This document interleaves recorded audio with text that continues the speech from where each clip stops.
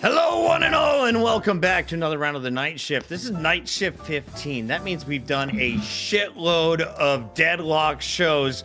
DDK, Jake to kick things off, and DDK, I just love the Master Chief green that is emanating from your room. Or is that a big goo ball costume that you still have over a lamp? What's going on back there? Yes, it's irradiated. I think, by the way, we should make a model in the game that's the Halloween costume that we're wearing. That we should replace it with Viscous for the show. 100%. Anyone else with me on that one? I think that'd be sick. We look so good. Jake, you always look good, and tonight you have an opportunity for our players to earn some big money. Tell me what's going down. What is the format, and how does it work here on episode 15? All right, so if you're just joining us, maybe for the first time here on Night Shift, or maybe you just have amnesia and you have no idea what the hell you're doing here, well, you're in the right place. We are the premier Deadlock esports tournament event every Wednesday. We have the top three teams for both EU and NA competing for a cash prize. And this time it's going to be Buff Enjoyers taking on Fearless Furies in a best of one. The winner is going to go on to that best of three versus our reigning current champion, Abrahams, who've been frankly kind of running through the opposition in EU, but Buff Enjoyers is back and ready to give them potentially a real challenge. Now we got to give a big shout out to Intel, who came on for 12 episodes. They were putting up $1,000 per win. That, of course, was for our EU team and NA team.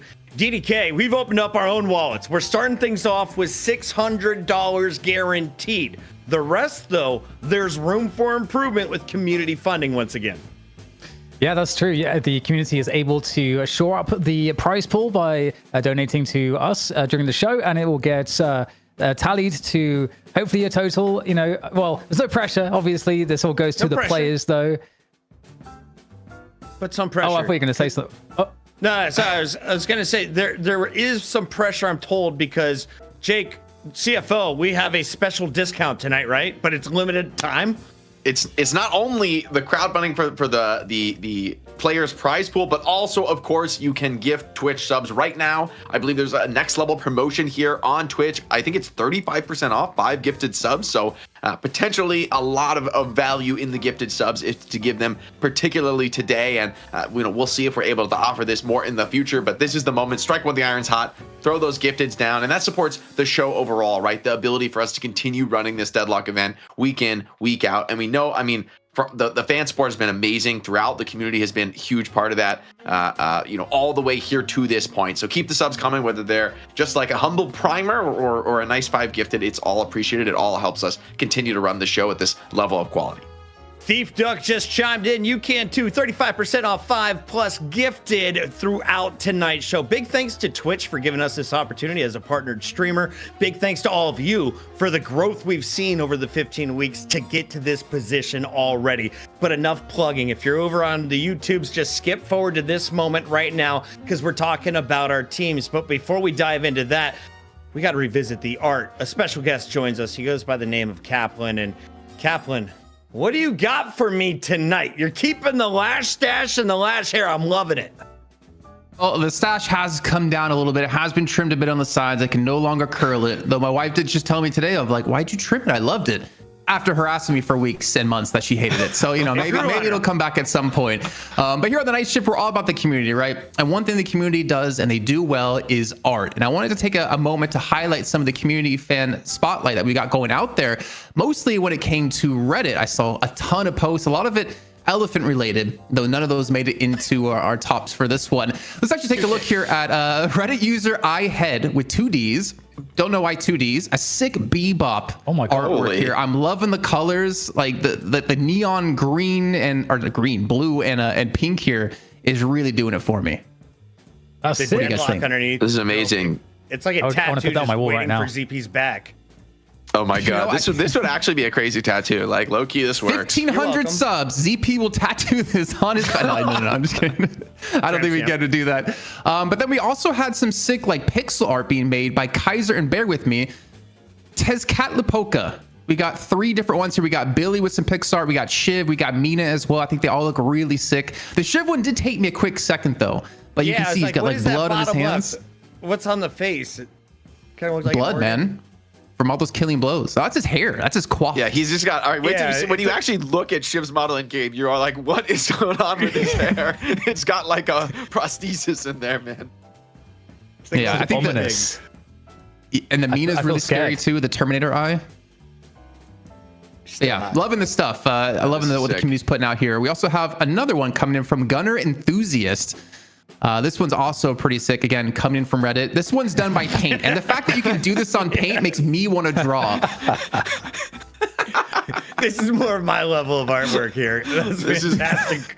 The glass breaking though, that's next level. Get me another beer, Paige. I'm tired of hearing all these freaking stories. No, but some amazing stuff. And honestly, I mean, to be fair, gentlemen, the couch also is like, that's a lazy boy. This is peak, actually. Damn, why is Billy so out of shape? The belly button is a fantastic addition. Like, you know what? It's not quite finished. What if we just add a little dimple here? Well done. What an artist. Yeah. Gunner Enthusiast. Thank you for that. I'm hoping Gunner, we see some more MS Paint artwork from you next week. We have to feature it if there's another one in the series like this. Yeah. Well, we also have one more, and of course, it wouldn't be art if it didn't have a little bit of sexiness to it. Joe Canvas comes in with pretty much everyone's favorite view of Vindicta. The feet. God damn. Jason. I was Baby looking at the girl. bow. That's a nice braid. Yeah, we're all looking at the braid. I mean, it's hard to draw feet, to be fair. But Joe Canvas doing a fantastic job. Also, Some people to are be really fair, good at it. Some people have a lot of practice. That's all I'm going to say. All right. Some people are well sponsored for their practice. Is he having Vindicta say Joe at the top there? No, it's Joe Canvas. Or maybe it's just his little forehead. Stop looking at the feet for a second. Scroll up. Wait, there's more than just feet. It's like a little Joe. Yeah. Okay, I'm gonna need everyone to immediately look at what just happened to the prize pool, courtesy of Tetsuo. What? I can't see it yet. Oh, we were away. Help us out, Zeeps. Help us out. $1,000 to the prize pool from Tetsuo. 1,000 at the start of the show. Yes. Okay, so now our prize pool is up above our typical sponsored prize pool. So that right. And we were that, showing that puts Vindicta's us feet, Jake. To 20. Got to put two and two together here. And Wang Ping, coming in with 50 gifted. Fitty, get it. Oh my God! Using that 35% off. Much love, you guys. The community falling out of control. Jason, this art segment was a fantastic idea. Tetsuo just dropped 200 gifted, guys. Okay, we get it. You guys like Vindicta's feet. We'll get more of it on air for you. But damn, put them up again. Put them up again. Jason, put them up again. back into the Get it. Can we get like a Guys, I'm not wearing socks right now. Slow zoom. This is Joe. Thank you for earning us freak. Okay, I need to be clear. When there is a delay, it was actually on the page art when all that hit. It was not on Vindicta, just to be clear. The page. I just you're wanted an calling excuse that to see more page Vindicta art, feet. ZP. You're calling this page art. Yeah. Page is a supporting character here. Okay. Wow. Billy 200 Billy gifted for some toes. Why is Billy as a fat ass so funny? Like, why is Billy as like Homer And his Simpson? feet are so short. Like his legs are so tiny. He's like short and fat. But gentlemen, I got one more for you. We're not going to see it just yet. Okay. But you know, there's been a running meme on this show for the last, I don't know, like month. And Puckett, I mean, I have to say you were the one to birth this. And you've seen a lot of artwork on a carousel, a lot of like logos and stuff like that that have been passed around, made by a specific person, Milkbox Frog. And I hit this person up, was like, you know what? Can we honor something that Puckett brought to light that's a running joke now within our shows? And this person did. Let's take a look at what he put together for us. I'm afraid if this is coming from Bucket. Oh my God. Viper Pregnancy Enjoyer. There you go. Oh my Some God. custom artwork coming through. Can I get this in an emote? Can we? Yes. This is incredible. Holy shit! This Phenomenal remote artwork. would go crazy. Well, you know what? I'll talk to Milkbox Frog because obviously, if we're gonna use it as an emote, I want to commission this person for the artwork. But this would go too hard. This would go out of control. ZP, how many gifted before you get this tattooed? I will fly out to Minnesota to film it for the internet. We'll just do it live real quick. This is a life-ruining tattoo. Do not put this on your body. So, like, when I die someday, some like poor corner is gonna be like, dude, what the fuck did this guy get on his body? Like, so just do it on like the inner thigh. You know, no one will see. It'll be great. The tattoo artist is gonna be like, you want what? Like, so there is a reason for it. Actually, there's lore in the game that is involving this. And there's a voice line that says that if Lash kills Viper, about how he loved her. That's why we use Lash with Viper. Isn't Viper like hitting on Lash in some voice lines? Am I crazy? Yeah. Viper sent mail to Lash when she was in prison and insisted they bang. And bang they did, and protection they did not. There you go. Deep into the lore. Is this canon? Is this pull out. This is your lore. I asked for Lore Awards, a fantastic segment. You over-delivered, Kaplan. You over-delivered.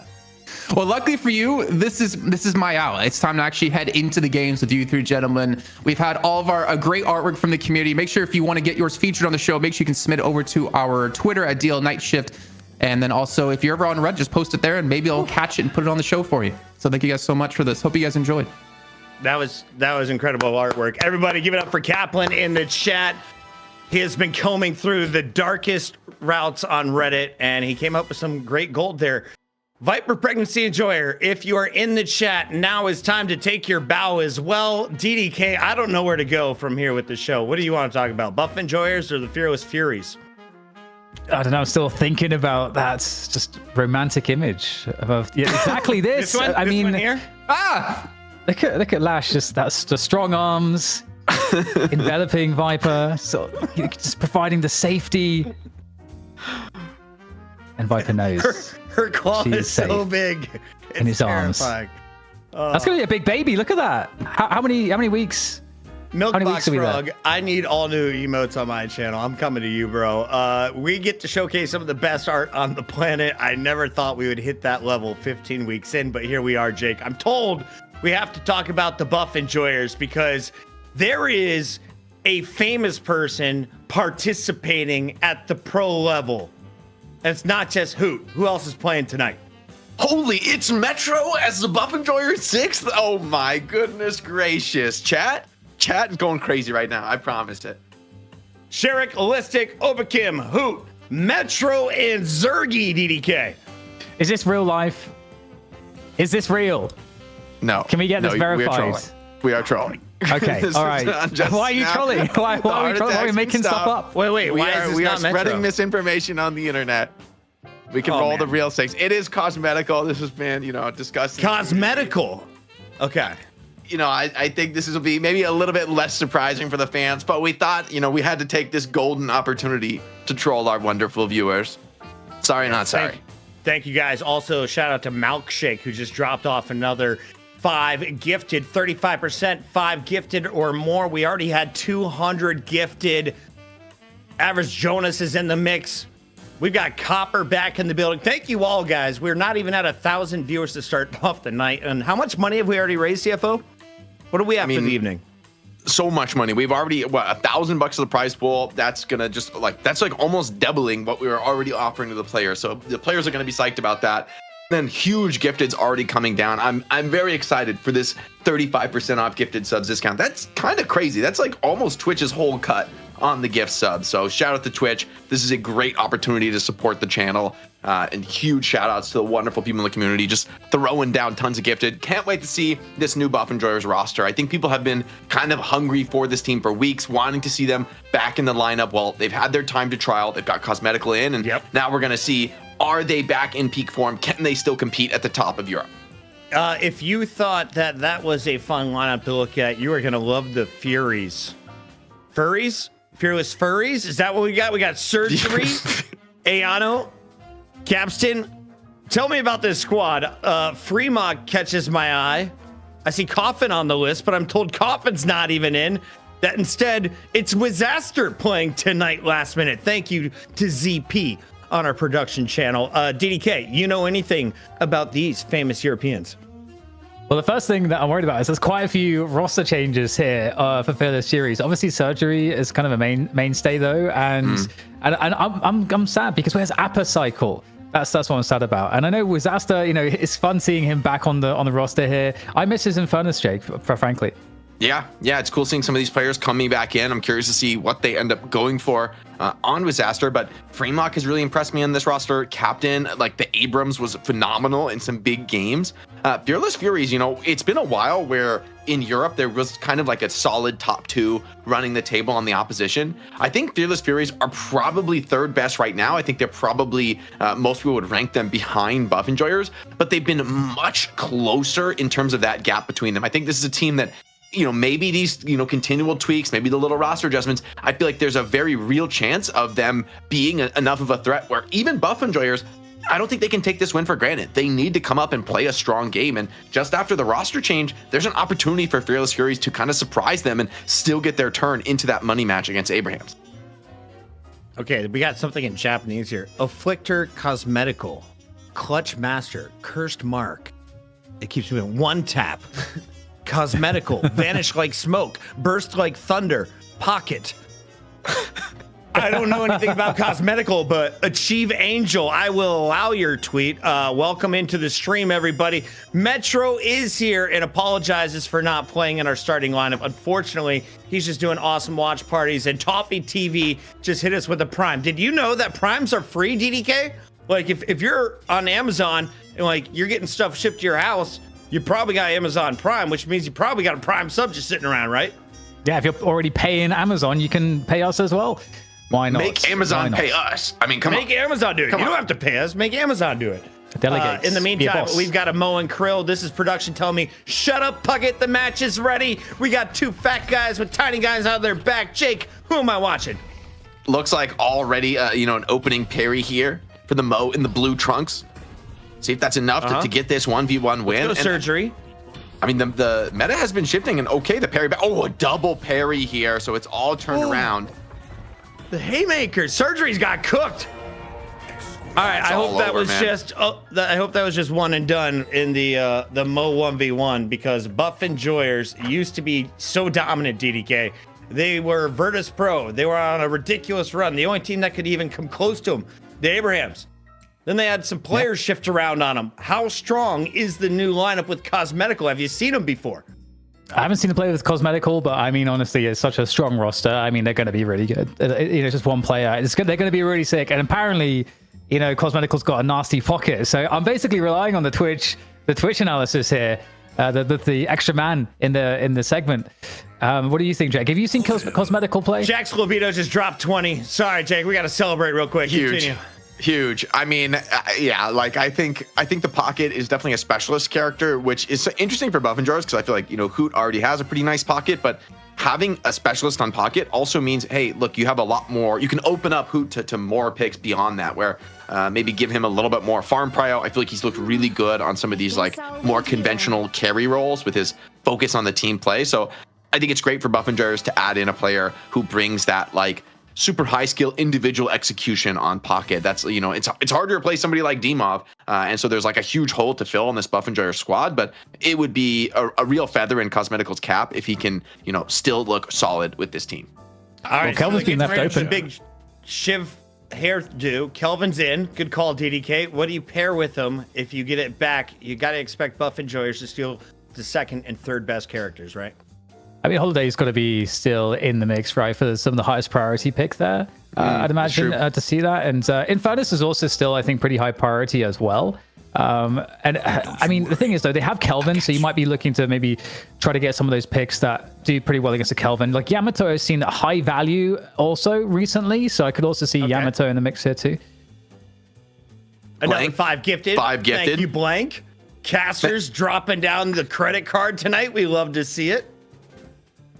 Definitely much love here. And Buff Enjoyers opening with the Infernus. I like the Infernus matchup into Kelvin. If you're going to give up Kelvin, it's one of the few carries who can actually look a little bit scary inside the Kelvin dome, like burning multiple players, keeping them on fire. Exactly. Keep them locked down. But I mean, Kelvin just gives pretty dominant situation around the objective, and Jax Libido just throws $100. Okay, say less, Jax Libido.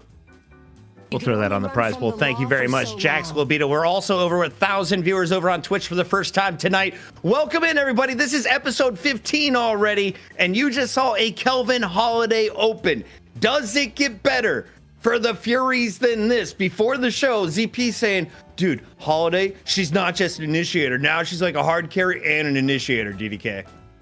Yeah, she goes pretty crazy late game. So, and basically has massive impact in pretty much every stage of the game. So, kind of surprised Buff and Joyce didn't pick her up earlier, but obviously they got the Paradox and the Infernus, super strong picks. So, but I'm worried though. You know, Yamato coming in as well. Like, I don't know, Jake. This is already feeling pretty nasty for Fearless Furies.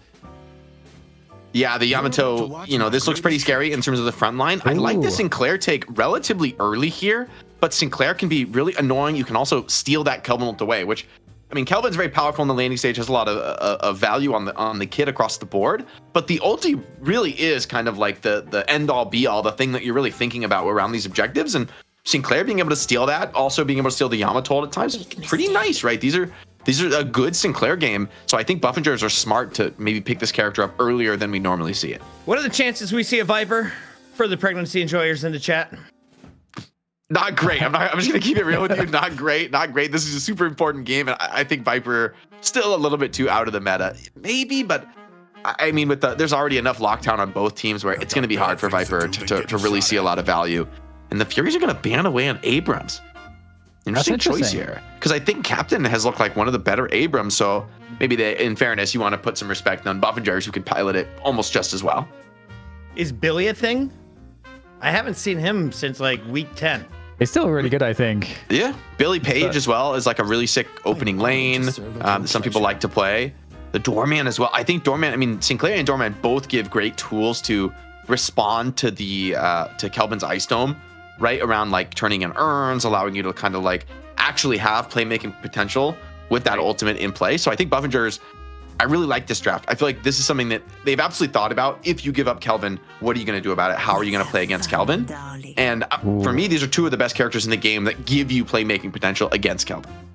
I feel like Fearless Furies is building kind of a nasty roster to play against as well, because of the level of damage output, but also the tankiness. And I would love to see a Victor here as well, because obviously it goes super hard with the Kelvin. It just never dies. And then the front line they would have with Geist, Victor, Yamato is going to be insane. We got Bebop as Scoop well. hanging out with us in the chat. He's waiting for this game to kick off, and it's nice to see that he has a night shift emote next to his name. Thank you for all the gifted tonight. Even our players are catching strays. Sorry, guys. We got Bebop in here that kicked off our whole fan art session. Why is Bebop still a fan favorite? Just that pick potential. Any stage of the game, right? Like pulling a player deep out of position can be hugely problematic. Or rather, Pocket also taken here. I think this was exciting. I want to see Cosmetical on the signature hero on this opening match. I mean, I would have been a little disappointed not to get it. So I think Buffinger is quite happy to get it this late. And speaking of the Victor, I mean, you have a very scary frontline draft for Fearless Furies. One of the best heroes that can kind of stand up to those incredible frontliners is the Victor. But they're going to go with the Mo and Krill. So really, like, mobility and pick-off focus draft from the Buffingers. They aren't even really planning to contest the front line of Fearless Furies. I think they're just planning to kind of hit from all sides, flank around, and just be too mobile for the Yamato and the Geist to really sink their claws into this DDK, does that Buffinger work? squad. I feel like I always see like just two teams kind of clashing at the front line. Team that loses gets pushed back. Can you just like swarm? It can definitely work when you're a team like Buff and Joyce and you have like very good macro, because you can play like a more split push type of game, and if you can keep the tempo on the opponents, I think it can definitely be pretty viable. But Fearless Furies, like into the late game, their late game potential is really, really strong, and at a certain point, you kind of can't deny the team fights. So Buff and Joyce do have to get the value in specific points of the game, otherwise they'll just get flattened, I think. Game on. I agree. Got everybody locked in. Hayes was the final pick. Why go Hayes to round out the lineup for the Furies? At this level, like if people are watching, they maybe play some Deadlock pubs, you might see Hayes as like just a standard gun carry, which is I think how it's more often played at the lower levels. But at the top level, mostly we see Hayes as like an initiator, as a catch hero. I mean, you eventually scale into some pretty meaningful gun damage, but we see a lot of like silence waves and control being built. And the idea is Hayes stealths up, sleeps somebody, and then sets up the kill for a bunch of teammates. And so when you're up against characters like Sinclair, Doorman, Pocket, even Mo, I mean, like a lot of these characters are really sick at escaping and running away. And so if Hayes can kind of set up and allow you to follow up with a bunch of control combos, it does make sense to me here. You know, in terms of like what they need in the draft, they need a hero that allows them, alongside Bebop, to just catch it and stop buff enjoyers from, like we were saying, playing this very split game, playing this very split push style. You need tools to punish that, and I think there's a lot of pressure on Hayes, Bebop, and even Holiday, especially in the early game, to be picking apart this buff enjoyers lineup. You don't want to let them get off to a hot start and kind of deny you, as you were saying, Dan, like the early team fights. You want to be able to control that tempo for the Furies and force, you know, earn drop-offs with Kelvin Dome that you feel really confident in. Dan, can I give you a challenge? I've been watching a lot of Harry Mack. 3 words from the community for DDK, 3 words for Jake from the community. If you guys want to get involved, drop some bits with your word in all caps. Use an exclamation at the end so my AI scrapes it. I'm Chris Puckett, but more importantly, on the mic to kick off Buff Enjoyers versus Fearless Furies. It's Dan, aka DDK, and handsome Jake Rat. He's still in your house with a rip tire. What you gonna do about it? Well, first of all, Harry Mack is the GOAT. So glad you got another Harry Mack stan in the audience here with Puckett. But Jake, what are you doing with that rip tire, man? Don't worry about it. Are you feeling all right? Don't worry feeling about okay? it. As long as you're on my team, you're cool. You're cool. No friendly fire. Okay, Your well, opponent, you better watch out. That's all I'm gonna say.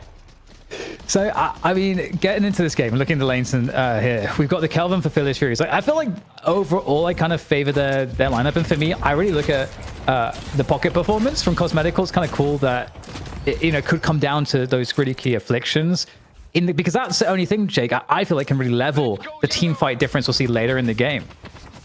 So it looks like a lane swap being attempted here by the Fearless Furies. They're sending players straight to the teleporter.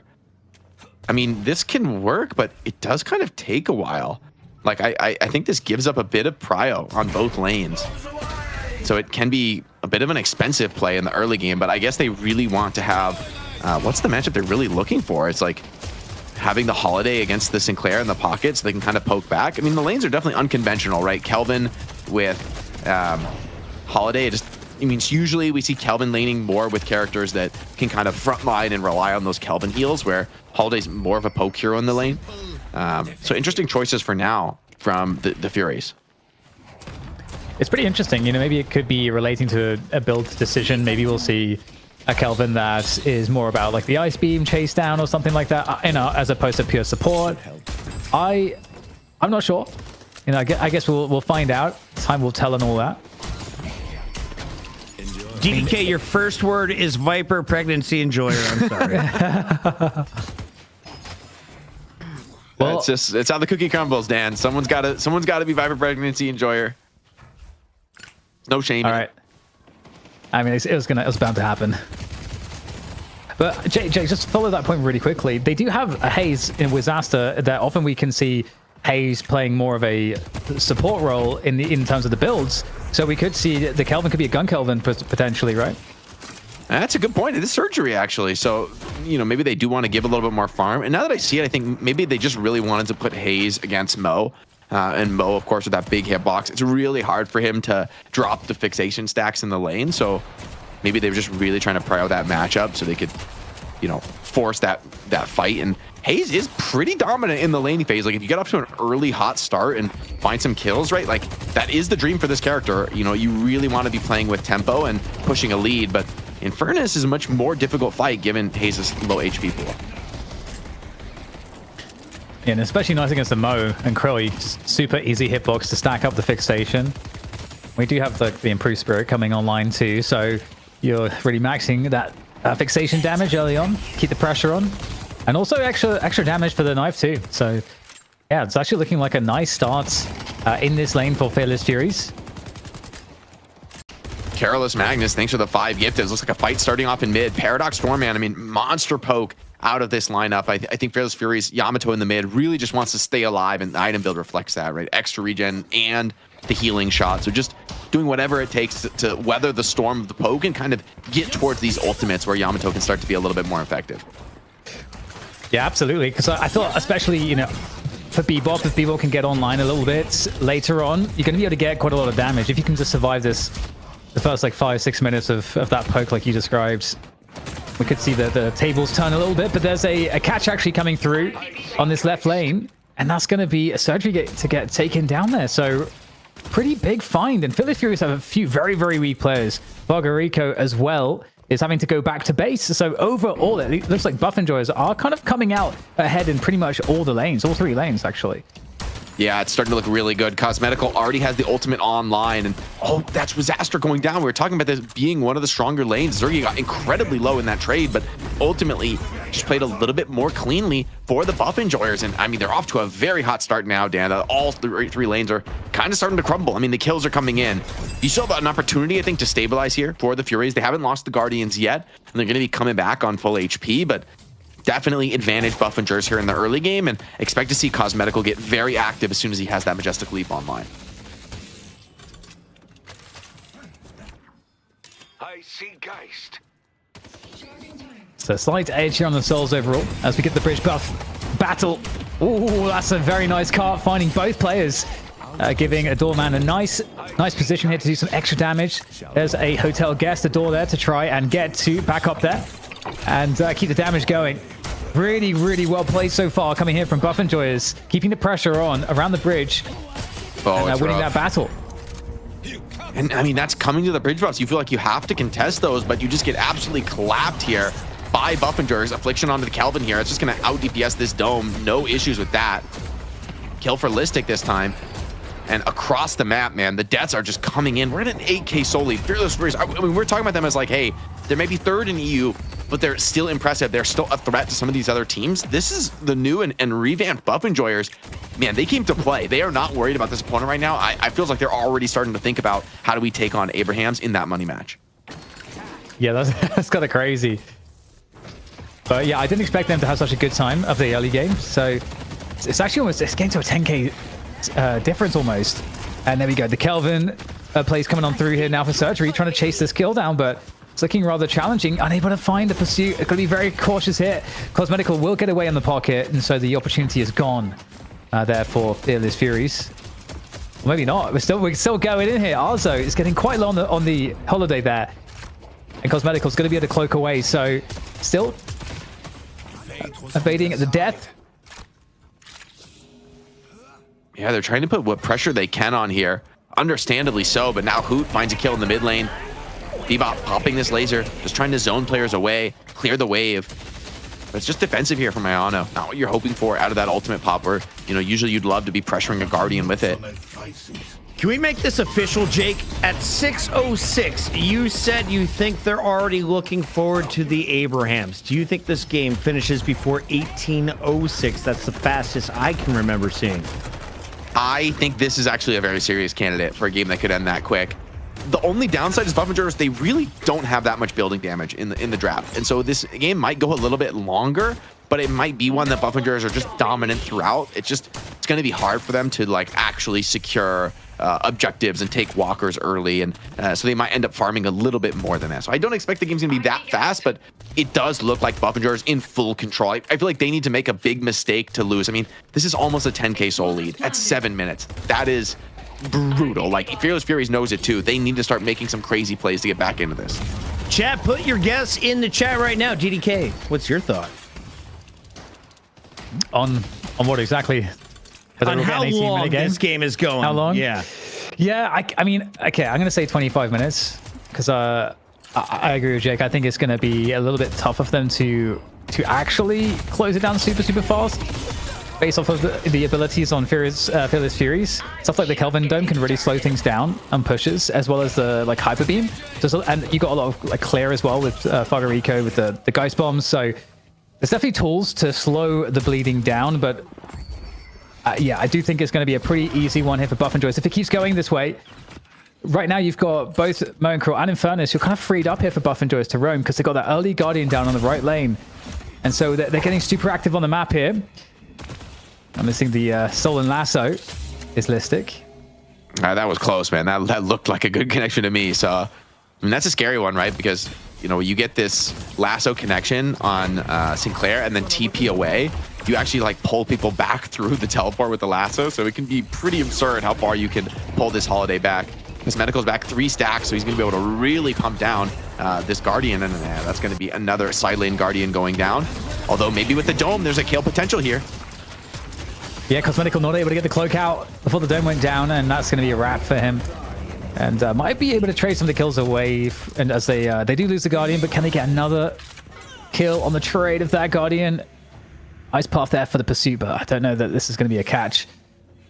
But yeah, it's looking really nice to buff into us. I love that we're getting Sinclair here, like picked more at this level again.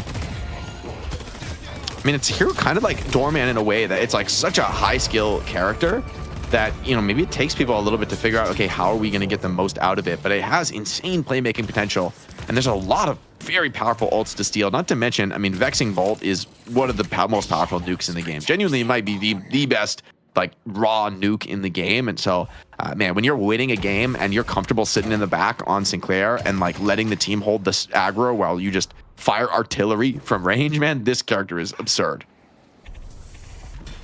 Yeah, really nice map controls. We hit the 10-minute mark here for buff enjoyers. Ooh, the casting buff picked up for Infernus for Zergy. That's very nice. That burn damage is going to go pretty hard. And also grabbing the urn as well. So keeping the action rolling here. 8k advantage. So the advantage hasn't been shifting too much. Staying rather static around that point.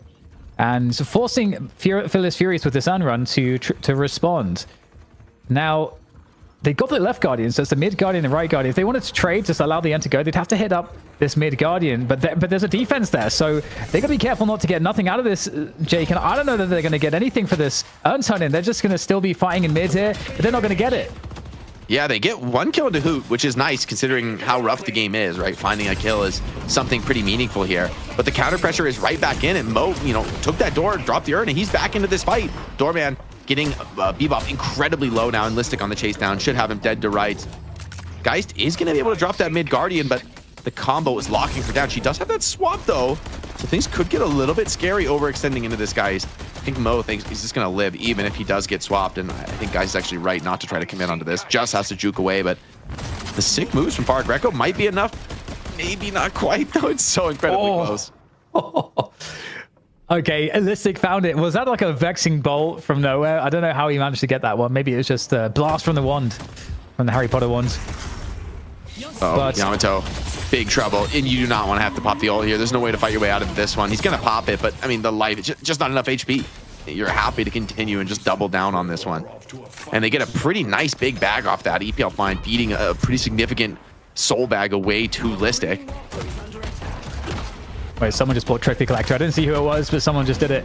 I mean, this is a Trophy Collector game. Maybe, I wonder if it's like if Sharik or Cosmetical will go for it this game.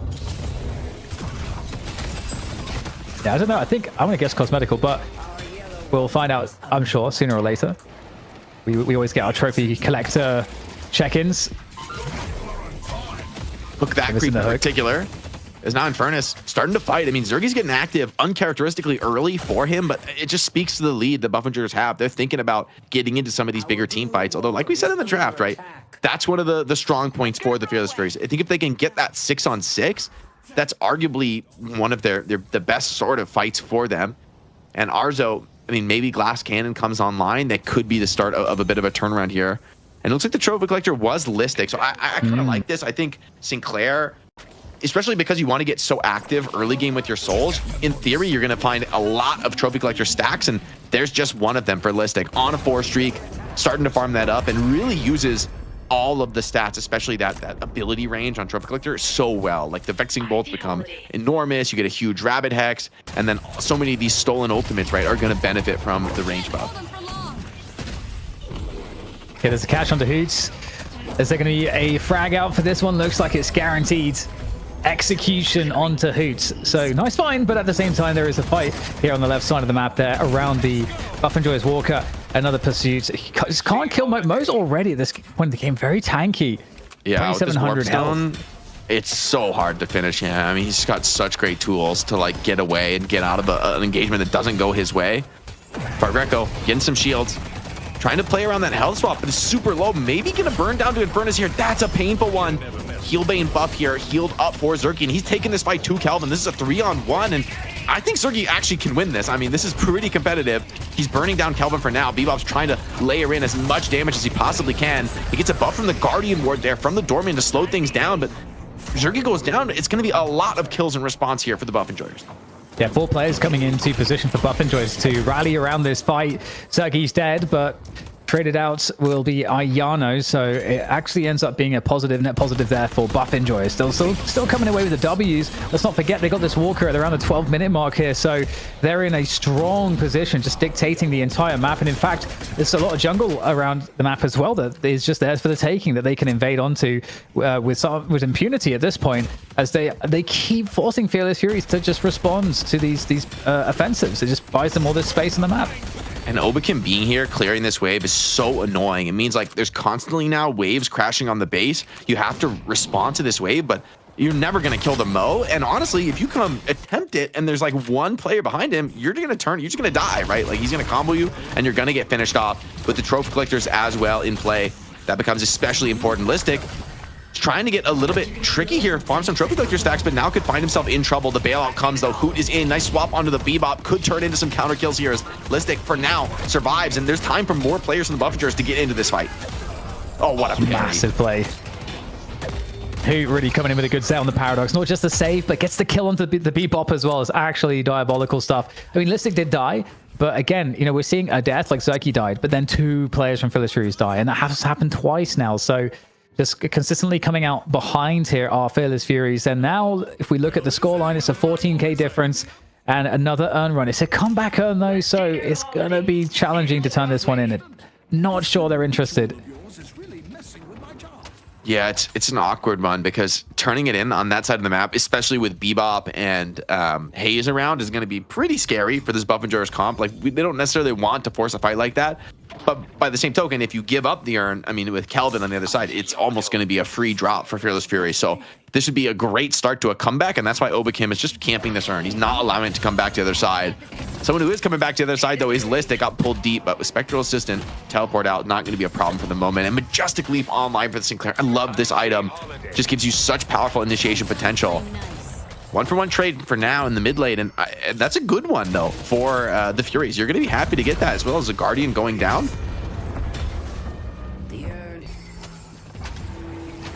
Oh, and was that, Walker. Oh, was that a stolen dome to guarantee? Oh, they stole Kelvin Dome to do the urn. Oh, that's so nasty from Listic.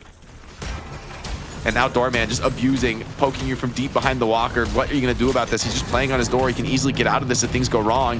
Geist is on 1 HP, ticking to affliction. She's dead, right? There's no way you're living out of that one. Cosmetical runs it down, and things have gone from bad to worse, Dan. Oh, yeah. 20k difference and counting now. They're having to defend here, Fearless Furies, from too many different points at once, and they just don't seem to have value, like the ability to trade the players like one-to-one. They're always just losing out. Too many players. Majestic Leap there to finish off Ayano. Nice find there from Cosmetical, who, yeah, you know, the copy pasta kind of ringing on true. What did it say again? Cosmetical.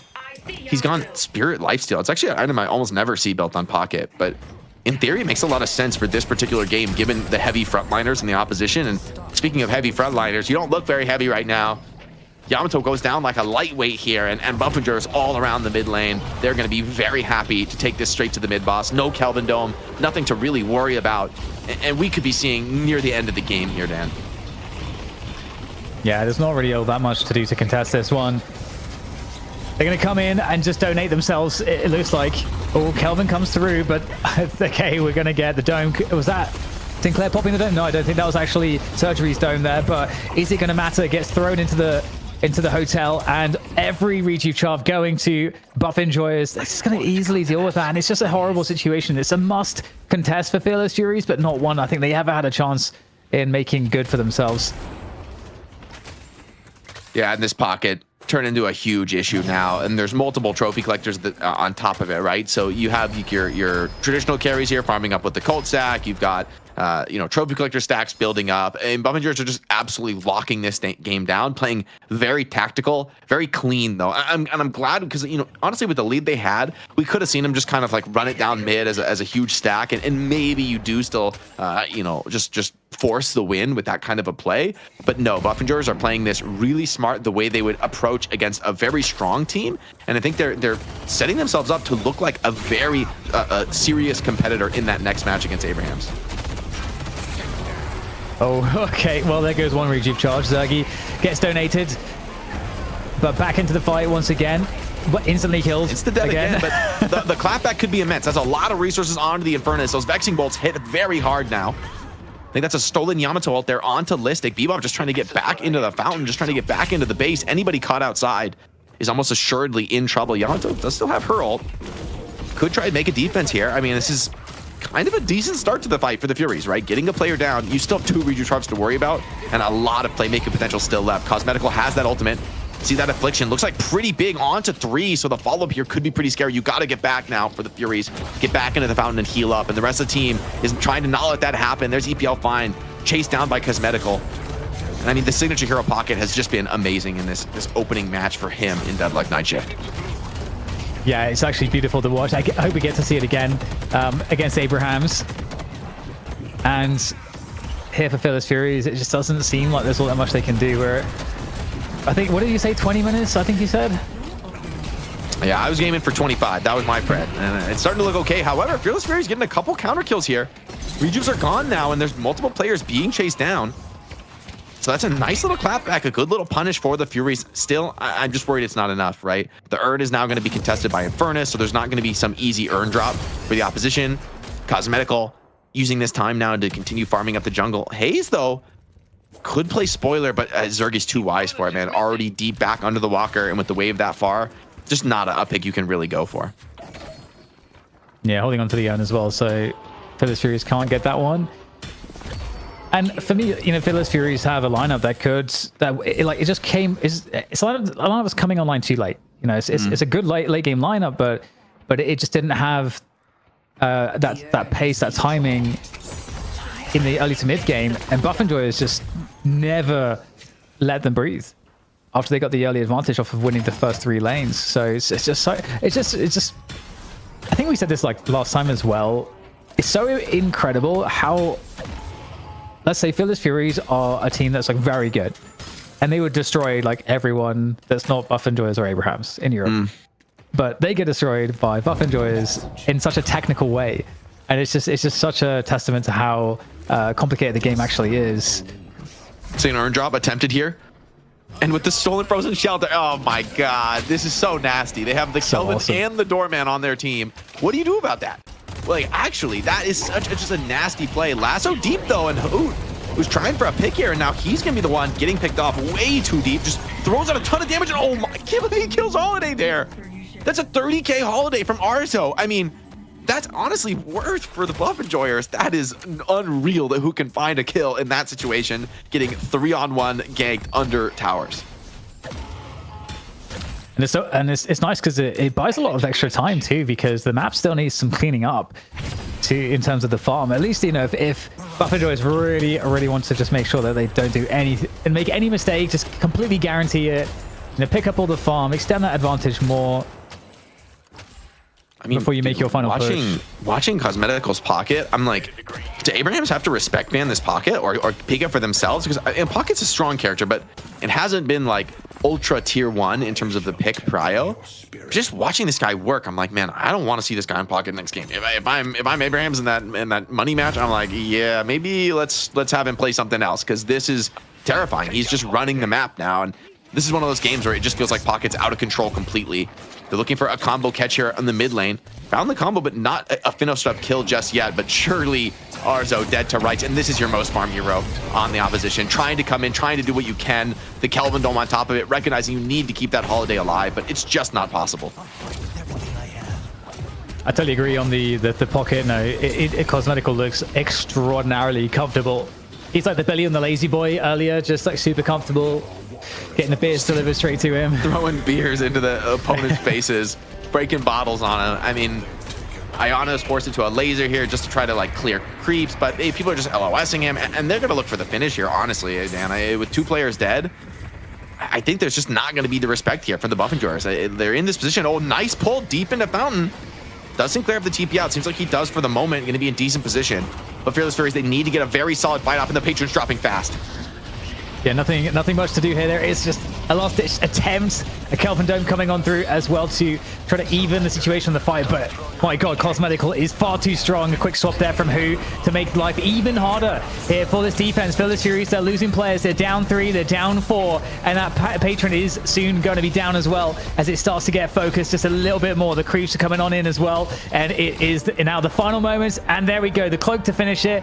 It's Fearless Furies to concede this game to Buff Enjoyers in 24 minutes and 13 seconds. Oh, man, what a game there from the new and revamped Buff Enjoyers, and they look as good as ever. I mean, Cosmetical really impressed me. Like, on paper, I would have said, hey, there's just nobody as good as Demoth that you could bring into this lineup and replace him. And while I don't know that I don't see it as like a replacement for Demoth's hero pool. Cosmetical is a different player, but it fits so well with the Buff Enjoyer's strengths. And I'm just excited to see, hey, maybe Hoot is going to be able to show off more of that hero pool now that you have such a monster on Pocket from Cosmetical, where, I mean, after seeing this game, I'm like, I'm pretty sure I know who's playing Pocket if the Buff Enjoyers draft it. Ridiculous start. You guys called it 25 minutes, and we finished just under that. As we take a look at the highlights, how big of a lead was it early? Where did this game get out of control, DDK? I mean, it was kind of out of control right at the beginning. We had an early lane swap, and it was just domination from Buff Enjoyers. Every lane they won.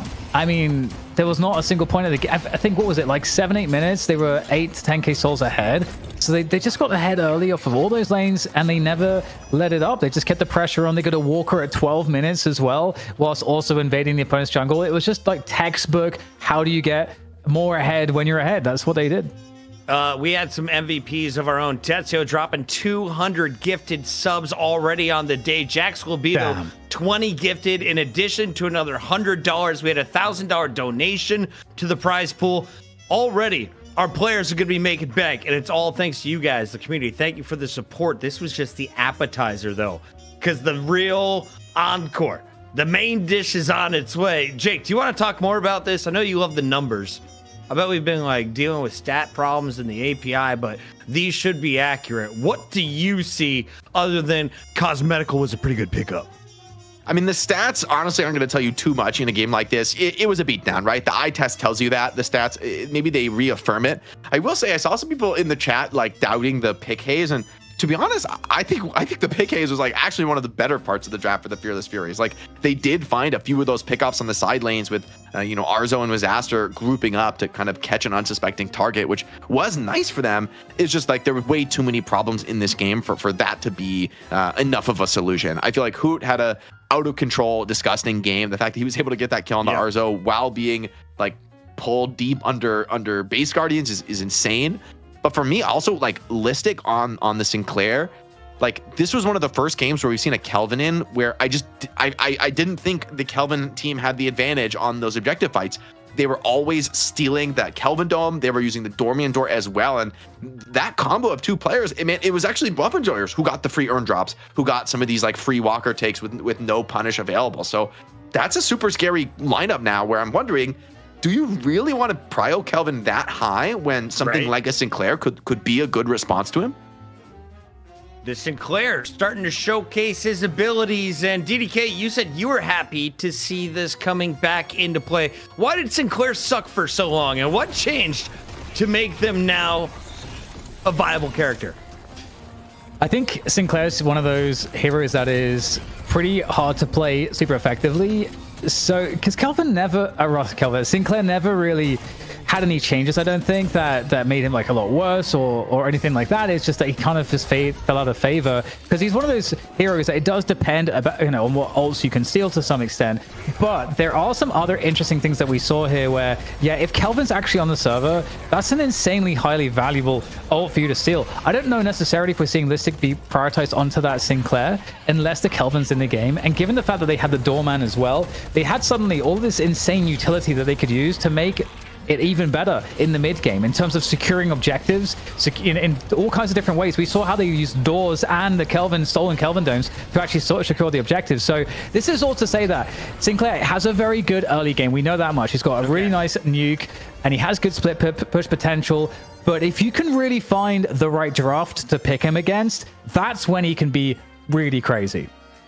Cosmetical in those highlights, finishing on an 8-kill streak. Not bad for your first time around with the buff enjoyers, and he gets the chance to showcase his skills in the next matchup because, Jake, as we take a look at our bracket, we say goodbye to the Furies. They're out. Yeah, I mean, and it's a familiar foe in the Abrahams. In fairness, this is the matchup that I think everyone was expecting, right? Buff and Jars were out for a few weeks, refining the roster. And while people are, where's Buff and Jars? I want to see Buff and Jars play the last few weeks here in European Deadlock here in Night Shift.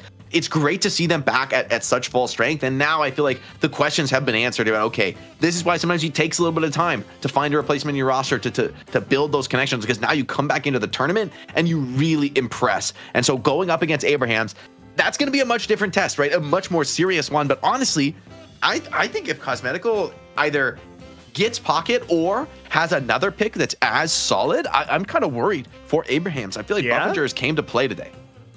Buff Enjoyers, they got a new build and they're looking cool with it. Let's take a look at their best player, though, according to our experts. And of course, the replay op who's like, hey, I got a shit ton of highlights from this one character. It's gonna be Pocket. It's gonna be Cosmetical, the new face on Buff Enjoyers. DDK, 10 kills, 2 deaths, 9 assists, 32,000 player damage. Not a bad game.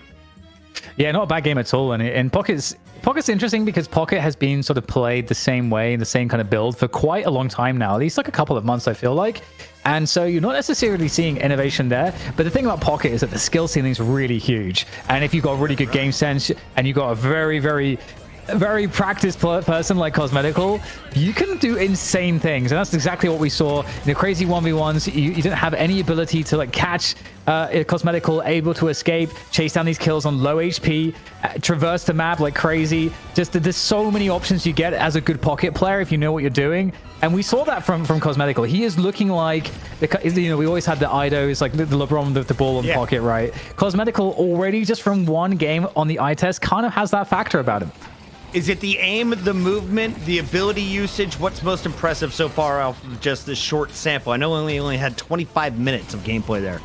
I mean, the thing about Pocket is you need to have all of the above, right? Like you need to have like good gun aim. You need to have like really clean timings on the skill usage, but also like something like Cloak to send it exactly where you want it to be. And it's not always easy to pull off, especially on a character with negative spirit resistance at base, who is very vulnerable to being like hard lockdown with movement control. So, I mean, I love the build out of Cosmetical there, going for the spirit lifesteal, going for like the debuff remover. So recognizing, hey, I'm dominating this game. I don't need the max damage. I just need to stay alive and turn around those fights. And we saw in some of those clips, right, being able to outplay opposition members. And Pocket's another one of those characters too, where you get ahead of the game and you're leading and pretty dominant. I feel like Pocket is probably one of the best assets you could have. It's like the ultimate initiator of like, hey, I put Affliction on 3 players. Everybody else just go in. Like, you're probably going to win. The enemy team probably just can't fight you if it's a farm Pocket with like a buffed up Affliction being cast on multiple players. We got to give a big shout out to Fortune82 over on YouTube. Been dropping off some memberships of their own. Remember, you can support this community in a ton of ways. We've got the gifted subs with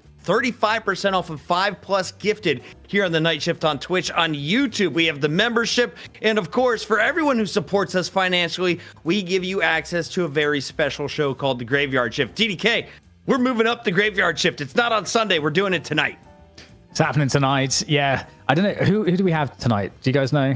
Has it been confirmed? Wick. It's a very special It's guest. Wick from Boston Tea Party. We're doing a focus on, some of the players that are up and coming. You've seen some of the veterans a lot, but now it's time to get perspective from someone who's, in the trenches and trying to grind up to the top and what they're going through. So, change of gears here tonight, but it's all happening immediately following the show as NA finishes. Send your questions. The Blue ZP will be hosting it. It's our favorite Abrams. This is our favorite game. It's called Night Shift. This is your favorite show with the Deadlock host named Jake, DDK, and Chris Puckett. We'll be right back. Hit the sub button in the meantime.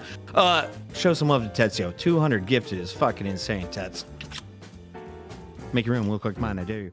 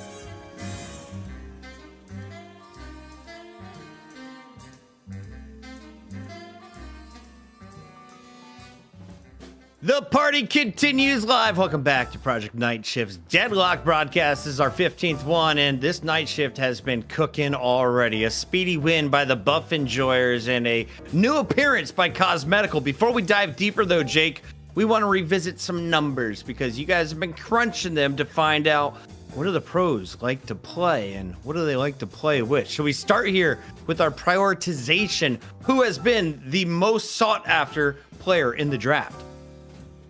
Yeah, so we can see some of the top picks from last week, right? To get a sense of the meta here with Kelvin and Paige right up there at the top. Kelvin getting banned out a ton and being taken first pick otherwise. Holiday and Infernus really top slots on the carry role. Paradox just, one of your bread and butter best Deadlock heroes has kind of been forever, man. I wonder if Paradox is ever going to take a big nerf because, man, this hero's always on top. And then Shiv and Yamato, your leaders there in the front line. GT also got 6 picks last week, so I'm curious to see if GT might feature in this next series, given that both teams actually show a lot of competency on that hero. DDK, I'm looking there. I only see 2 next to Sinclair, 2 next to Pocket, and we haven't seen a Victor yet tonight. Any chance we see Viper move up to a 2? Yeah, I don't know about that one, but the Sinclair one's interesting, right? Because it could be a strategic thing in terms of the draft, where if you leave Kelvin open, like we saw previously, and Shiv's banned, and you incentivize the other team to pick Kelvin, you're kind of setting yourself up to pick Sinclair. So if that is the strategy in the draft, we might see Sinclair more, just because teams might still feel like Kelvin's too good to pass up. So we could see that dynamic come into play. So I think there's some chance for him to go up, and I also Pocket with Cosmetical being so good on it. It is interesting for sure. I feel like we will see also more Pocket. Out of the 7 games, Vindicta made it in 5 times. Impressive numbers there from night shift number 14. This is night shift number 15, though, and let's take a look at the items we expect to see back in action. DDK, do you got a favorite in the meta right now? It seems like Spirit Shielding is the go-to for our pros. Yeah, I think Spirit Shielding, Reactive Barrier, 2 items that are super nice just to keep you sustaining the lane and just being able to survive any sort of situations which would otherwise take you out of the lane. There's burst damage when it comes online, when the ults come online, various spots like this.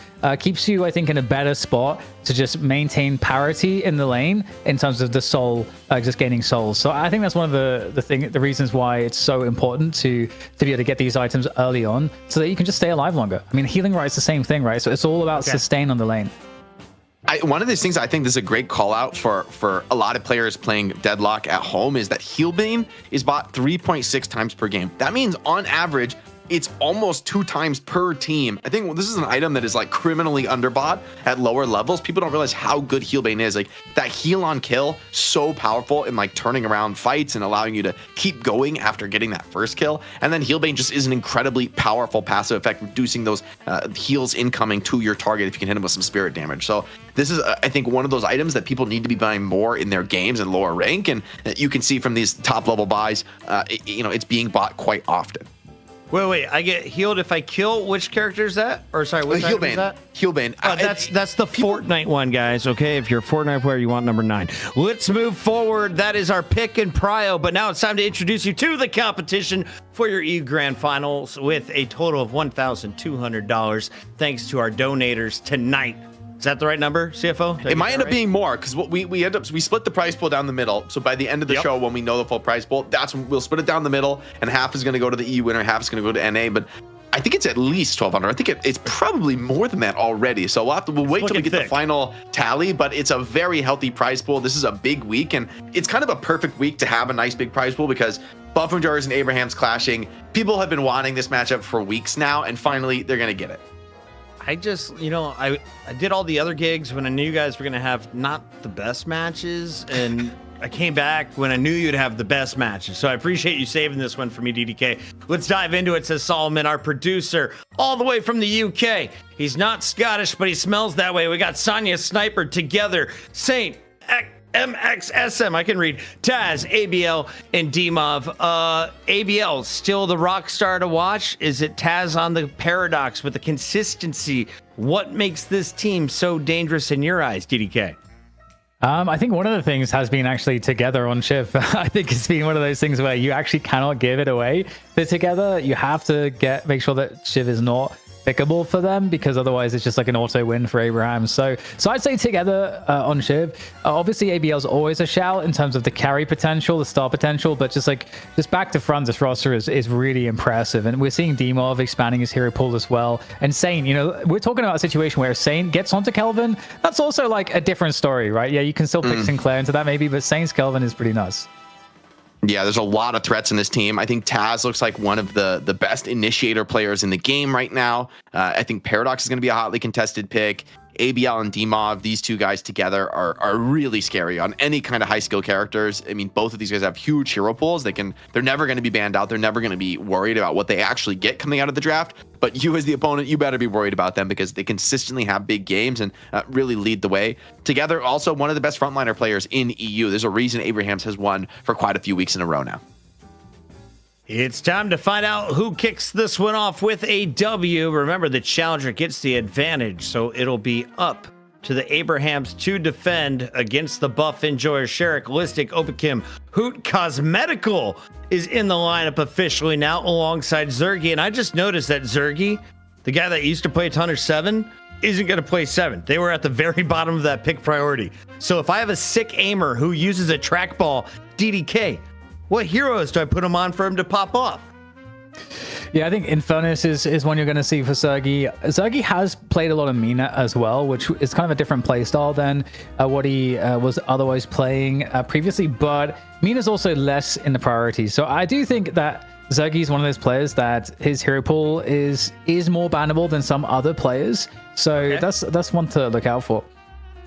Listic, of course, just showcased the Sinclair. Any expectations, any change of composition, knowing they're going up against a familiar foe, Jake? I don't know. I feel like Buffinger's that last comp is one that, like a lot of people looked at the chat or in the chat, they were saying like, what is this draft? This is looking crazy. Honestly, for me, I've been kind of seeing more of these drafts at the very elite level recently, where teams are going a little bit less deathball-y with the frontliners and picking more of these high mobility, ultra high skill characters, and relying rather than on like having a strong frontline, just on being so deadly and so mobile that you constantly keep the wave shoved out and you can kind of get in and get out of whatever fights you want. So in theory, if the frontline deathball can like force an objective on mid boss or on a walker, you could regret that.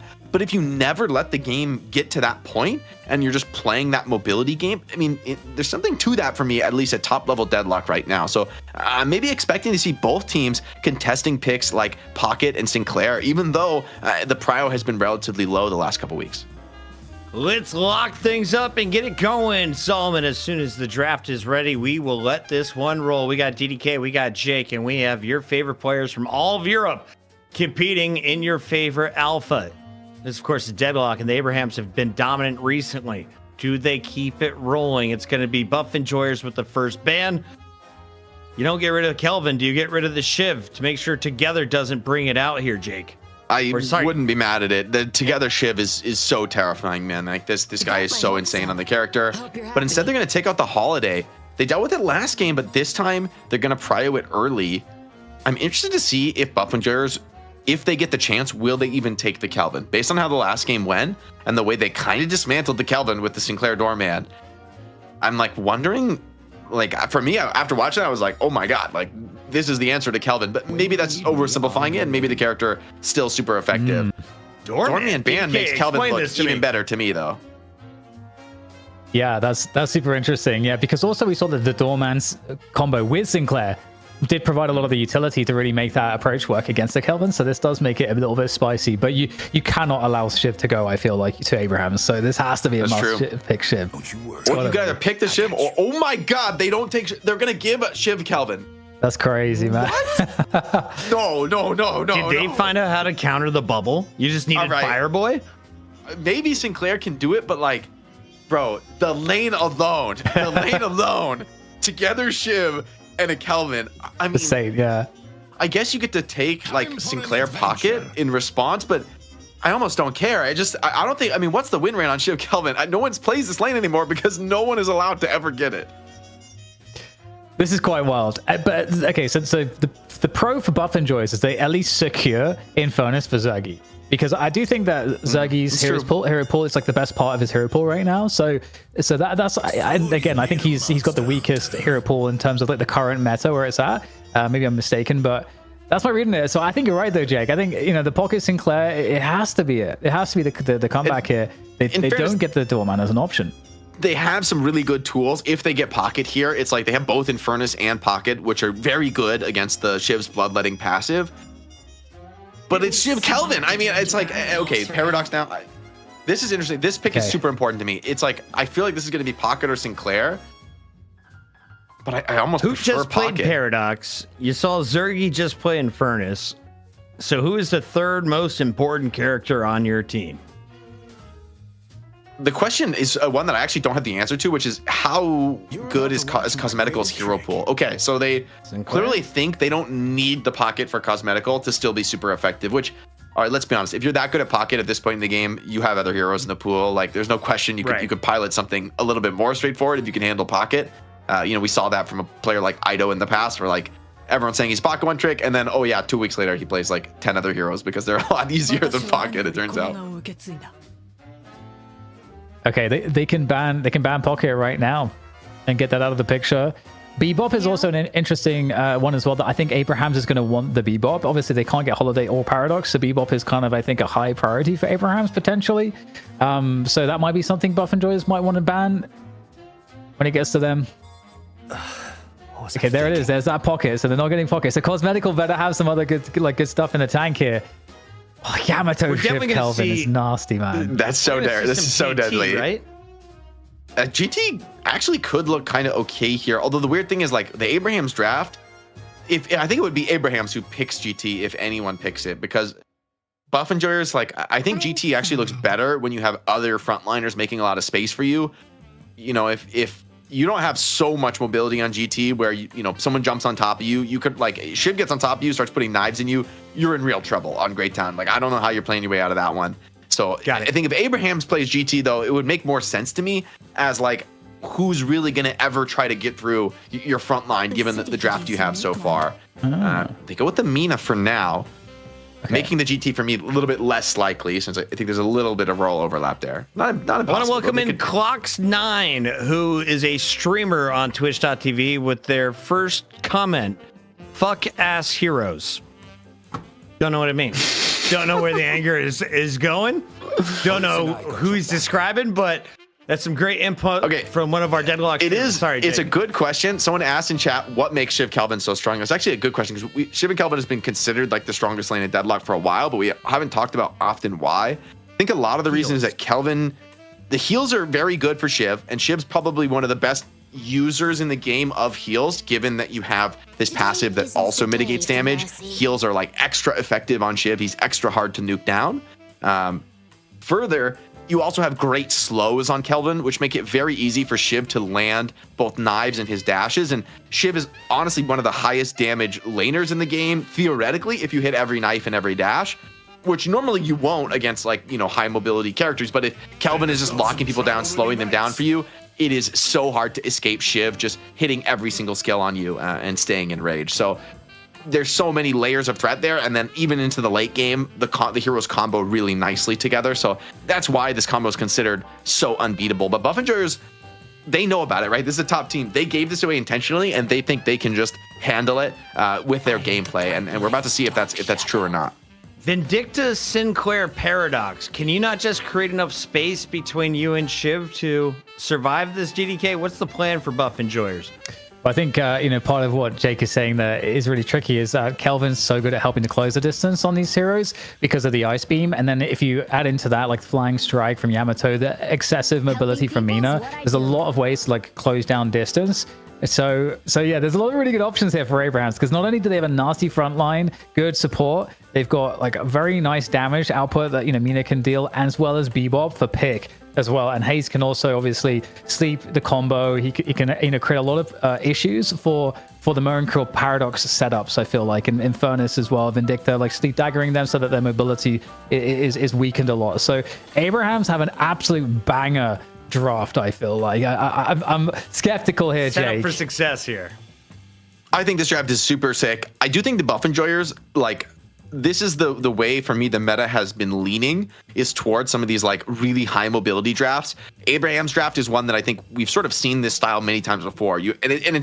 It's not bad. It's straightforward and it's very good. It's like you have a really powerful front line, and then you have Mina for mobility to finish off kills, Bebop and Haze to lock people down so that, you know, those heavy frontliners can get on top of them in the first place. And those pieces fit together very nicely, and it's a really challenging draft to beat.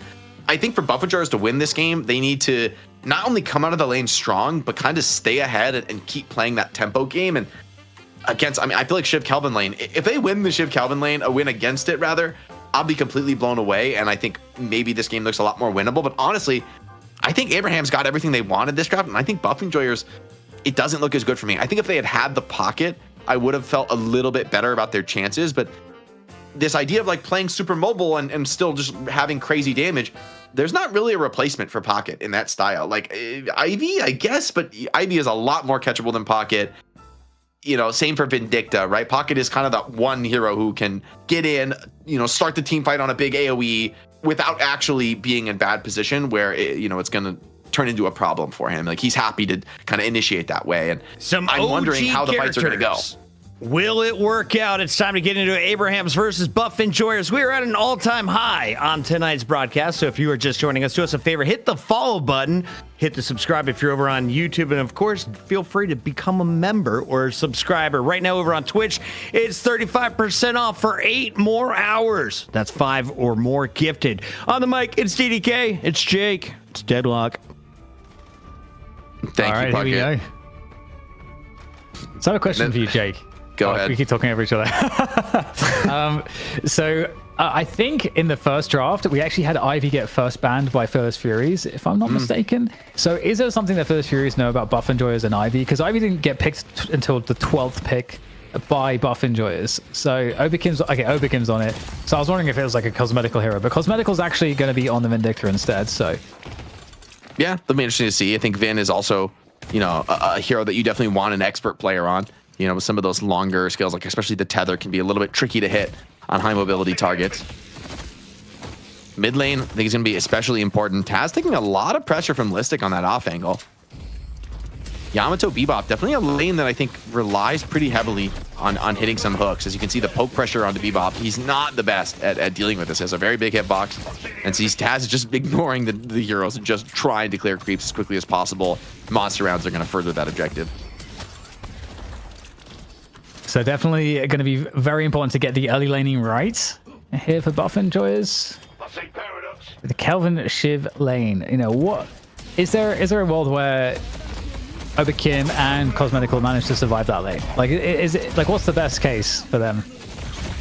I mean, I think in theory, if you just like spam clear waves on Ivy, it could be kind of hard for Shiv Kelvin to like really put the pressure on you, but I don't know. I mean, let's take a look at that lane because Cosmetical already down to half HP and Shiv Kelvin are absolutely topped up full. So it's looking like a little bit of a scary start in that Shiv Kelvin side lane, although we're still got a lot of Deadlock to play. Just 8k here. Yeah, if they get, it needs, I think, that bridge control, right? So that the Ivy can kind of get the Kutsu bomb on those creeps as they drop from the rope. I think it's kind of the gist. Ooh, big fight in mid though. That's a really good kill to find though onto ABL. So maybe there's a following kill to have as well because Bebop's super low. You've got Taz trying to get away. He will be able to survive for now, but this is good. This is really a great start here in this mid lane for Listic and his laning partner in Hoots. I mean, that is a nasty mid lane. The Sinclair and Paradox is quite damaging. Very scary for Yamato. I mean, especially Bebop. I mean, you can't help but be poked in this lane. And they're going to get a double reset here early in the mid lane. Unless Paradox maybe just greeting some boxes out. But, it's using some of the value you can get on the mid lane, being able to reset your HP between wave clears. So you can see Shiv has rushed that cold front and not needing to buy a regen item for together in the early game, like to be able to build this way with Kelvin behind him.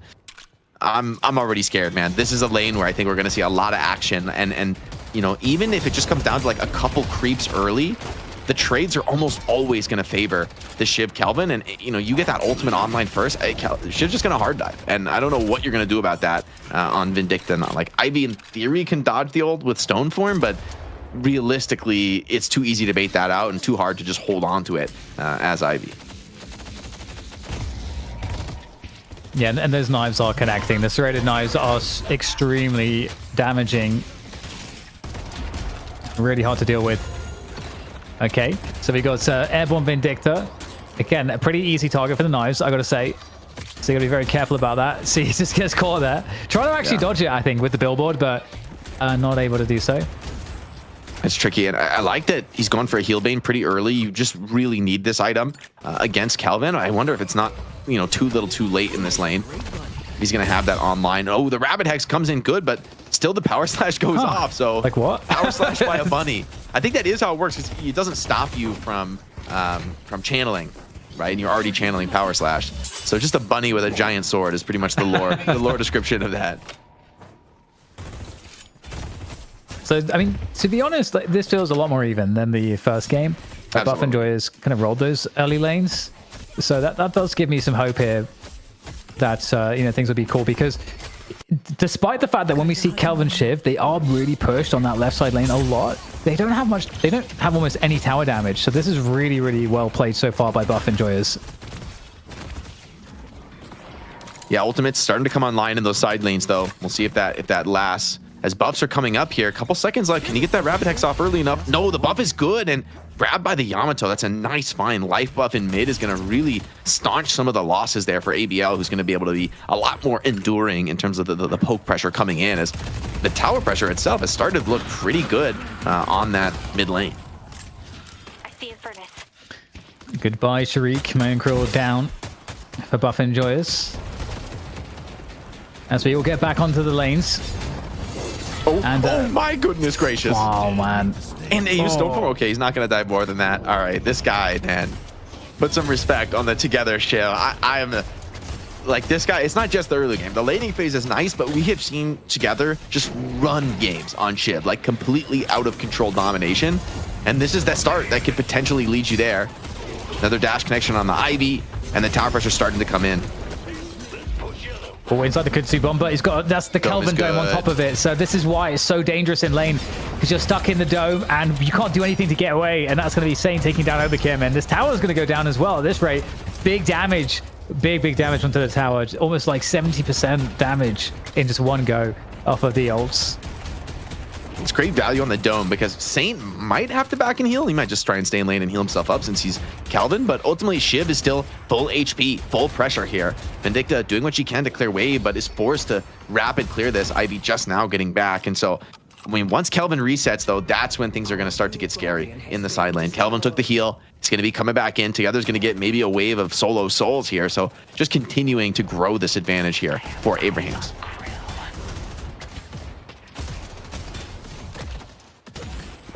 Looking on the other side of things here, you know, Zergi's going to be one of these players that needs to have a really good game. We do actually have Taz coming across into this left side lane, actually, looking to help take down this tower. Shiv looking to get active. Yeah, Taz, the bomb comes in and just pops that Guardian. And, I mean, this side lane is getting scary now. You've lost the Guardian. Are you going to bring more as a response? Buff and Joyers, the way they react to this could be crucial in this match. Ultimate from Mina trying to punish who? Listic, though, is able to burst down that Guardian, and I think it's going to cost him his life. This TP is not in a good spot for him.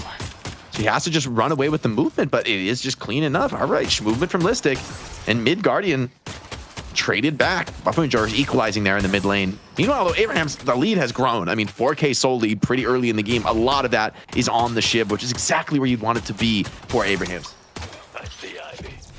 Yeah, maintaining that pressure, and they can start to be really aggressive, taking away enemy creep camps and so on, but they're actually continuing to pressure the Vindicta here, looking to isolate kills. In the meantime, we've got 3 players against 3 on the Trophy right collector, side lane. Bebop? Uh-oh. Trophy Collector Bebop is kind of crazy, but also, I mean, hey, you play around this Shiv, he is going to be absolutely pumping kills. Now ABL is going to get a bit of a solo side lane here with the Guardian. He's going to get all the farm in the world that he's looking for to recover into the game.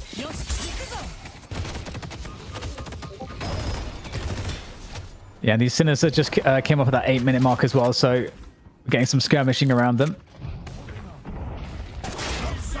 Oh, just catch it. How does that even work? He's underground. Still burrowed, and with the shielding, he's pretty tanky, and Furnace is into this fight. Zergi wants to get active now. Concussive combustion. I don't think it hit anything there. It's backing off the ultimate Together, continuing to feast in that side lane. And there's a combo. Looks like they're going to regret that one because it's all going to get converted by Abrahams in the end. Really nice timing into the fight from Demov. Okay, you got Hoot coming in from the side on the Paradox. They're dodging the hook here, trying to stop them from taking down this tower, doing everything he can. The time bomb has got the bullet dance coming on through as well. Oh no, that's so unfortunate.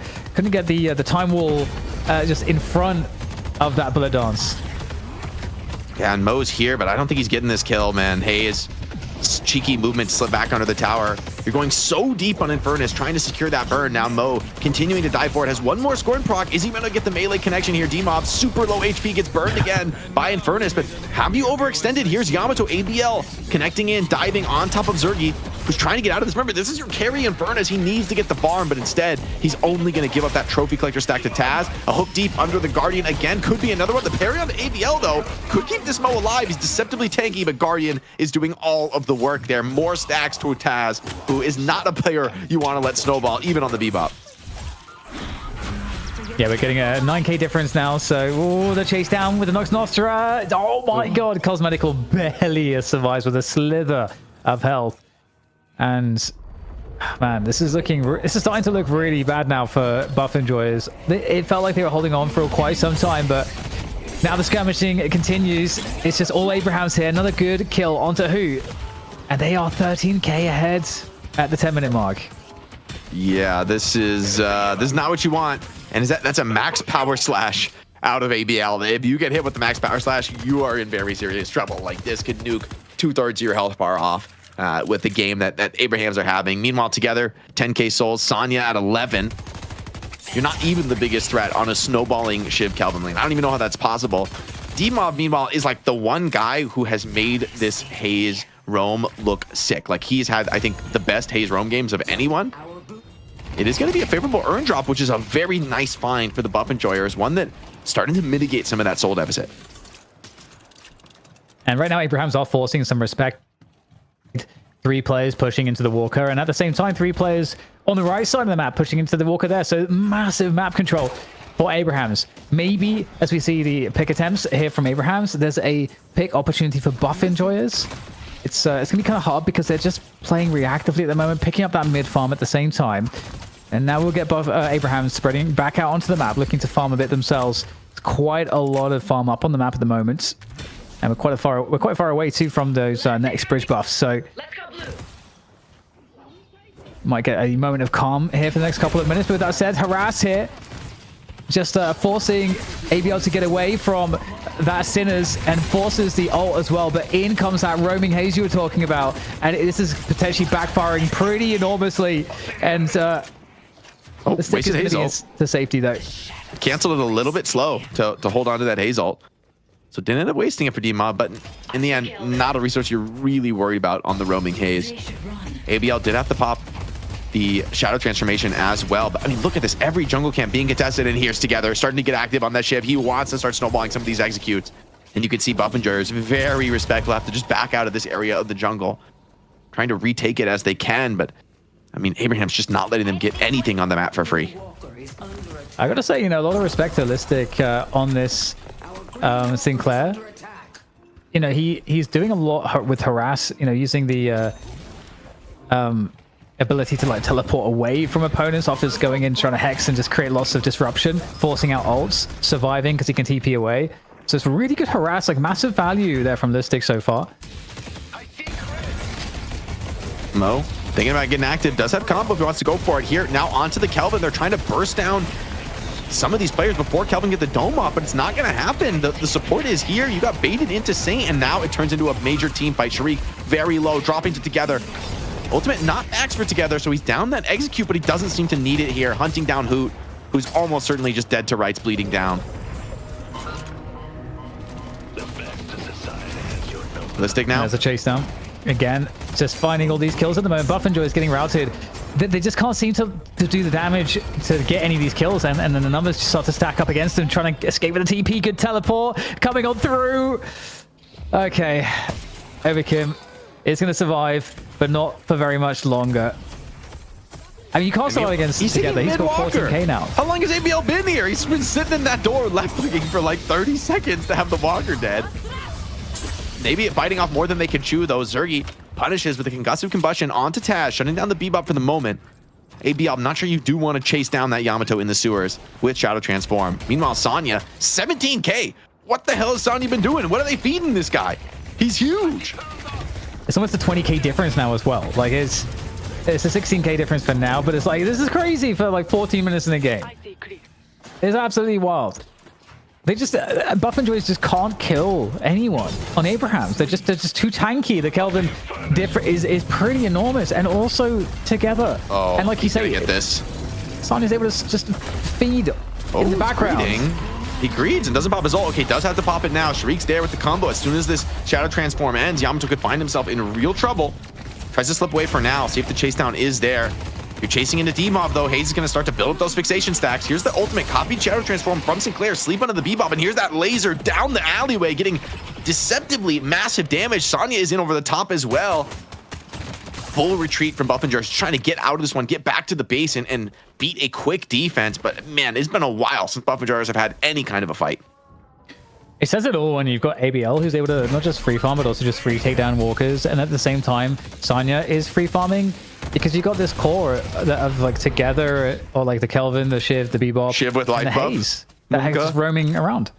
Shiv with life buff and Torment. This is terrifying. I mean, he's so tanky. Look at that build. Here's the setup here.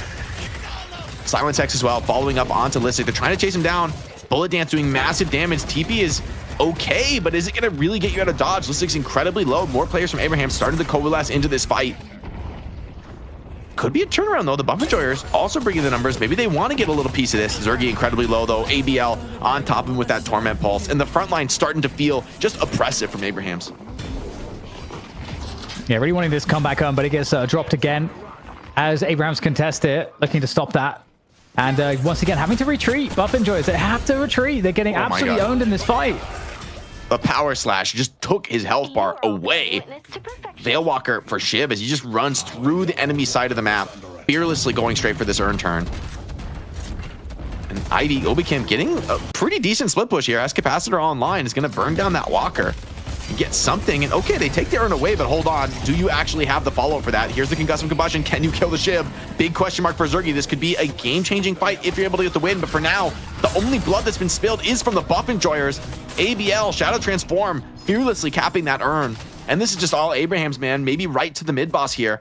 Could be nearing the end of this game as the lead has only ballooned, almost a 30k soul lead. Yeah, it's too much. It seems like it's way too much at this point. This game has felt like 4 players from Abraham's at all times can occupy the attention of 6 from Buff Enjoyers. And that's kind of like that's what Deadlock is so much about, is about kind of balancing these numbers. And the fact that they were able to do that when it was like a 5 to 10k difference kind of just shows you, I think, the strength difference in and not just the draft. Obviously, like we said, you know, together on Shiv, okay, that's a problem. ABL on Yamato, okay, that's also his signature hero. You know, like that's been the go-to, right? Signature hero. Taz on Bebop, also pretty much a signature for him too. So you've got like problems in this draft. I gotta say, I am very impressed with Abrahams that they haven't forced the mid-boss yet. They're just continuing to play these fights where they know they're strong, they know they can keep winning. Here's Shiv from behind, has that life buff, so super tanky on this Shiv for a few more seconds. Stolen Frozen Shelter, but Listic, you don't have the HP to outlast this, man. And that execute's coming back in 20 seconds. Together, would love to continue this fight. Response is here, but I'm not sure able to win it. Zergy, meanwhile, on the other side of the map is incredibly low. Looks to be going down as well. Big swap under tower, and that's overextension for the Mina. Sonya pulled deep. That's a very farmed hero shut down. Big pick off by Hoot. But do you have the follow-up? It doesn't seem like enough. Here comes that Kelvin Dome. Full HP frontline, just absolutely running through the Buff Enjoyers. Oh, the damage output is so crazy. Somehow Cosmetical actually gets the escape there, but this Walker is getting completely focused and destroyed. So in the end, Abrahams get what they want. Only for the loss of Sonya Sniper, they get a Walker and 2 kills. So still a huge win there as they are trying to extend their lead. In terms of soul differential, it's still kind of resting at that 30k difference, but I mean, what on earth do you do right now? They're going for the mid boss. They're going to get these rejuves. There's nothing online to stop them, really.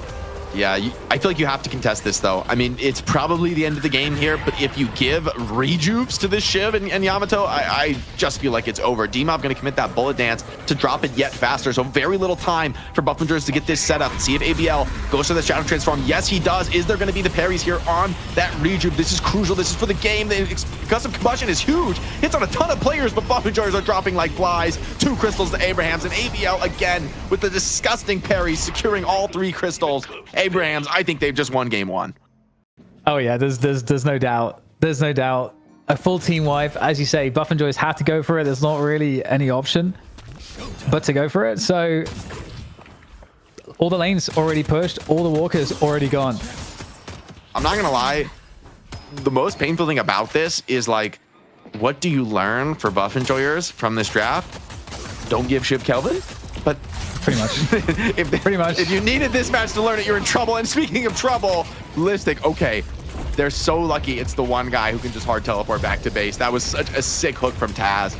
But the party's not over, man. Abraham's going to continue this tempo. And Vin pulled super deep. That is not who you want to be deep here in the front line. Together has already taken 1 skull. 10 streak for the Shiv here on Abraham. Shrines starting to take that pressure. And I think the thing about the draft too is that if they would have done what they did in game 1, Jake, where they just ban Shiv, then I love the Sinclair plan. You know, I love the potential for them to counterplay. But I think they what did they ban? They banned Holiday, right? Yeah, which I'm not even sure that Abrahams would have picked. I mean, how good Holiday is right now, I think it is relevant, but I totally agree. I think the Shiv ban would have been way more impactful. Together just destroyed you this game, right? From the lane now to here comes the end of the game. Sanya's back, by the way, on low HP, but you've got 2 Regent Crystals, you've got the Calvin Dome. This is just going to be a full send for the win. Dome to just secure the HP now, turning on kills. No longer can obviously hit the patron, but you don't need it. Here comes overwhelming damage together on a 12 streak, just absolutely having his way with this backline here, and even a little bit of fountain fighting maybe. No, Abraham's going to give at least the respect to close the game out here. They're looking for the patron now. Everyone diving into the pit. And this is going to be it. An unceremonious finish for Buff Enjoyers as they fall in game 1 to Abrahams with a ridiculously strong draft. That was boring, guys. Sick. I wanted a good one. What happened, Jake? Why would they give him Shiv Kelvin? Why would they give him Shiv Kelvin? I was like, You told me this was the match that everyone should be excited for. I was excited for it. Chat said this was over 5 minutes in. They saw it coming. this is a painful L. I just think not getting the pocket really hurt the play style that Buff and Doors wanted to play. I think giving up Shiv Kelvin was just way too much. I mean, did Together die this game? Genuinely, I think this was a flaw of this game from Together. I can't wait to see. Yeah, Together stats are going to be through the roof. Also, people complaining about Bebop. Bebop's too cheap. It felt like no matter what they were doing, there's something to complain about. If you're a Buff Enjoyer fan on the other side, Abrahams, you're cheering for what? A 14 kill spree from your Shiv. You had Yamato for ABL popping off on a 12 kill spree of their own. Here's a look at some of the highlights. DDK, could you pick an MVP? Like, who had the biggest pop off here in game one of the best of three? Oh, man. I mean, I feel like you just have to pick Together because he gets the Shiv. He is the star player. He's going to wreck everyone, drive the game home. He drives all the action. He drives all the kills. You know, he's in all of these fights. Yeah, his team supports around him, but he's always the star of the show when he gets this hero. So, I mean, I agree with Jake. You can't allow him to have this. You just can't. It's too much.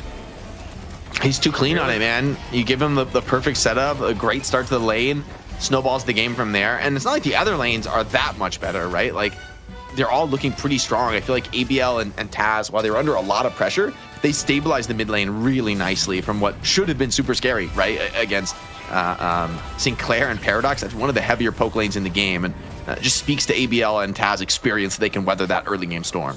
I was going to ask, how did the Sinclair perform? Because some people on YouTube are saying Sinclair is not it. Listic's one of the better players we've seen, especially one of the top Europeans.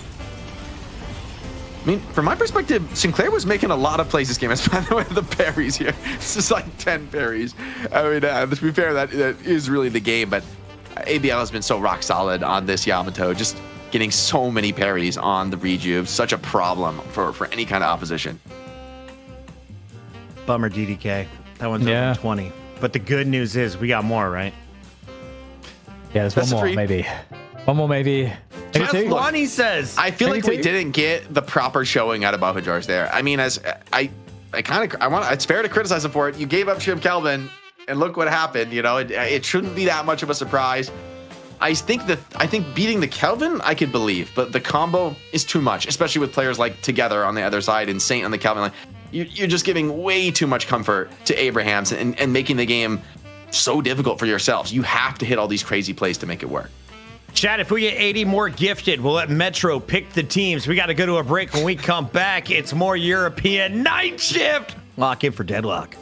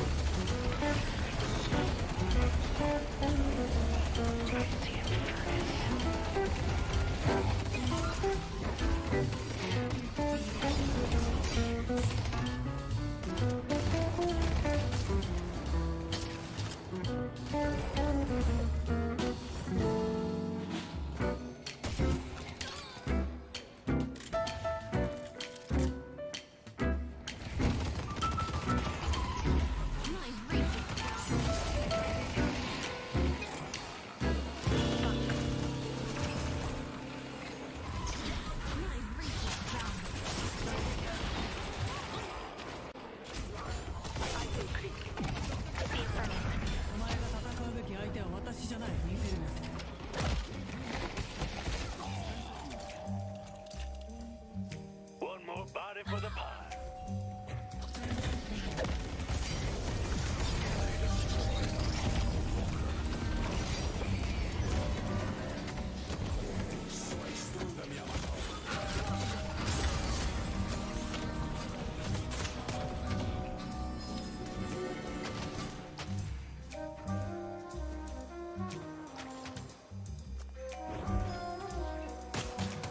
Ivy's on the roof.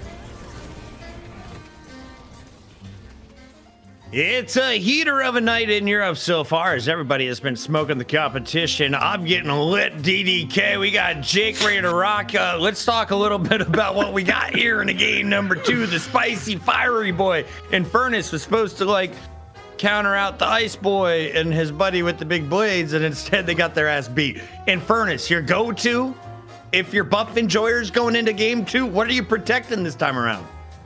I just think you got to ban Shiv, man. Just don't let Together play Shiv. I don't. If there's a Kelvin in the mix, it's like DEFCON 1. Like get into the like, nuclear don't let bunker. Goober play Viscous.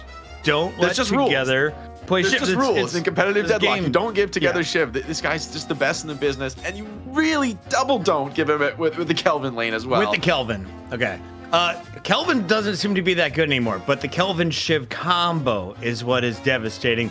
DDK, is there another combo that could be equally devastating? If you're trying to cancel out the Shiv Kelvin duo, what does that leave on the table? Even if they both get banned, you mean?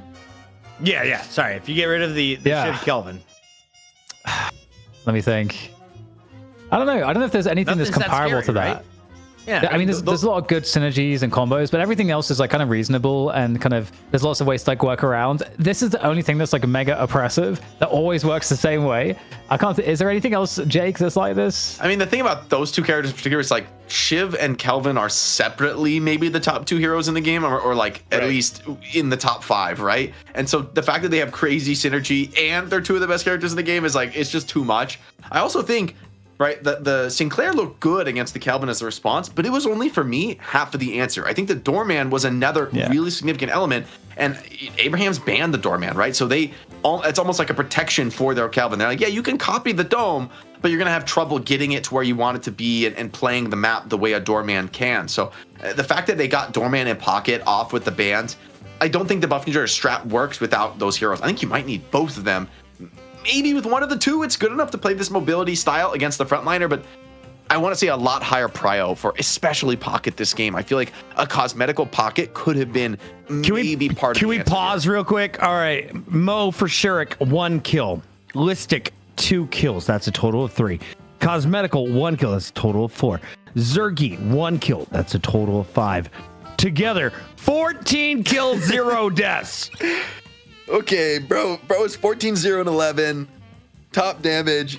I mean, it's just brutal. Like this is we got to get this off the airwaves, man. I mean, this stat line is disgusting. I also want to call out D-Mob, man. 17 assists, super high kill participation from this mobile haze. Like this is the game where the mobile haze now looks crazy, right? Because you have these super high damage tanky frontliners who are being set up time and again by D-Mobs with the sleeves. Very, very effective in this game, and much more so than we saw in that previous match where the Pig Haze came into play. I think this is one of those heroes that it is really feast or famine, but we see how good it can be on the upside of that for Abraham's that last game. It's pretty damn good. I hope we get a better draft. That's all I want to see. So let's kick things off here. If Shiv's gonna get banned, I'm feeling it. It's just it Will either that Shiv or survive? Buffenjar's first pick it, or first pick from Buffenjar's, which would also for me be totally fine. We had Block in chat who said, "Can we just make this a best of 1 and fast forward to NA?" It's not that bad. Listen, Yeah, draft look, can set look. things up to make it look way more one-sided. This is a juggernaut showdown that we've seen There in the you go. past like 14 times. All right, most of the problem is now Should gone. be dead. I mean, I honestly problem's wonder if you literally run it back like almost the same draft now with just this change. I think Buffenjars actually have a drastically more competitive game. I really think it's that big of a deal.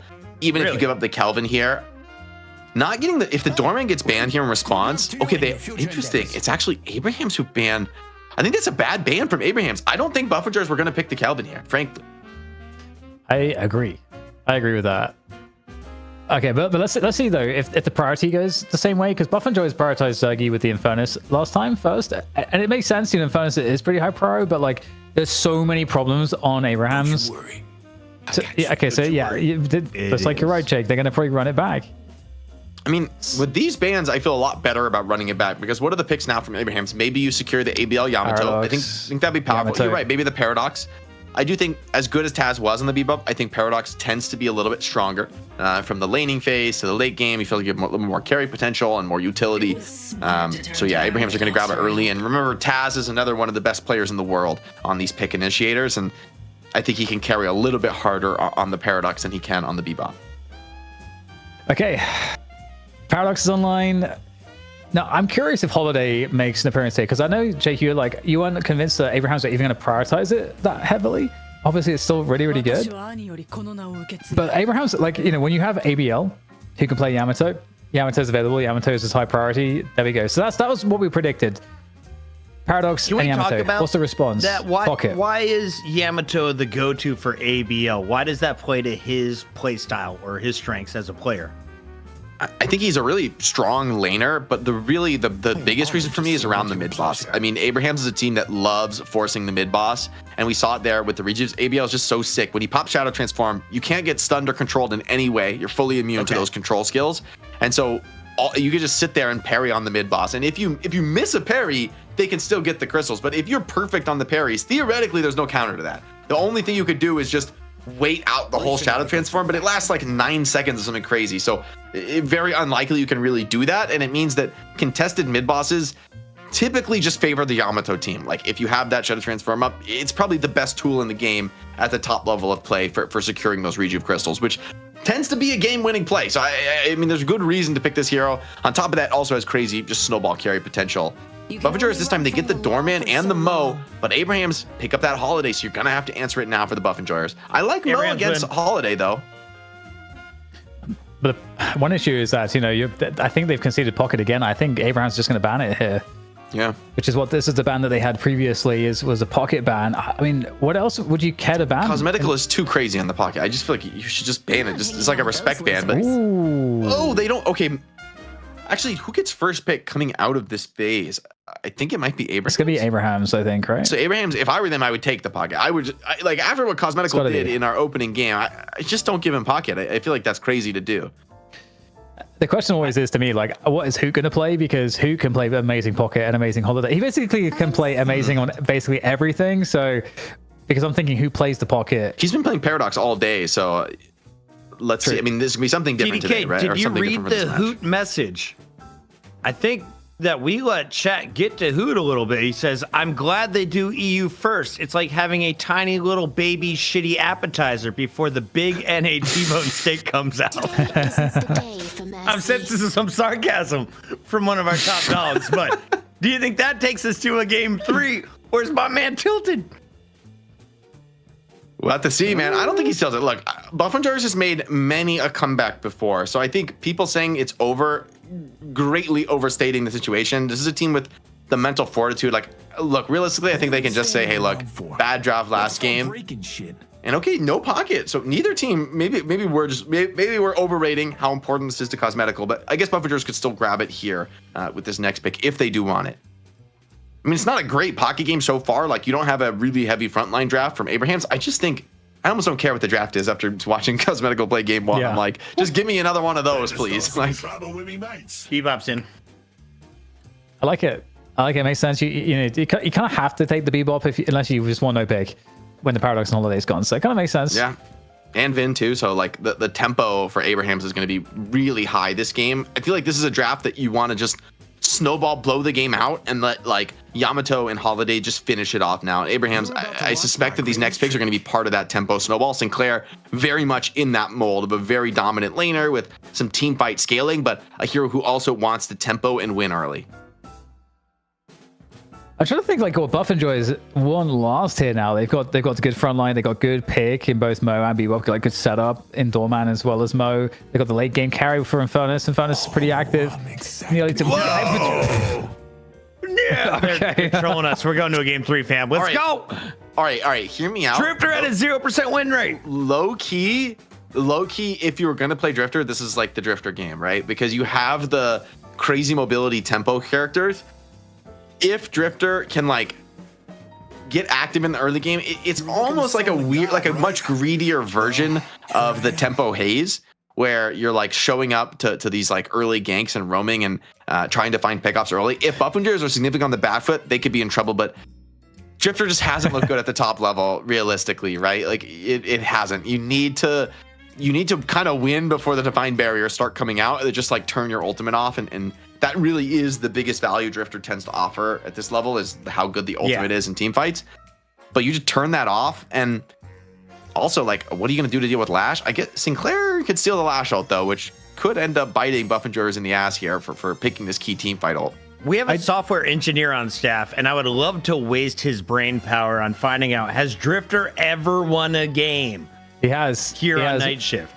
Who was it? An A team ran it, right? They ran a build that maximized the ult. So it was like a flashbang that like never ended or something. When was the last time Drifter won a game? It was like right after the new heroes dropped and the meta was like totally scrambled. People played a couple games of Drifter here and there, but looks like what we're hearing from our stats in production that is 38% win rate. I feel like it was worse than that. I think also people just stopped picking it because I think it started really falling off in scrims.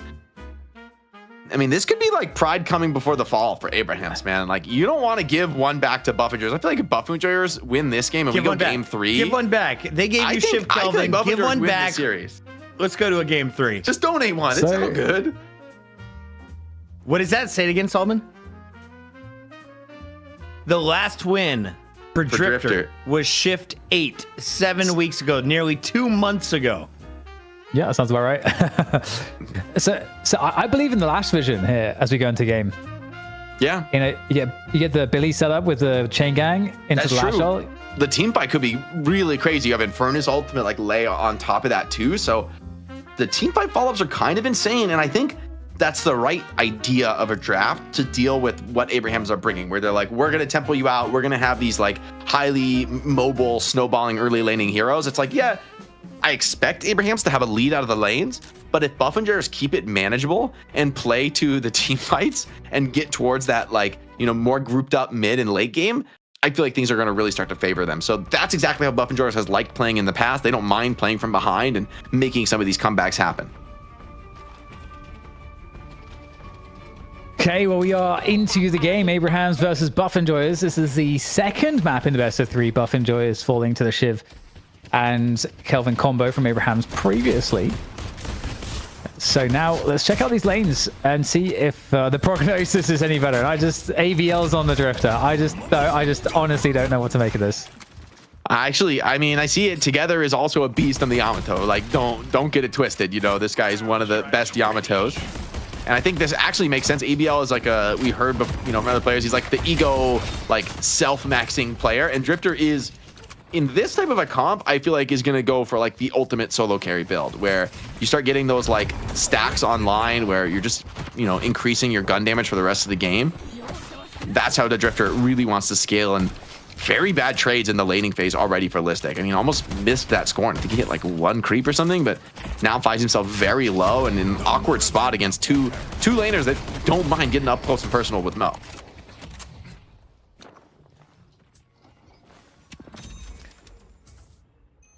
Melee life still. Okay. So TP to someone. Hit him with the melee. Okay, we're in some trouble. We're in a little bit of trouble.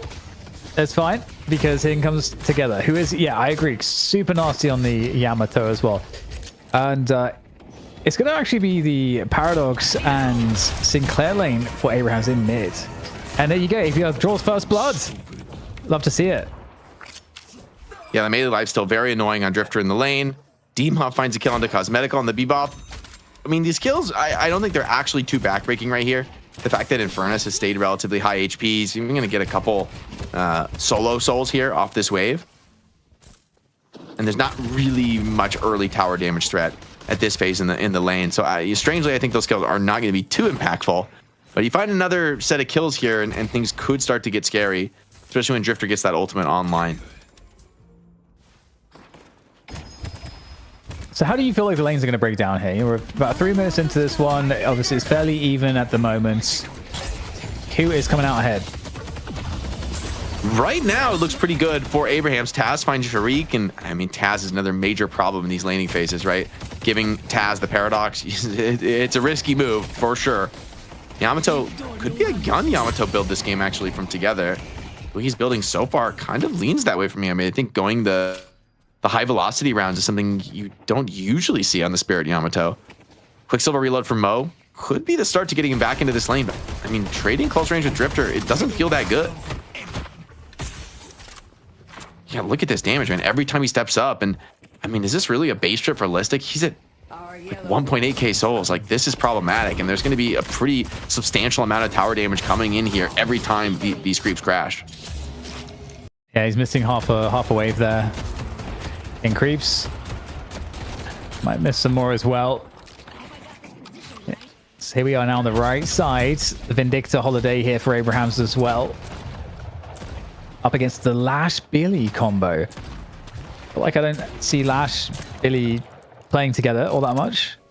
I mean, in theory, when you get the ultimates, that's a crazy power spike, right? You like Billy chain them in is like a super free setup for Lash, whether it's with the ultimate or just the follow-up from the skills. So the synergy is there. You're right. I don't think it's a laning combo we see that much of, but it's going to be key. I think if Buffingers are going to be able to make a comeback in this game, I mean, they're down to a 2k soul deficit, so it's a little bit of a comeback territory already. It's going to come from Lash and Billy and some monster team fights. Oh, nice little peek and hook. Cosmetical on the Bebop. So we've seen 3 looks from Cosmetical so far. Really curious to see how the Bebop is. Super high skill playmaker like Pocket as well. And Zergy shows up to the side lane, trades with ABL, gets taken down by Together. Ooh. Oh, it's a big barrel onto Obakim. Obakim has to evade these shots. Headshot available for the holiday. She's got the schmoves to get away for now, but the Lash is back and takes down Saint. It's a nice kill to unlock the ultimate here in this side lane. Holiday gonna be put on notice. Oof. Nice find onto Sharik. I'm curious what the Lash build is going to be for Hoot, actually, because Hoot loves building trophy collectors, and Lash is a great trophy collector hero. Yeah. Because you can just connect the flog on people. You can just very easily get assists and farm assists, and also like all the abilities that you get from the trophy collector do actually meaningfully help Lash. So yeah, sprint is nice, letting you get to fights, and that farm pretty valuable for a hero that doesn't love jungling necessarily, that kind of wants to be more active in the fights to get those stacks up. Yamato now diving deep. Nice parry though, beautiful read, and that could be enough to start turning around this fight. Zergy has found one. Is it going to be a second? Together doesn't have that shadow transform here in the mid lane though. Pressure is on. Abrahams wants to continue pushing this one down. They already have the Guardian taken, and they're not letting up the pressure whatsoever. Is he bleeding out? The burn. Oh, it's reapplied. That's a kill into Together. And the Healbane kills, man. 2 Healbane kills for Infernus. He wouldn't even be standing here without the Healbane. yeah, it's a great call out, and this is a meaningful shift, I think, in favor of buff enjoyers. Yeah. I'm honestly really excited to just see Hoot on really pretty much anything that he plays. But for those of you that are not familiar, Hoot is probably the best Deadlock player in the world. Oh, Hoot's been caster cursed. Absolutely caster cursed by Dan. Lassoed and sniped in her tower. And Baron is like, what the hell do you do about that one? Like, that's just you got to take that L, hold this one. But it does speak to some of the challenge in this game, right? It's not an easy Lash game. In theory, there's like, D-Mob could steal your ultimate and kind of throw it right back in your face. You could get swapped in, tethered by Vin, or just lassoed out of the air by Holiday, who's pretty great at canceling that Lash ult, right? She can kind of get up in the air and hit you with that lasso, shut you down. And even after some good rotations, still a 5k soul deficit. It's not great for the buff enjoyers.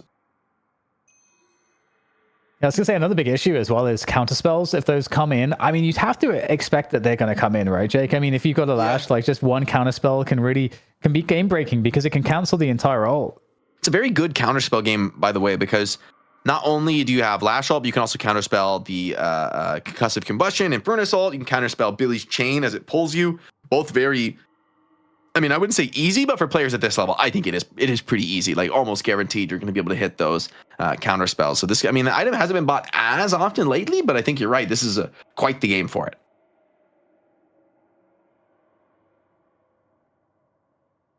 Looking at the items here, I'm trying to see if there's anything unusual. To be honest, all of it looks really standard. We are only 6.5 minutes into the game, so mostly you're going to see pretty staple items.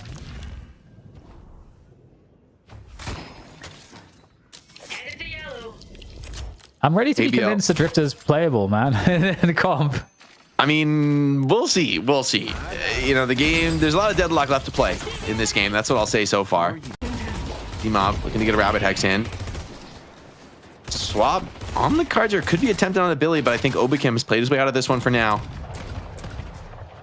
See if any trophy collectors, cult stacks, you know, both teams are starting to get in towards some of these greedier items. So expect the game to slow down a little bit. It seems like a fight in the mid lane, though. A lot of players now. Buffingers maybe getting into this one.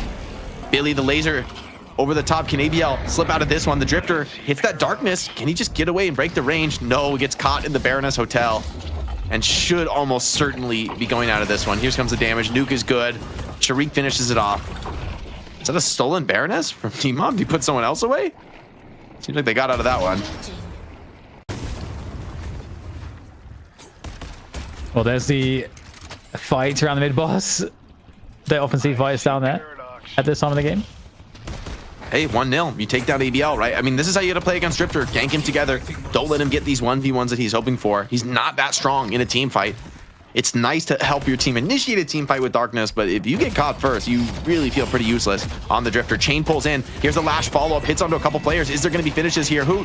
The ultimate slams one up, knocks them down. Taz pulled in pretty deep. You'd love to find this kill as the Lash, but for now, you're lassoed down. Sane is rotated into this one, and it's Hoot who finds himself caught between a rock and a hard place. Saint snipes him down. Still has one more bullet in the chamber with Obakim's name on it.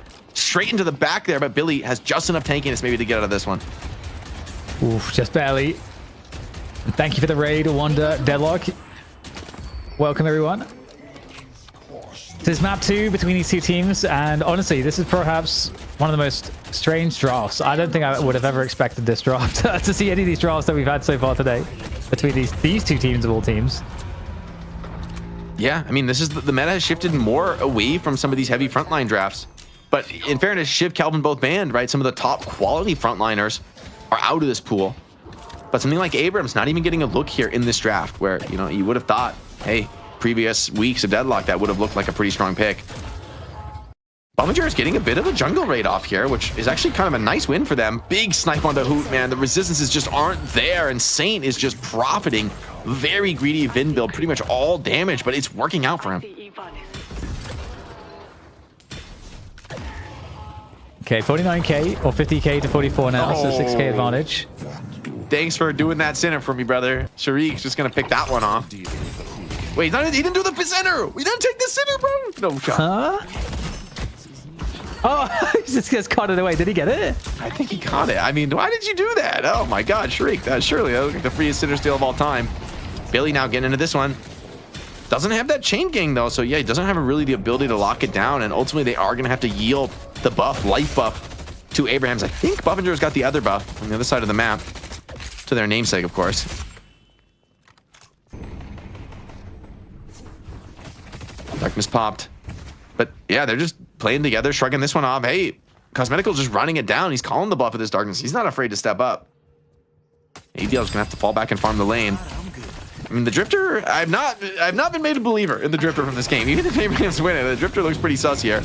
He's diving so deep to try and hit the Baroness, but just has to teleport out with that Walker Stomp. Right.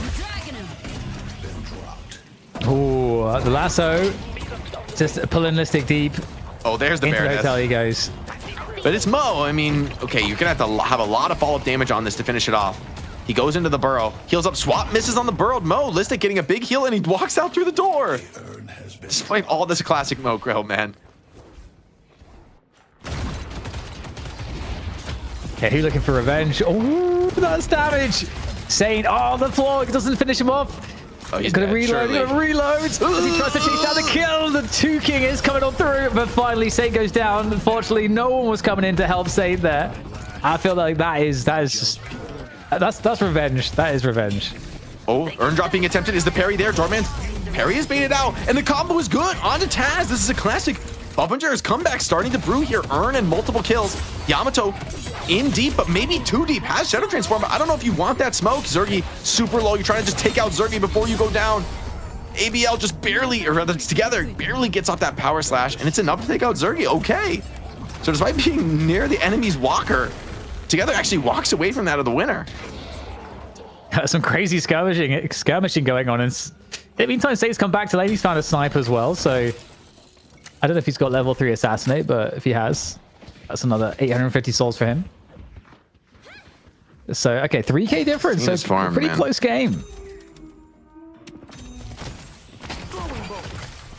And this Vin is super scary in the fights, but is super vulnerable as well, right? If you get on top of this Vindicta, she's going to be very, very easy kill.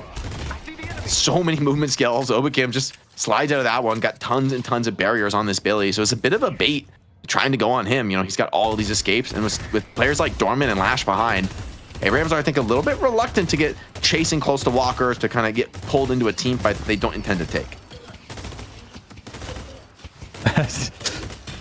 Try to keep farming without having to reload with the slides. It's actually pretty masterful from Taz, like super Yeah. min-maxing. He has Trophy Collector. See if he can build the stacks up. It feels like it's been a while since Abrahams have been able to get some of those early pickups they were getting in the early game, and ABL comboed, crunched in a very dangerous position. That tether gonna mitigate some of the continued aggression. Buffinger is looking to get into this team fight. Lacking some ultimates. Here's the lasso pulling Bebop super deep. Do they have the damage follow-up for Cosmetical? Yes, they do. D-Mob finishes that one off. Big ultimate, though, from Hoot over the top. Slams in over everybody. Kills haven't yet come in, though. There's ABL dropping to the deck. D-Mob also super low. Saint being targeted. Billy on top. Has that chain in real trouble. Does get this clean parry onto Hoot, but it's not enough to save Abrahams, who are down 2 in this team fight. So far, 2-for-1 winning trade. Swap comes in over the top. Nice warp stone up into the air to get extra damage on that ground slam. Now Paradox in Hoot's sights. Hoot still very healthy, just beaming down the opposition. Sick parry. Keep someone alive for the moment.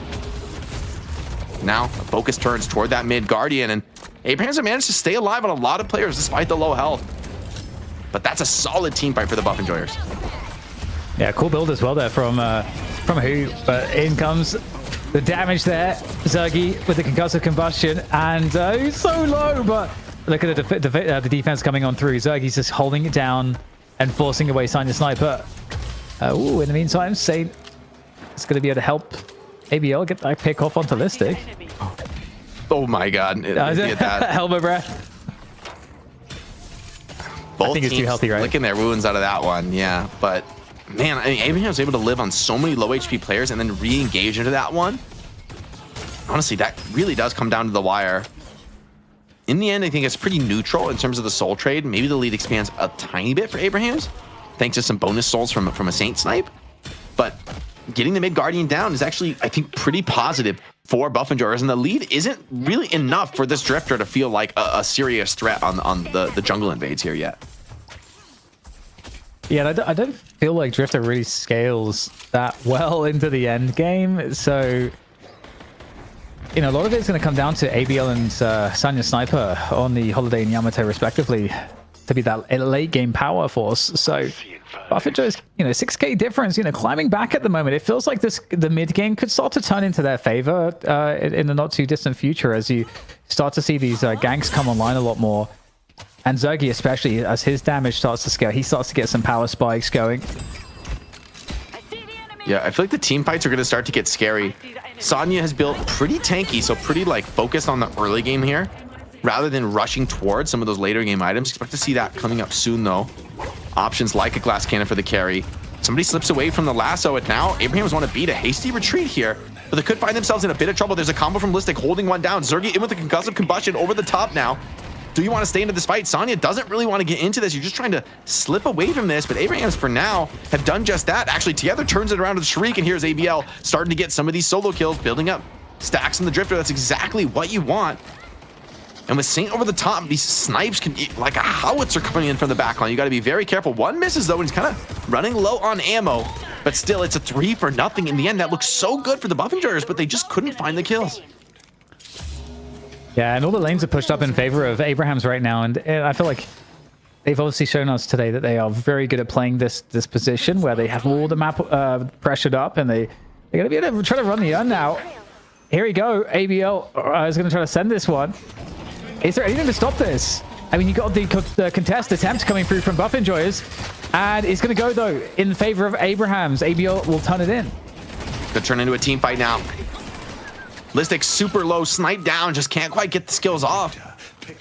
And instead, it's an urn and the 1-for-0 here. Abrahams continuing to profit. The lead's starting to expand. Buff Enjoyers haven't been able to find the team fights they're looking for. It seems like Hoot popped his ult there, but I didn't see any connection out of it. Saint finally caught, but do you have the follow-up damage? Yes, you do it. What a bag on the Vindicta. All those bonus souls up for grabs. Huge chain pulling from Obakim. Grabs 4. Follow-up from the laser from the backline. But so many Buffalo players are low. This isn't a free one. It's up to Obakim to kind of carry this fight, and he's doing just that. ABL trying desperately to move up to the high ground. ABL in the sights now. Obakim turning things around, has been the support for this team for so many fights. Now he's the carry. Now he's taking over. ABL missed parry. Billy's getting all these quick melees off, but he's not able to put it over the top. Sonya finishes him off.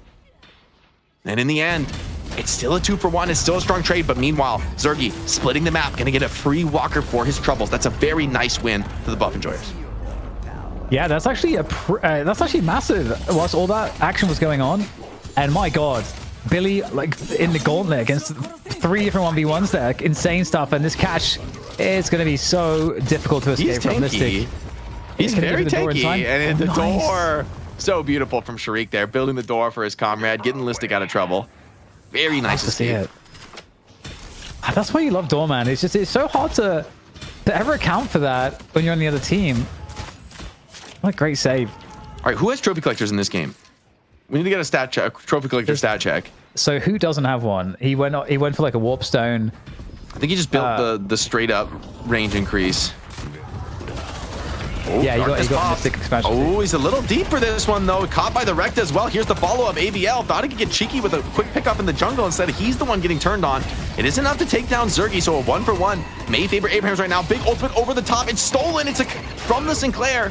Is who going to be able to get into this one? Saint from the backline once again, just pumping that damage from range. Here's the combo up on the high ground. Follow-up is good. Together is down. That's the front line starting to break apart. Buffinger is up 5-4 now. And Abraham's still healthy on the rest of their players. Buffingers might be happy to get out of this one. Cosmetical's starting to drop, and same with the cleanup kill as well. Beautiful. Beautiful shot there. Hell of a fadeaway. And, okay, I mean, still pretty close on the soul differential. 13k difference in favor of Abraham still. Knocked down onto Taz. Oh, Taz has trophy collector. Trophy collector check. We must know. The people want to know. And by the I am the people. So we got what, just one on Taz. Looks like just the one on Taz. That makes sense. I think Paradox is another very good user of the ability range of the sprint speed.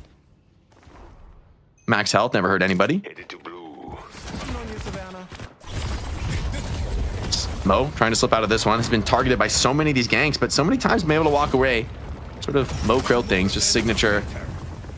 Surviving, healing through everything, and it's crucially scouting out some of the engaged before they really get going.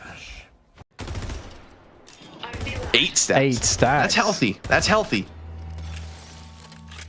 A little life buff for, I think, for together there on the Yamato is going to be extra hard to bring down if there's a team fight here, which could be happening. Zergy is getting into a fight with D-Mob on the other side of the map. It seems like he's winning decisively. D-Mob burning down to a crisp there. Trying to get earn control for Abraham's trying to get their punish, knowing there's somebody around the map, but this could be potentially huge. Big ultimate is enough here together. Gonna get slammed down. Where's the Shadow Transformer? It finally comes out, finally able to purge off that silence, but he's still low on this Yamato. Good try, but he gets isolated here. He's healing. He's no way. He's the parry. Oh my God, nice attempt to save. Still 2-for-1 though. Buffinger's up numbers, and they steal the urn. Happy to run away with that. Such a big kill to convert, and now it's going to be Mo going down, and that's going to equalize things for the moment because D-Mob is coming back up here.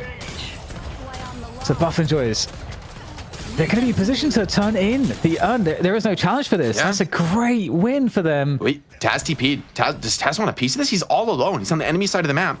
Just came out of the TP. This is a crazy contest to go for. I mean, going to put a lot of damage down, but he's alone for now. Okay, wait, the team is coming. They're showing up. The lifesteal is keeping Paradox alive. Still into this one, gets that Guardian word as well, and now they're turning around looking for some more solo kills. ABL online, right? Has that Blood Tribute, really powerful buff, right? Gives you debuff resistance, gives you spare resistance. You're actually very hard to bring down with the Blood Tribute. So Drifter's starting to come online in this game, but Zergy is very much online. 26k on this Infernus. Scary in these team fights. You need to bring him down early. Yeah, the game is still really neck and neck. I mean, it's a negligible difference in souls at this point. And okay, like we're in that spot where we're kind of a few minutes out from the 5-minute intervals where we get the bridge buffs and the urns, and so there's a lot of farming to be done on the map at the moment, and this is also like a great spot for someone like Demov to try to just harass, to try to punish people who are trying to farm these sinners. It's a good spot for your team to pick up farm. It's a good spot to try to get pick attempts as well. Yeah, I think Buffingers would love to just let some of these key team fight ults cool down. You want the Lash ult, you want the Billy ult, even Infernus ult as well, right? Those big AoE stuns, finding like more than one target really is the key to success in a team fight. But meanwhile, the macro game has been pretty decisive in favor of the Buff Enjoyers this game, right? The soul lead slightly in favor of Abraham's, but you know, one Sidewalker already down, the other one on very low HP. You leave that alone for too long, someone could easily pick that off from Buff Enjoyers. Darkness being popped though. Is the attempt on Hoot going to be a good one? He's super low already on this Lash, struggling to get away, and yeah, the damage is just way too high. With the Darkness as well, it's too difficult to play your way out of that one.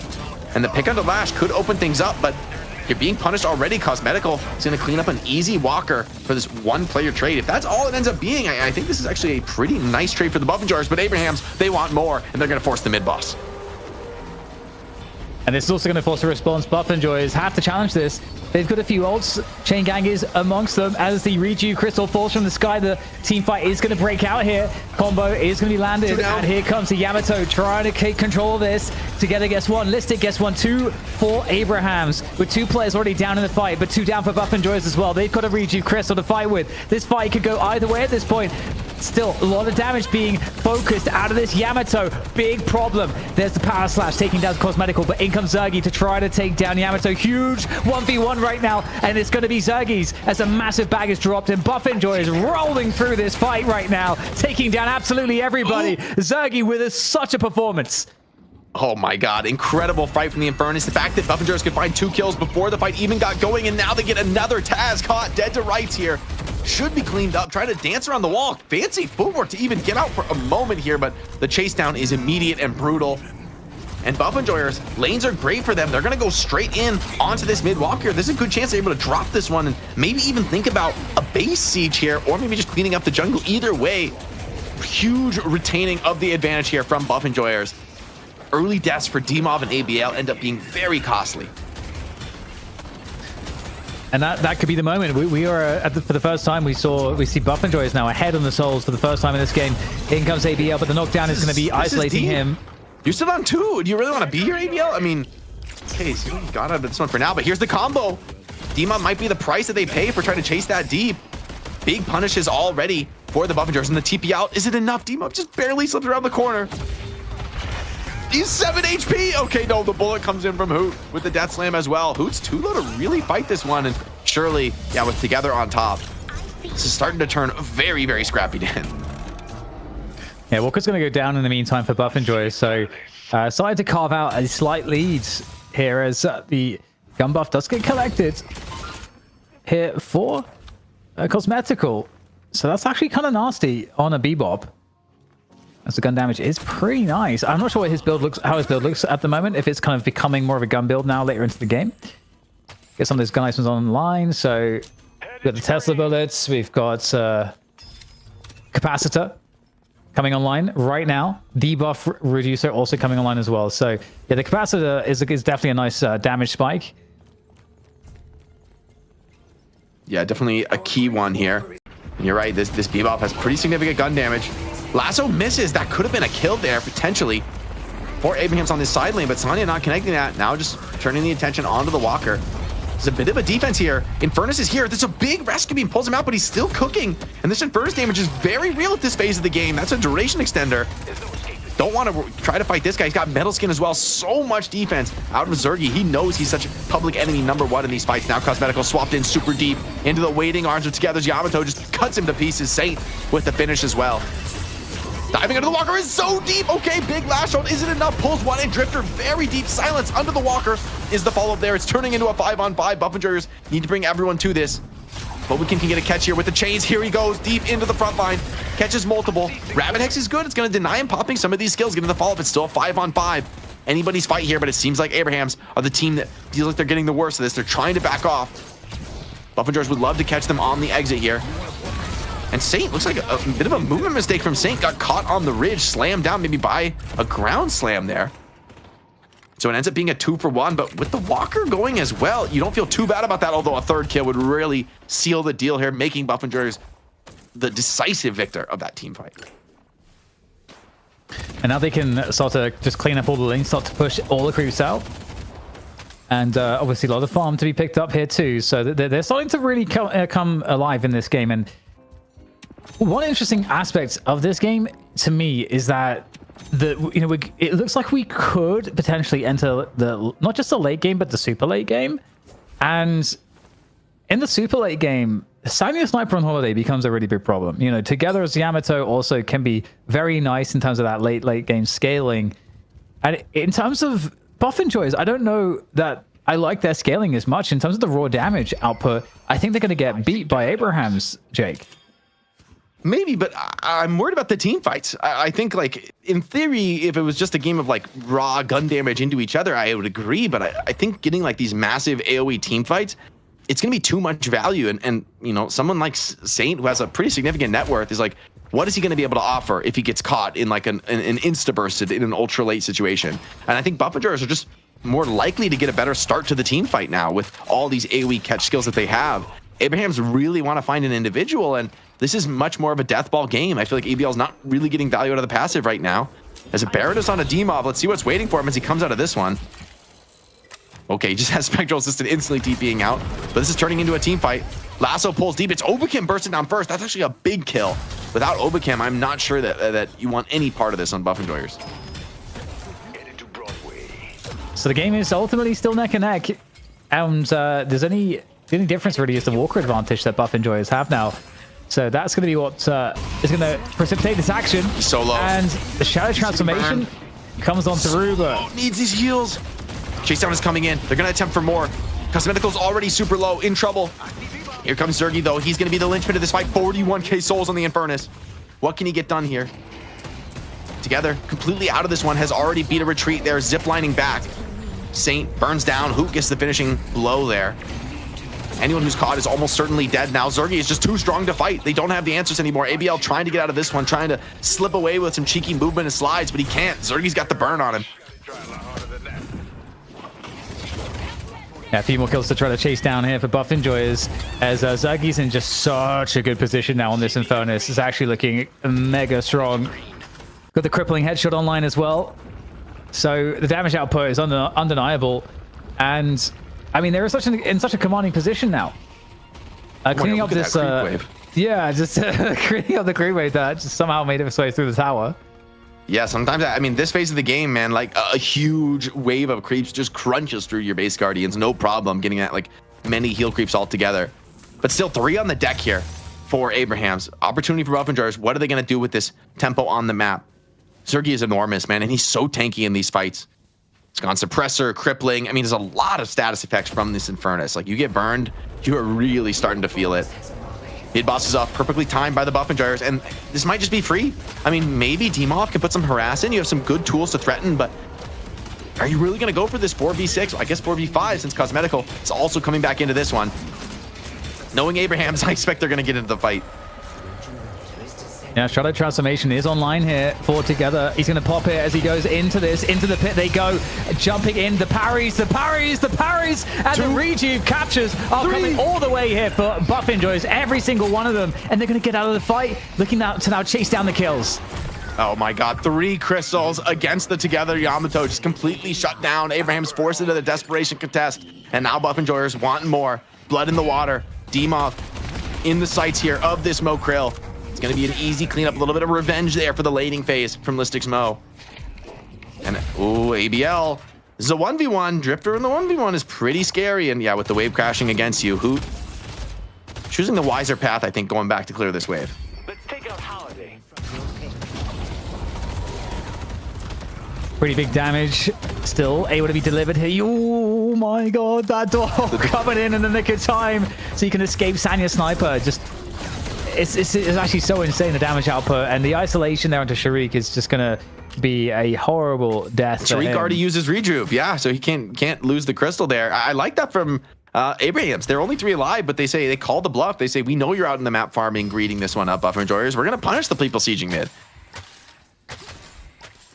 I mean, they're still not dead just yet. I mean, there's still threats here for Buff and Joyous to have to worry about.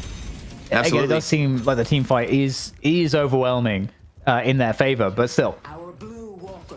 I mean, I think the tide has turned against them, but you know, and this late in the game, right? If you make some big mistakes and lose a couple of pickoffs, especially if you lose some of these key team fighters, like if Lash or Billy are down, or God forbid Zergy. I mean, frankly, if Zergy goes down early, this is going to look very different. There's a ton of pressure on Zergy right now with the amount of net worth he's carrying. He's at 48K. Like, he's nearing really the max potential. Here's Hoot, caught by the slowing hex. Eternal Knight as well. Are they going to be able to get in on top of him? He's close to that walker. One player, though, still on the respawn. Buff and Joyous, do they want to take this fight? They have the crystals, but with one down, I think they'd be better off just falling back and resetting this one, and it seems like they're going to do just that. Yeah, the big old reset for Abrahams. Oh, they're just closing in on ABL2. I see Lash. Daring escape. And now you got the picks being looked for. You got the Lash coming on through. This is a nice late kill. This is a big potential. Obviously, Rejuve Crystal is going to come in there to help them out, but this could be a problem. We'll see, though. Buff and Joyous, the rest of the team is going to come in. Maybe it's just all about being a bait setup. The kills look too good to be true. Abraham's fall back. Hey, they get a crystal out. I mean, they're kind of bleeding out some of these resources from the Buff and Joyous. Buff and Joyous haven't really gotten the base siege that they've been hoping for, but this is kind of their last best chance at it. Rejuve ticking down. They want to still get some value out of it. Whew, these hooks, though. One of those connects from Cosmetical, and you could be in a world of hurt, Abrahams. They cannot afford to give up their players on this base defense. At this point in the game, the Patron drops very, very quickly.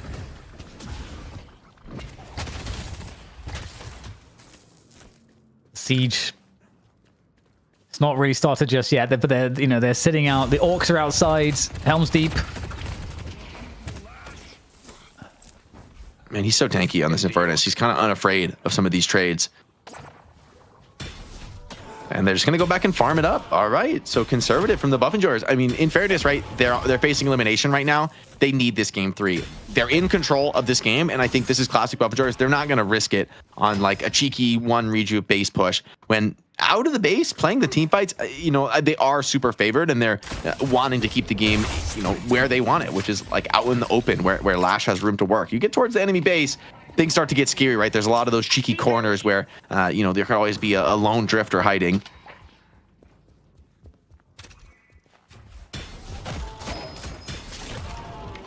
Speaking of drifter, ABL's pretty nicely farmed here. But it just doesn't feel like quite the carry threat. And I mean, not that many stacks in the passive. He's got, what, plus 25, which is decent, but it just shows at this level of play, man, people just don't split up enough for you to really get those solo kill finish buffs. Here, Eternal Knight popped onto 3. But the players are here. They're contesting him at close range. In the Rapid Hex as well. Challenging for these buffs. Big Billy Chain pulls players in deep, though. Counterspells are good. ABL tanking a lot here, turning now to take the whole ire of Buff and Joyous. They're all trying to burn down this Drifter. He went in way too deep, and now Buff and Joyous get the punish. Here's that Lash ult. Is it good enough? Pulls one, and Vindictus a great catch with that. Here's Taz over the top, though. Great vision on the Paradox, can get what he wants. Vid is already down, and now Paradox, high ground no longer good enough. He's trying to make it to that jump pad, but just can't quite get there.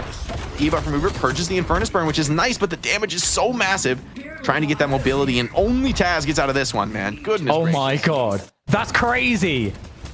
How on earth did he escape? Oh my god, the movement is unreal. That was That's crazy, honestly. dude. And Buff and Joyous got it back and clean the base, but again, this is starting to feel like, okay, this is Buff and Joyous' game to lose, right? And I think they're starting to feel it too. Play the map, continue to get farmed up. I mean, what are your next items? I guess Infernus. I mean, I don't even know what you're buying at this point on Infernus. This game is getting so crazy. Maybe just more tankiness, more damage. I don't know, just do what ABO did and just like start copy pasting items. Like he's got 2 frenzies. Like ABO. Yeah. The visual. Okay, to fairness, that is important. That's a visual bug. Sometimes you get it looks like you have 2 items in this bag. He has 1 frenzy, guys, just 1. If you could buy 2 of the same item, what would be the most broken item? I'd buy 6 spirit shieldings personally.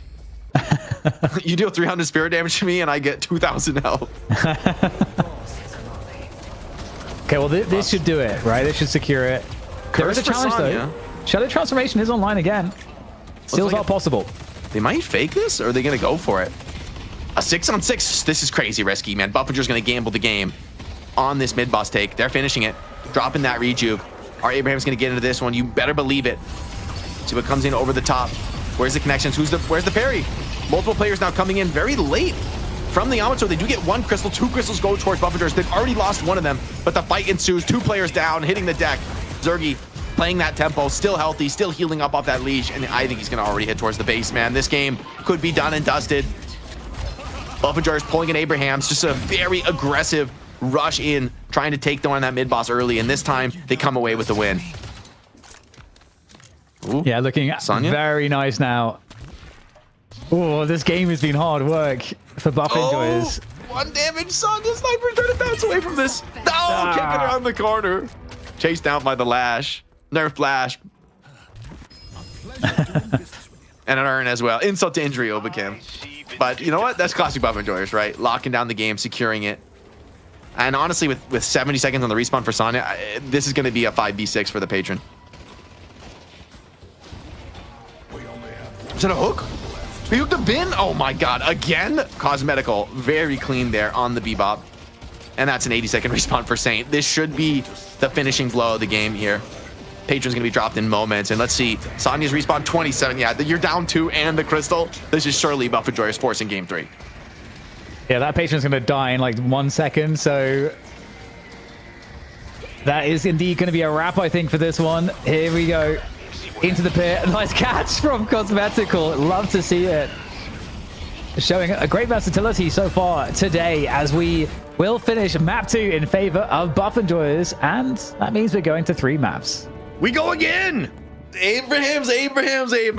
You win a game and you pick the Drifter. All right. We knew what was gonna happen as soon as Drifter locked in. Low 2 said, nah, man. 38% of the time he wins. This was not one of those percents. We got Buff Enjoyers going up against Abrahams and a slobber knocker as always. Did this game deal more highlights than game number 1 because GDK had at least 15 more minutes on it? I mean, it was about twice as long, in fairness. Let's take a look at some of those highlights, right, Solomon? We got these, right? They're coming up. Dude, that's the only highlight I need is Taz's daring escape with the movement. Right, that was crazy. So that was He's insane. The copied combo, always a nice one. This happened a few times in the mid game, right? The communication is beautiful there. Listic, like turning around, and you know, honestly, the will to do that when you're in a spot where it looks like you're gonna die. Sick fadeaway jump shot there, and then you turn around and go back to the door for the comms. Very clean. Big, by the way, Obakim, big game, right? Tasked with a much higher econ role, have to kind of frontline and carry. Looked rock solid this game. Up against together, right in the front being line. on the front line or playing as I mean, a Billy? usually he's been a little bit more supporty, right? Has been playing a little bit. Yeah, he has, but then he's been playing like he was like a farmed Ivy last game. This game on the Billy, just playing like a very conventional, you know, mid to high eco frontliner. So Buffingers, I mean, Obakim has always been flexible, but he's really showing that in today's games in particular. Dan, game number 1, you said Together from Abrahams was potentially your MVP. Was there anyone from Buff Enjoyers that stood out above the rest in your eyes? Oof. You know what? I do think Obakim played really, really well. I like the shout out there for Obakim. You know, oftentimes whenever who's playing and they win, it's like it's you know, just a coup. But I feel like Obakim, especially in the hardest points of the game, had a lot of impact. And because let's not forget, like that was a super losable game. Abrahams were pretty ahead. I mean, they were ahead for the majority of the game. I think if we see the stats screen, we'll probably see like the souls, kind of just be in their favor for most of the game. So Obakim really was the one that I think that kept it together in a lot of the fights. So I would give it to him probably. Chat was saying that Abrahams threw it. They did it on purpose. They wanted to milk the screen time. I think it was us, chat. We were talking shit. We got Hoop fired up. He's like, yeah, you sucks. NA's the big T-bone. He's actually showcasing his best gameplay as possible, and we are going to round number 3.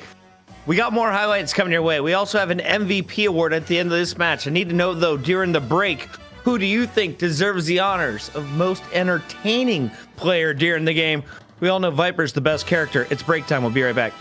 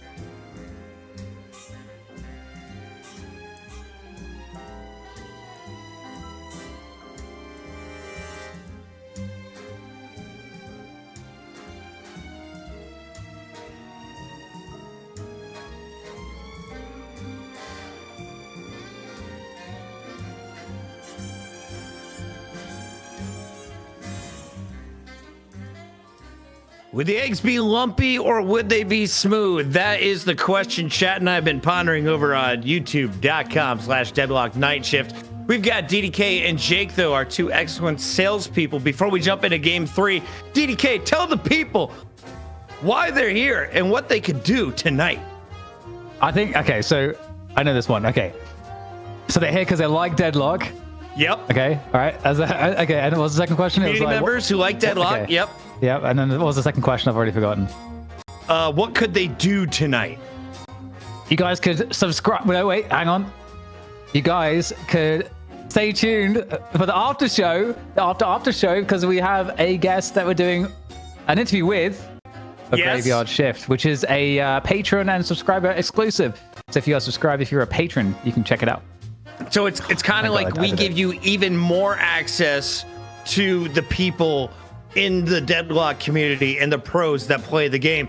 Jake, and tonight, it's cheaper than ever. If you wanted to hook up some friends, we got 35% off for another 6 hours.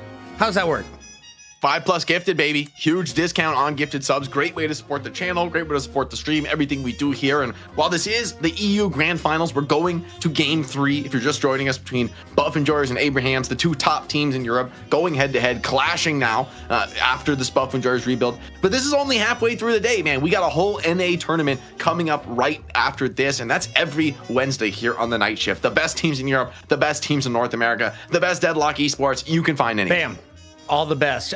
Thank you all for being here. We are up over 2,000 viewers over on Twitch, over on YouTube. We are nearing our goal of 10,000 subscribers. I'm hitting refresh because I think we just passed that number. If not, head on over to youtube.com/Deadlock Night Shift for me. Drop a sub because you can see some of the best gameplay every single Wednesday tonight. Taz doing his best for the Abrahams, but it's a 2-kill difference. And after 38 minutes of game time, Buff Enjoyers force a game 3. ABL on the Drifter. Now seeing the numbers. DDK, was it the Drifter's fault? I don't know, man. I think it's. I mean, okay, yeah, okay. Kinda. It's the Drifter's fault. Kind of is, guys. Look at that guy. He hasn't even had a shower in I don't know how long. Probably at least 2 weeks. Look at him. Have a shave. Come on, sort yourself out. Get a job.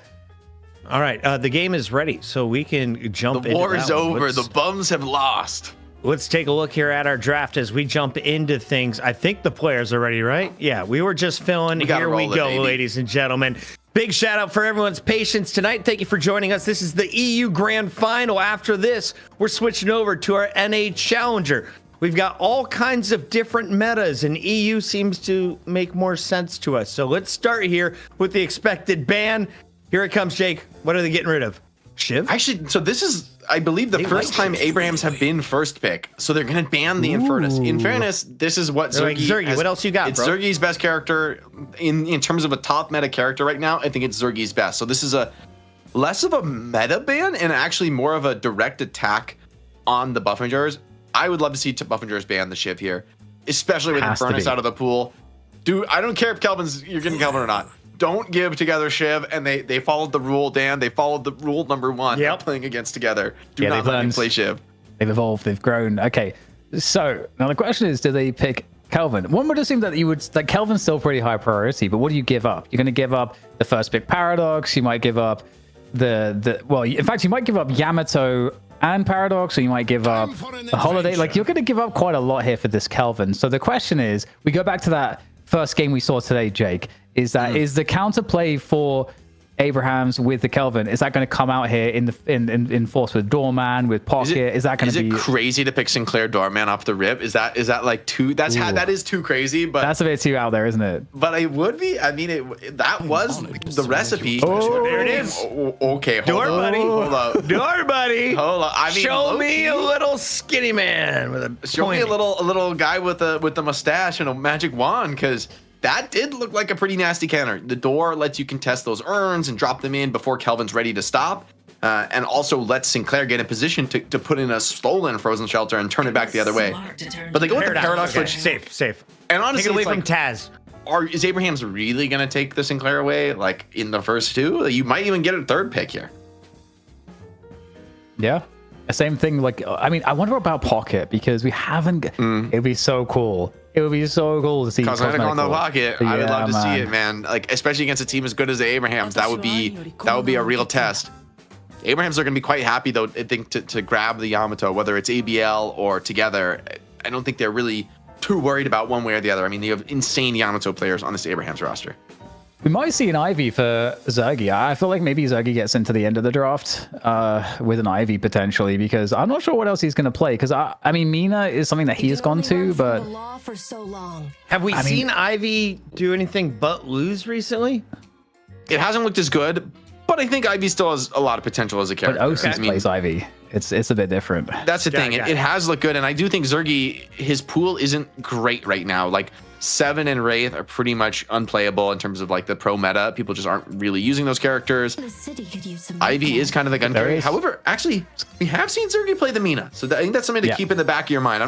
It might easily very go good other Mina. ways, but he did have a very sick Mina game. Exactly. So that's something that I would kind of like to see in this game, because Zergy getting super farmed in the Mina, I can see the vision. However, this game, I actually don't know how Mina's matchup against Holiday seems kind of bad to me in the late game. Like, you could just get like deleted by Holiday in two bullets, you know? Okay, now we want to understand, is Pocket going to get banned? Because that has happened, and if Pocket gets banned here, I think they should. very Just sad, don't man. take it away from.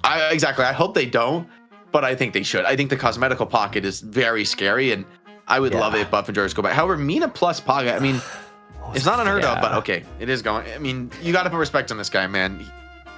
I think also because Kelvin pairs so well with the things that Pocket counters, like that heavier front line, is what you want to get rid of Kelvin. So you kind of want to get rid of that Pocket threat. I would have rather seen Buff and Jars get the Pocket here on slot 3. Honestly, it's just so sick. I think Cosmetical, like, this is the game where you say, hey, all right, Cosmetical, do your thing, give him the full comfort zone.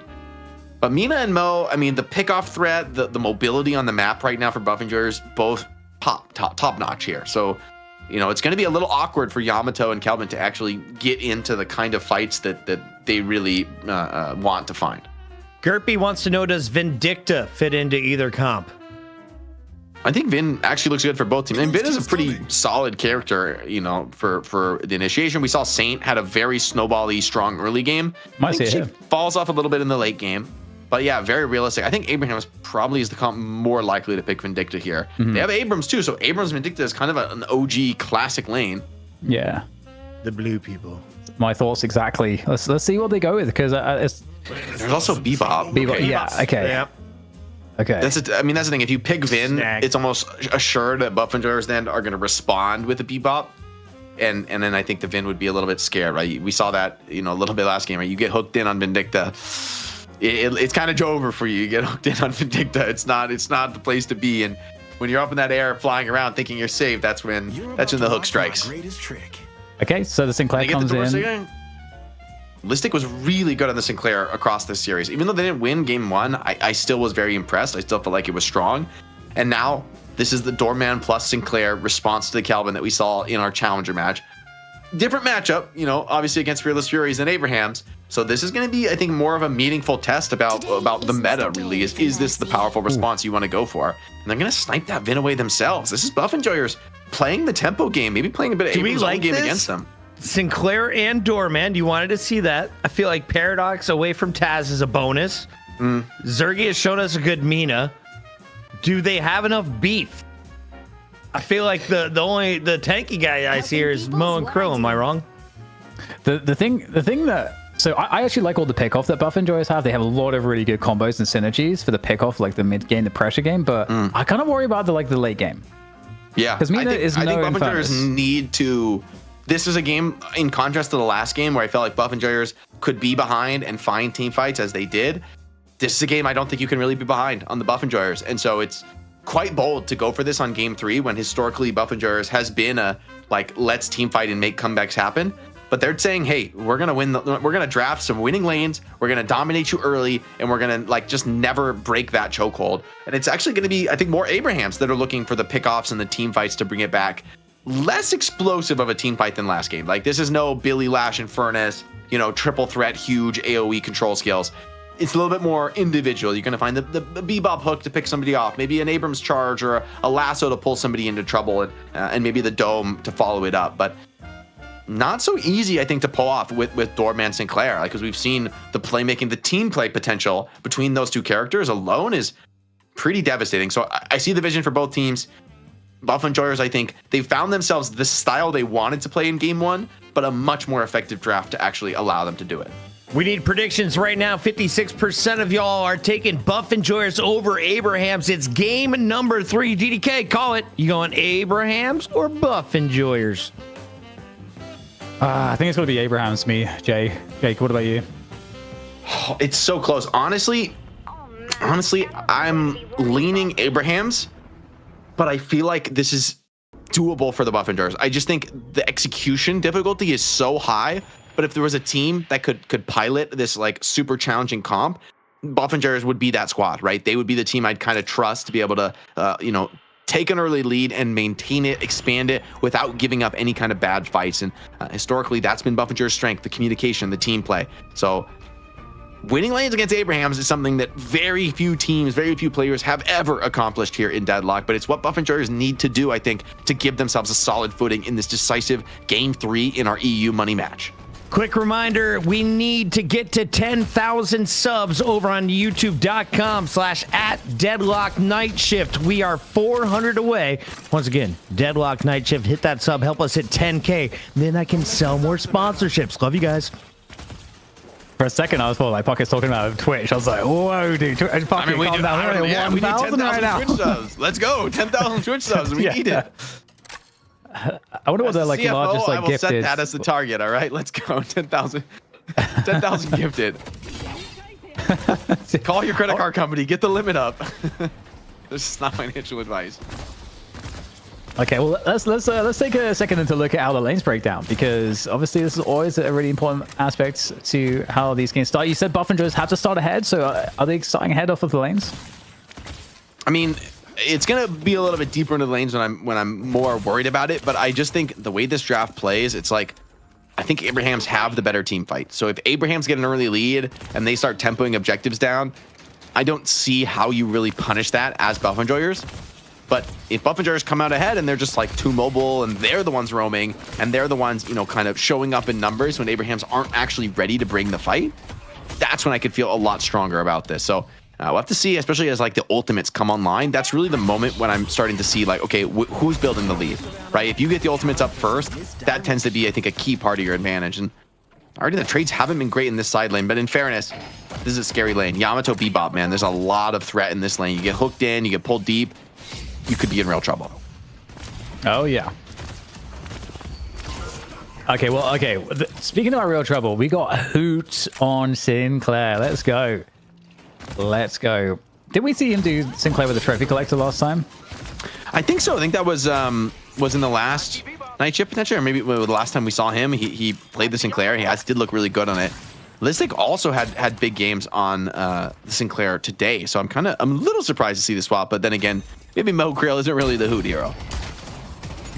That would be kind of a crime to put Hoot on Mo. Yeah, that's true. Okay, well, it's gonna be really fun to see how they make this work. You know what? I'm gonna change to Buff Enjoyers. I don't know. All right. I don't know. Red swap. You believe? Respect. I mean, look, I think they have a while to find that opening. I don't think they need to like rush the game down. I just think, as you said, we get to late game. That's when I'm gonna start to get worried for them. I also think Taz. Oh, interesting. So Taz is on the holiday this time.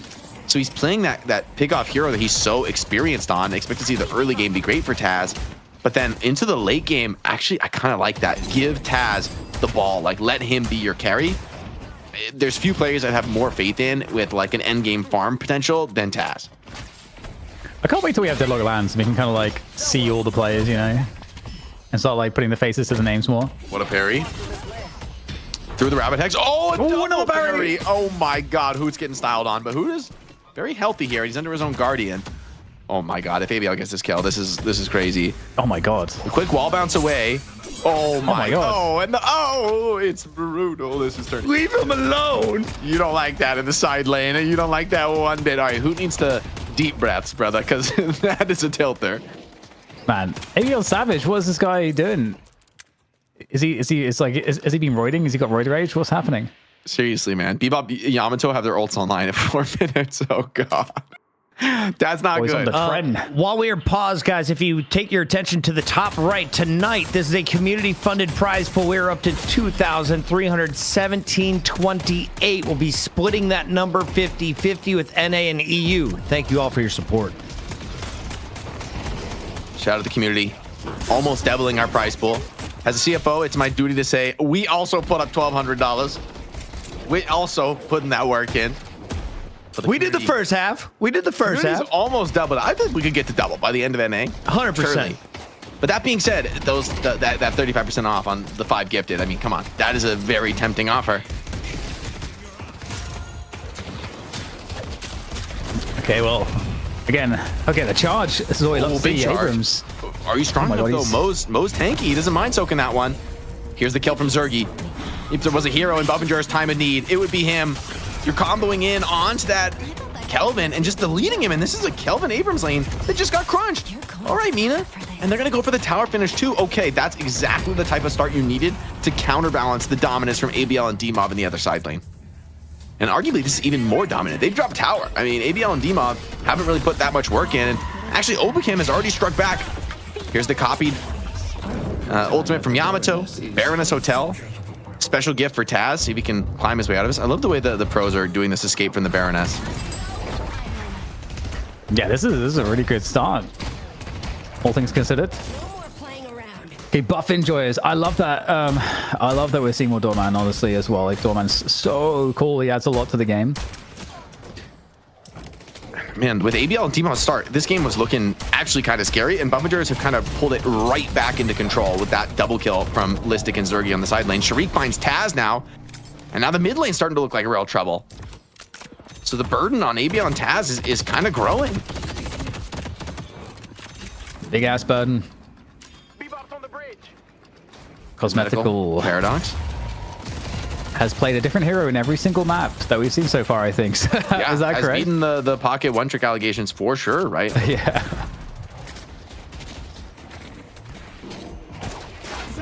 Hook is good. Beautiful catch there by DMob.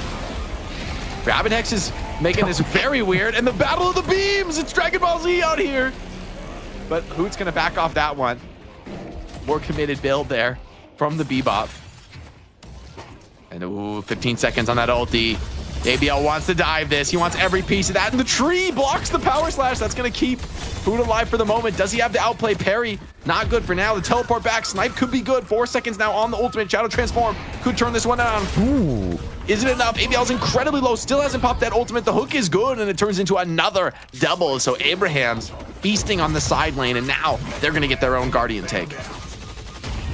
Yeah, we're seeing a lot of like individual moments already. Wow, crazy stuff. Okay, 32k to 32k though, so we're all tied up here. It's a very action-packed first 7 minutes in this one. This is the final map between these two teams, looking to take home the prize, as this is the money match here in Europe. This is an interesting game for Zergy. Typically, Zergy just has these like pure farming, you know, he's not really going to get active until, hey, 10, 15 minutes into the game. But with the lead he has right now and the Guardian down, there's an argument for him getting more active and looking for more fights. So here's a fight that's going to come to him here. Lasso available. Single retreat has been deployed, so he could be vulnerable. Oh, Taz. Slight mistake on the movement there. Couldn't quite make it to the high ground, and that's going to let Zergy get off scot-free.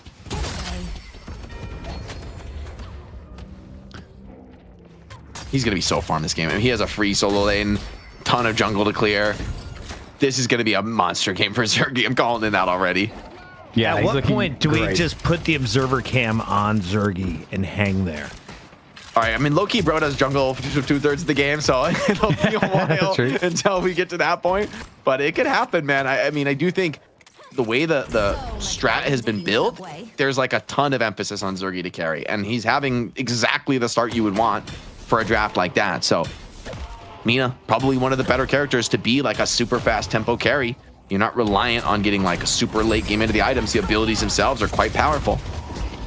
Big catch again onto Taz, swapped in. Cosmetical punishes an attempt on the Guardian. They're looking to commit for more. Sharik kills Sane. 2 deaths for a Guardian, and it doesn't feel that worth it. I mean, relatively expensive price to pay this early into the game. All right, well, very close game. Ultimately, you know, a minute away from that 10-minute mark where, you know, things start to get a little dicey. You start to get a lot of team fights popping up around the urns and the bridge buffs. So just we get a lull for about 30 seconds now. Isn't that nice? Yeah, Zergy's happy to farm. Yamato. See ya. Oh my god. Okay. Whoa. All right. That was a clencher. That was a clencher. Don't lie. We all know, Sharik. We all know you were clenching there. Launch them across the battlefield. A big ass robotic hand flying towards your face. Yeah, you don't want that smoke. Wall used. Laser popped out from Demoff. Protecting the Abrams for the moment, but Cosmetical's still healthy in the side lane.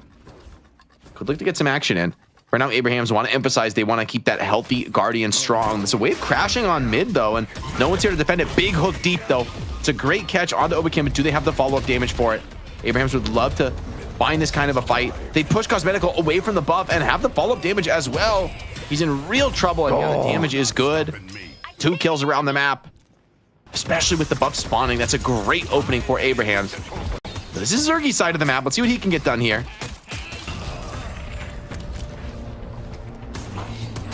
Zergy having some fun. Sanguine retreat. Able to get his way out of there. So Zergy's really just on autopilot at the moment. 12k. Oof. Oh my god, 12k. He's enormous, man. Like, this is crazy. It's crazy being that much. He's almost doubling up some of the other players in the game at 10 minutes in is truly insane. Taz is just public enemy #1 this game, man. Just keeps being sent to the Baroness Hotel. Sharik, he's getting like the credit card discount here. Oh, and a sick parry. Just absolutely read like a bedtime story, Kelvin. Saint deleted. Is this a stolen Frozen Shelter? Looks like just ensuring everybody gets healed up. Playing that tempo game. Hoot, happy to keep people alive. And that healthy guarding we were talking about, not so healthy anymore, Dan. It is gone. It is so gone. And 8k difference now starting to amount for Buff Enjoyers over the last minute or so. So they're already taking the lead. And this is kind of what we were talking about, where they kind of like need to do that to really be competitive here. Because, and one thing that's concerning about Abrahams is that, as we've discussed a lot with Ivy, you are expecting your Ivy to be quite far ahead. It's kind of like how we used to think about Seven. And I feel like we've only ever seen OCs and his teams do a good job of really allowing him to make that happen. So I'm worried that Sandy Sniper's not going to come online in time in this game. Yeah, a lot of pressure on him too. However, I think ultimately the goal for Abraham is just weathering the storm and like getting to that late game. I feel like the fact that Taz has also taken a lot of early deaths and really been slowed down is also painful. And I mean, Zergy, like, I'm curious what's going to be really the go sign for the Buff Enjoyers. I think they're going to be mostly playing this like objective game, but I mean, Hoot has Majestic Leap now. Like, there's real potential to get active into some team fights, especially when things like the Yamato ulti are down. Okay, so forced to defend this Walker here. And there's going to be assistance coming in from ABL on the Yamato. So this could get a little tricky for Buff Enjoyers. They're trying to get out of this fight, but there are quite a few of them here. So they could turn around and re-engage if they decide that the fight looks good enough. And it looks like they're not going to do that. In fact, both teams will disperse after that one. So scary moment there, I think, for both sides. ABL going to be able to steal a Sinners, which is a very nice find at this phase of the game. You get the Rabbit Hex, but yeah, I don't think you want to commit on this. Kelvin right behind. See, ABL is not afraid at all of these damage trades here. And every camp you steal from the opponent is a nice little bit of profit there. You can see like the amount of barriers available to this Yamato. She's not easy to burn down, not easy to pressure out of your jungle. Oh, and the lowers are spawned. No one cleared the lower boxes. That's a great find for ABL.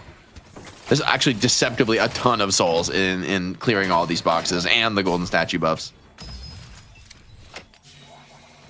So what do you think is the play here for Abrahams, Jake? Like, what do they need to be like focusing on to try to kind of like, what's their win condition here? Honestly, I think if they just defend and don't give up too much, they're happy, right? Because I do believe when it comes to late game team fights, I think they're going to have the edge. However, the lead is good enough for Buff Enjoyers. I mean, I would call this game basically dead even. Obacam caught already. Do you have that slam? It's not going to be good enough to catch down the Vindicta.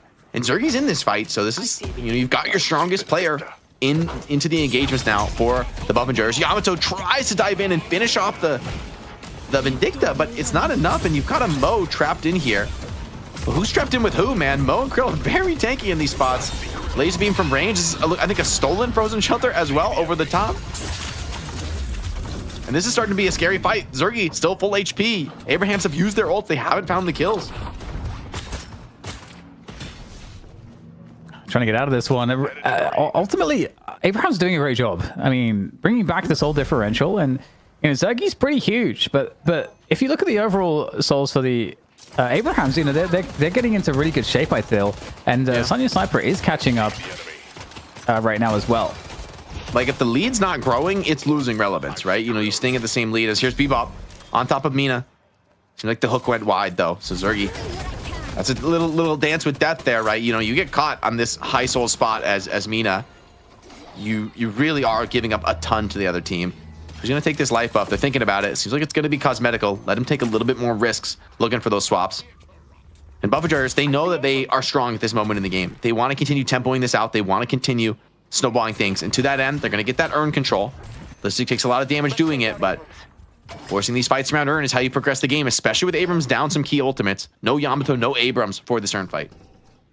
Phantom Strike, though, is that queued up item for Abrams, and that could be a huge game changer. I mean, you're almost 6k away. As beautiful catch on the Majestic Leap. Silence as well onto the Hoot, but he's up on the building, still has the TPOA. I think he's going to be out of that one. So Dimov, stylish hook, but it doesn't end up doing much. And we have a siege in progress on this right side Walker. So yeah, this is kind of a problem because there's not enough here to defend it. It's just who, and alone 10k Sinclair is not stopping this. He's a little too high in the air, out of range on the laser on the Walker. That's to drop down to just put that normal damage in, but it's enough for the Walker take. Is it going to turn into a 1-for-1? Are Abraham's going to try and back off and make this Walker defense? It's still a full HP Walker, so it's going to be a while. It's protection too. Oh, this is not good. They cleared the wave, but yeah, this is getting scary. The rotation's going to be coming in, and yeah, Buffingers know it too. They're like, we're cutting our losses out of this one. Smart call, but winning macro there for Abrahams. That's the kind of trade you need to find to win this one. And hook on Zergi is a nice one, but debuff remover purges off the silence, and he's out of there. Oh, scary stuff here, and the pursuit comes on through for Abrahams. They don't want to allow Buffingers to escape here as they try to just lock down the Vindicta. Overkim's in trouble. He gets grabbed, and there's no surviving that one. So at the very least, there was a cost. Abraham's able to extract more value, not just the Walker, but a kill as well. And Buffingers now find themselves with their lead just starting to vanish. Yeah, it feels like Buffingers struggling to convert into more, right? Like, Abrahams have stabilized now out of the early game. We're kind of firmly into the mid game. And the fact that the first Walker forced a team fight by Abrahams, they cleared the wave on the other side of the map so that Buffingers couldn't punish it. Opportunity for another turn here. Missed charge, though. Fancy footwork from Hoot. It's going to keep him alive for the moment. That's going to be good enough to keep this fight going. Somebody who's gone maybe a little bit deep here is ABL, but he has that Shadow Transform. Committing onto the Yamato is a very dangerous prospect. With no Kelvin Dome, maybe Buffingers think they can win this team fight. They just take it heads up. Shadow Form dropping low. EBL already low on the Yamato, trying to run for it. And the combo to not get up the zip, and the damage follow-up is good. That's one of the key frontliners down for Abrahams. There's more players in through the back of this.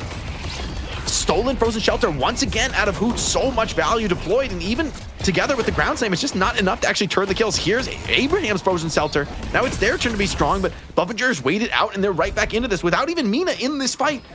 Buffingers are getting the win. Yeah, and in the meantime, Zergi is trying to farm. He is going to TP across, though.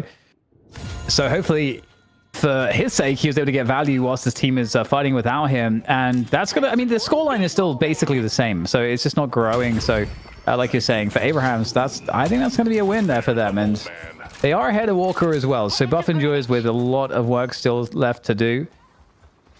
And what is the plan for them? You know, we've got a minute and a half until the next bridge buffs. No way, right? Doing mid no way. This is crazy. Okay, there's no ultis for Abraham. Like, literally nothing. They've used everything. They got the holiday ult, just came off CD, but nonetheless, this is a crazy move. And instead, they're going to try and turn into a fight here. They're onto the sideline. They've taken down together. That's a key team fighter. And now the combo finds a second. Zergi over the top there. brings the damage. That's Demov and Together both down to catch onto a third. Abraham's starting to crumble. The mid-boss force ends up paying dividends. Sonya is going to clear out another Sidewalker for this trade. But I think Buff and Jurors are willing to give up almost anything here. A mid-boss could be huge. ABL, but meanwhile, is under Buff and Jurors mid-walker. So an absolute all-in commit on all lanes here, giving Abrahams a lot of space on the map. They're even going to try and take a set of base Guardians, but they give up a full clean rejuve and 3 kills. They are a walker ahead at the very least, but yeah, that was just masterful stuff there from Buff and Jurors. The save comes through, the flight, Ivy's ult to whisk ABL away. Wait, is she caught?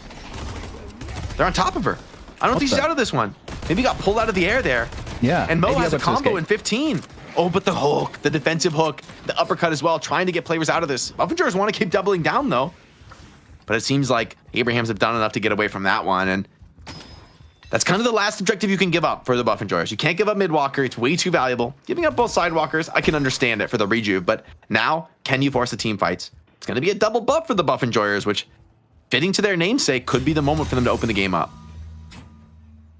Yeah, it really could be. And this is an amazing situation for Buff and Jurors. I mean, that the forcing the picks with the mid boss there, it felt like there wasn't really many other ways to do it. And that was such an incredibly important moment in this game to bring them back into the driving seat. And they're going to be forcing the urn across the map. And they've got the rejuves. I don't think that Abrahams can easily challenge for this. This is so risky to try and stop the urn here. I sort of doubt Abrahams are even going to show up to this. But that's an expensive choice, right? Because the urns are starting to get more and more valuable. Taz is, or Demov rather, is thinking about getting a hook to contest. This is kind of a classic spot. I'd be surprised if Buff and Jurors don't read this one. And they just, quite a nice amount of denies there for Demov. He's kind of happy about that one. Zergy, just getting huge. Zergy staying alone, getting a lot of solo farm. It's all about the defense here for Abrahams. That is what they got to do. Under the walkers. Damage. Big lasso, pulling the doorman on through. And there's a combo in return. And there's, oh my god, it gets pulled all the way under the walker. This is good stuff here so far from Abrahams to defend the walker. They're actually forcing Buff and Jurors back a little bit. Yeah, the rescue beam pulls them under the walker. It's a pause at a crucial moment from ABL. Is he like caught in the wall or something? He types bug. We got to check the Yamato POV. What's going on? Yamato has some next level bugs, I will be honest. It looks pretty normal to me though. I don't know. I will say being comboed by Mo and Krill and rescue beamed is like a next level play because it actually pulls the Mo himself deep under Walker. So that's one rejuve already down. Abrahams might just want to take this team fight heads up despite the rejuve crystal advantage. Remember, Zergy's not here, that's 27,000 net worth not into this team fight. I think Buff and Jurors just need to beat a hasty retreat, run for the hills, let Zergy clear a walk on the other side of the map. But can you actually get away from this off the pause? Opportunity for Abrahams to really plan this one out. Are we surprised that it's ABL pausing? Our number one villain is pausing. Let's see though. Big slam over the top. Is it good enough? Shoulder charge barely misses. Mo trying to get away. Not gonna be able to get out of this one. But since it's Listic, he's just gonna die twice. Doesn't consume an additional crystal. Somebody who will consume crystals though is the next player potentially caught here. But somehow, some way, Paradox slips out of that one. And Zergy's continuing the push. He's gonna take some base Guardians if you keep chasing this, Abrahams. Yeah, that might be the most value here because this fight, the positioning for Buff and Jurors, it just got completely messed up and their fight became terrible. So Abrahams was successful. They actually get a kill even though there's still 2 rejuves up because of being able to pull Listic under that tower and they're now, looking to threaten another go of it. But if Zergy's in the fight now, this is the difference. In comes Zergy. He is not messing around there. Trying to just do max damage to the Walker, using the Sanguine there to dodge everything, dodge the stuns, and the Walker's going down. So Zergy comes in, finishes it off, and now it's 1 Walker to 1, but still the 2 rejuves are up for Buff and Jurors, but they haven't gained a lot of souls during this time period. Thanks, Bucket, for the primer. Much appreciated. It's Buff and Jurors. You said 2 rejuves, but the mid-Walker siege. This is a place where so many teams have fallen short. It's such a difficult place to progress the game. And the rejuve's almost out, frankly. So I think Buff and Jurors are going to get what farm they can out of the map. I think sieging this Walker is too crazy, but they're gonna go for it. Okay, an ult was copied by Hoot. I don't know which one it was. He's got something. He might try to get into the fight. Beautiful hook. Oh, scored on the 5, but Mo is just deleted. Everyone ready for the punish. Sharik is going to take down that walker, and we're going to get into the fight. Buff Enjoyers, it's a 5-on-6, but they do still have 2 Reju crystals. Zergy takes out big power slash to the face. And the Reju's almost ticking out. This could be a rout here. And I think Abrahams know it. They're playing full confidence. Rejubes are gone. Zergy super low, needs to get out of this fight. Cannot get caught right now. And oh, he's in the sights. But I think surely Mina, just the mobility to get out of this one.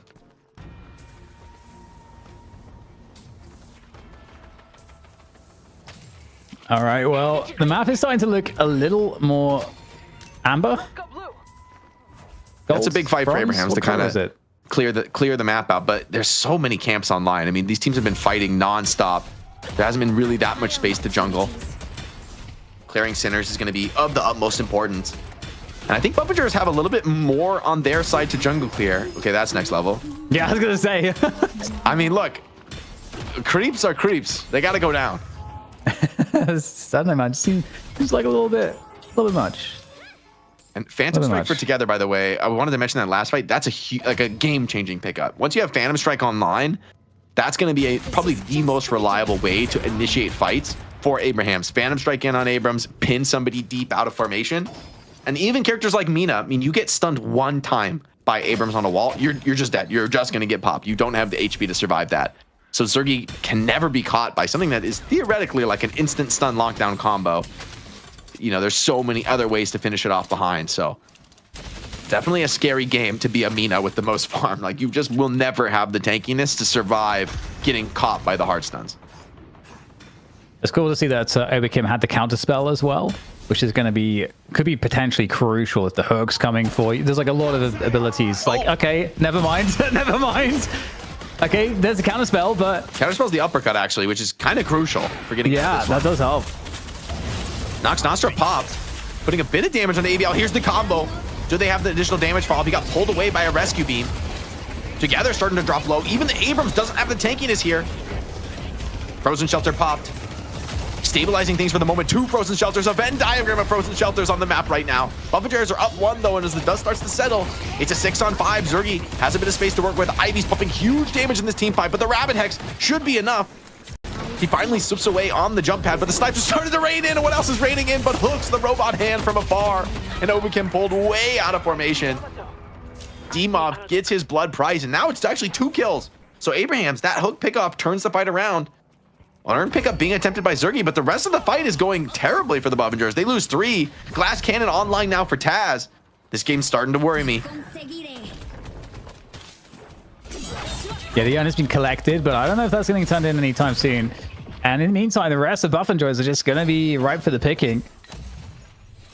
Who's still hanging out? He's mid-boss is up. Oh, that's a free mid-boss for Abrahams.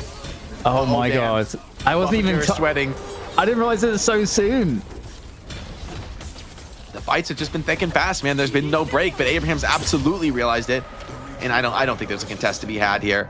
Mina's going to get the urn dropped here, although Together's trying to contest that. I don't think he's going to be able to with the help of Sinclair. They got the Phantom Strike in.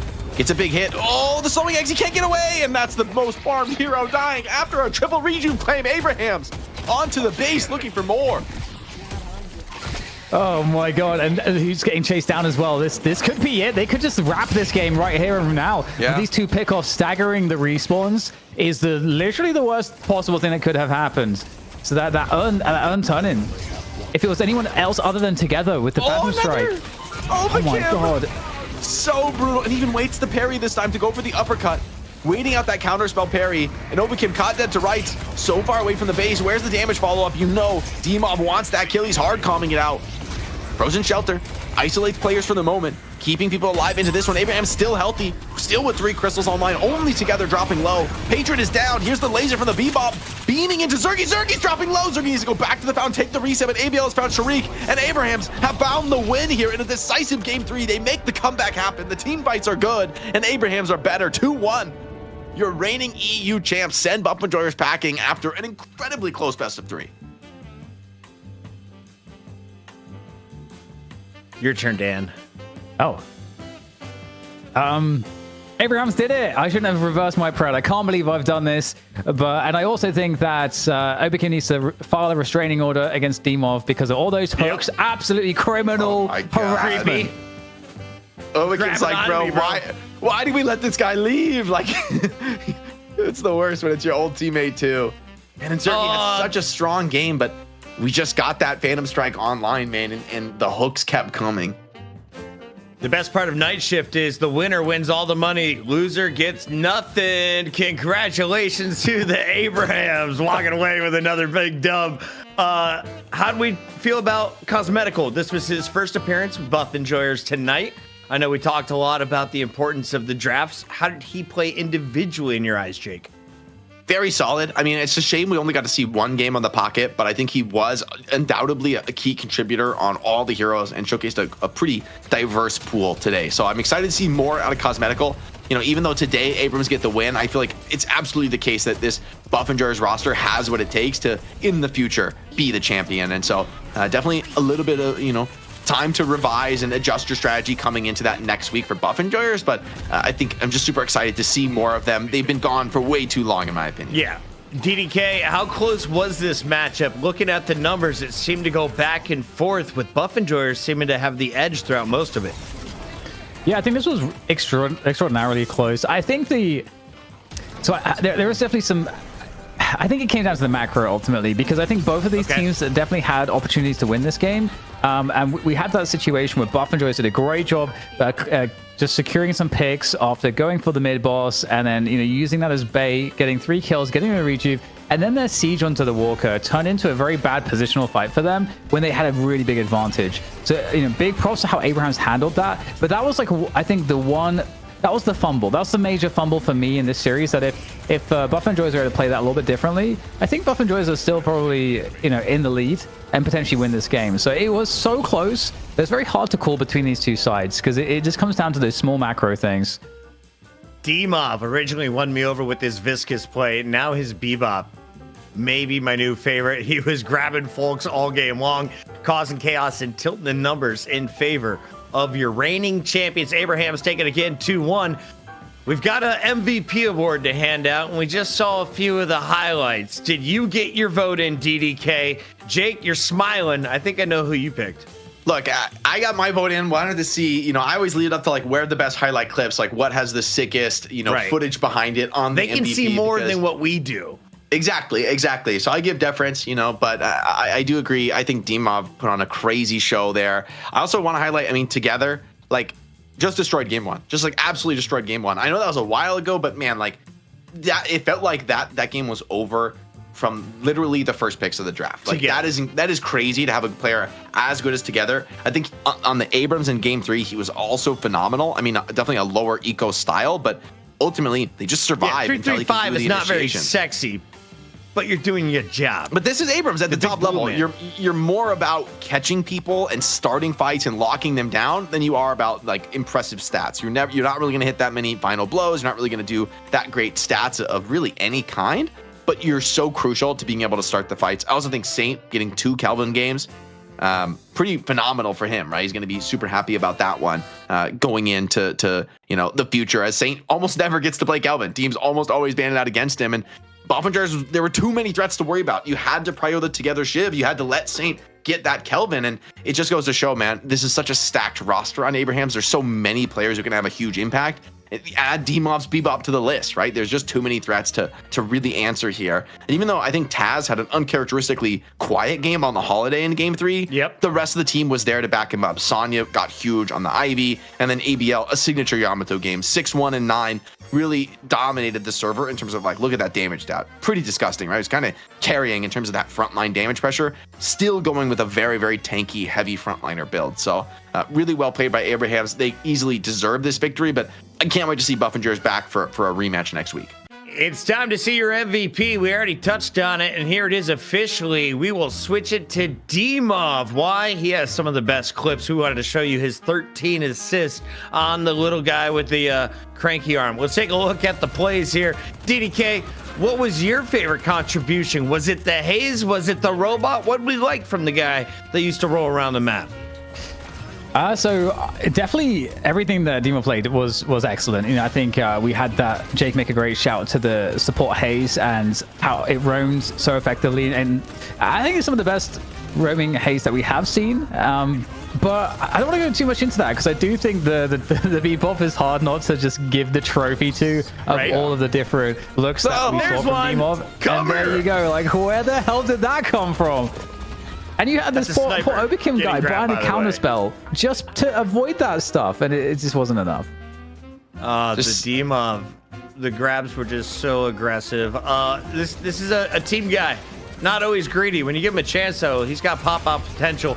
Is it just like Roadhog, by the way, for all of my Overwatch friends coming over? You do the 180 for like maximum. Yeah, actually, it does pretty much work like Roadhog. You and also because you have the uppercut, so you want to uppercut people deeper into your team rather than back towards their allies where they can get help.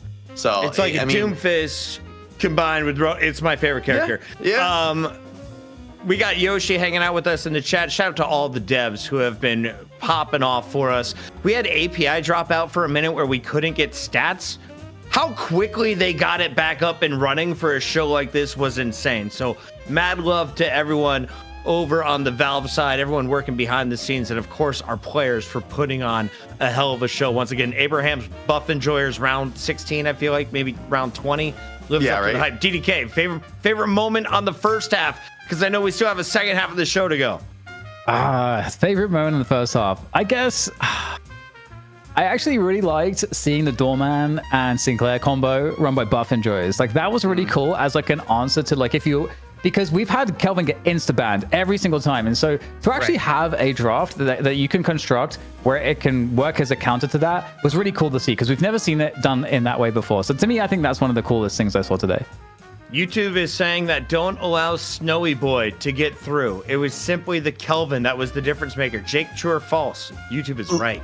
I think Kelvin was value, although I don't think it was actually like backbreaking. To your point, Dan, I think, Buffinger showed there's a way to outplay it if you have exactly the right synergy and really high level coordination. Do you think Kelvin's maybe a little too strong still?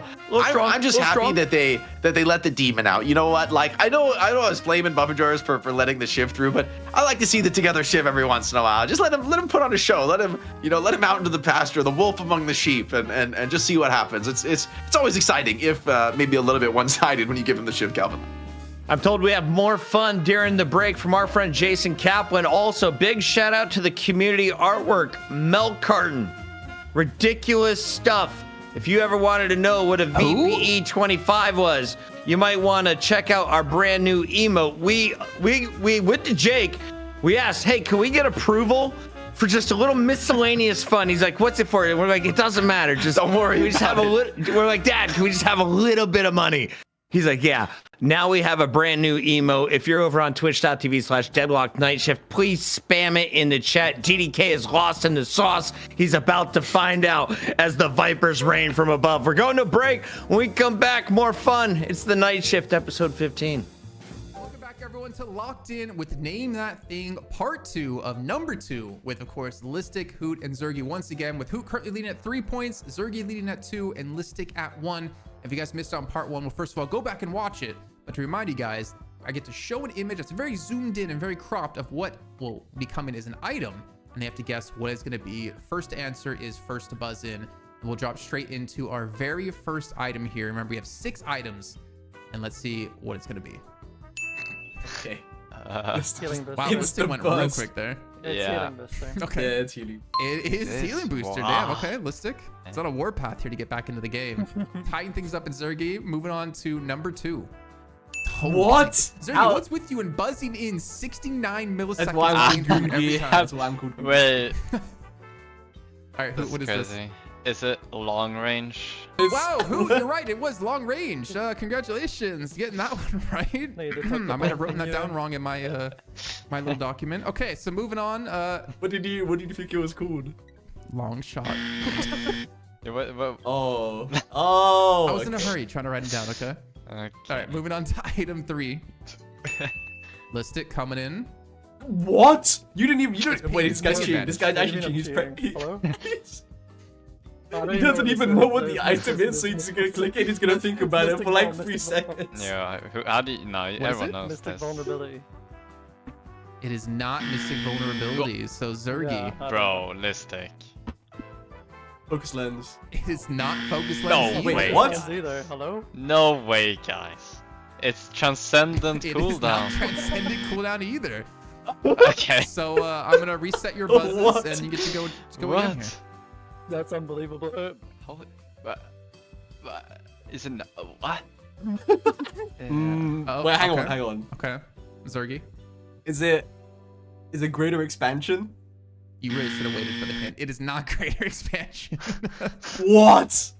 No way. Whatever icon is an iron Okay, is. give the hint now. Come on, guys. I can't give the hint after he guessed. That's not fair to him. No. Okay, I'll give the hint. It is a spirit item. Oh. I didn't That say it's tells me gonna a be good. lot. I don't know. Is this silence Oh, wave? list. It is not Silence Wavelistic. Who? Okay, is it Spirit Sap? It is Spirit Oh, Sap. Yeah. Wait, that looks different. Oh, is that okay? It might be a This- slightly older version of it, Yeah. Okay. Well, I got it. but I Easy. didn't say they were current items either. True. This is not fair, man. All right, next item. No. Oh. It's Mystic Oh Reverb. my Yeah. Bro, Hoot is cleaning up here. 3 one's points so far in items. Too easy. He's up to 6. We got 2 more items Too left. good. Okay, well. That one's a little tough, to be fair. Oh. Okay, Hoot? Is it Cheat Death? No, it's not Cheat Death. What the fuck? What is that?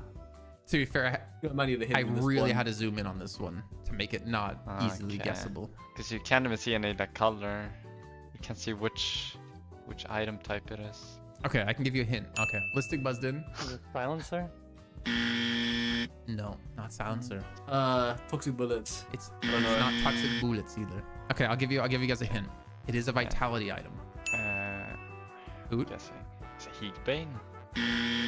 No, not Healbane. If you all guess incorrectly one more time, I'll give you another hint. All right. Inhibitor. He's like, all right, let me guess then. Sorry, Listic, what is it? Inhibitor. Not Inhibitor, no. I don't know. Bullet life steal. Bullet Life, no, not Bullet Life Steal. Okay, your next hint. It is an 800 soul item. What? Okay. Okay, Zergy. Extra stamina. Not extra stamina. Okay. Hoot. Is it Rebuttal? This must be giga zoomed in. Sorry? Rebuttal? It is Rebuttal. Oh. Okay. Oh yeah. Oh yeah, it's right of the nose ring. Yeah. Yep. Told you I had to giga zoom in or else it'd be too simple on that one. Yeah. So That's Hoot's currently hard at 7 points, by the way. Zergy and Listic at 2. Oh. But there's one more item left. Hoot, close your eyes. Give them a chance. You ready? Okay, I'm we closer. go. I'm giving you guys first. Let's start. Sick. Monster rounds. I'm opening Boom. them now. Monster rounds. Okay, well that was. Okay. So that That's right. puts us at the end of part 2 here. Hoot at 7. Listic at 3 and Zergy at 2. But again, there's still 6 more to go. So technically anyone can win. So we'll see what's going to happen then. Thanks again for watching, guys. Make sure you like, subscribe to Locked In. And we'll see you in part 3 to see who takes the title.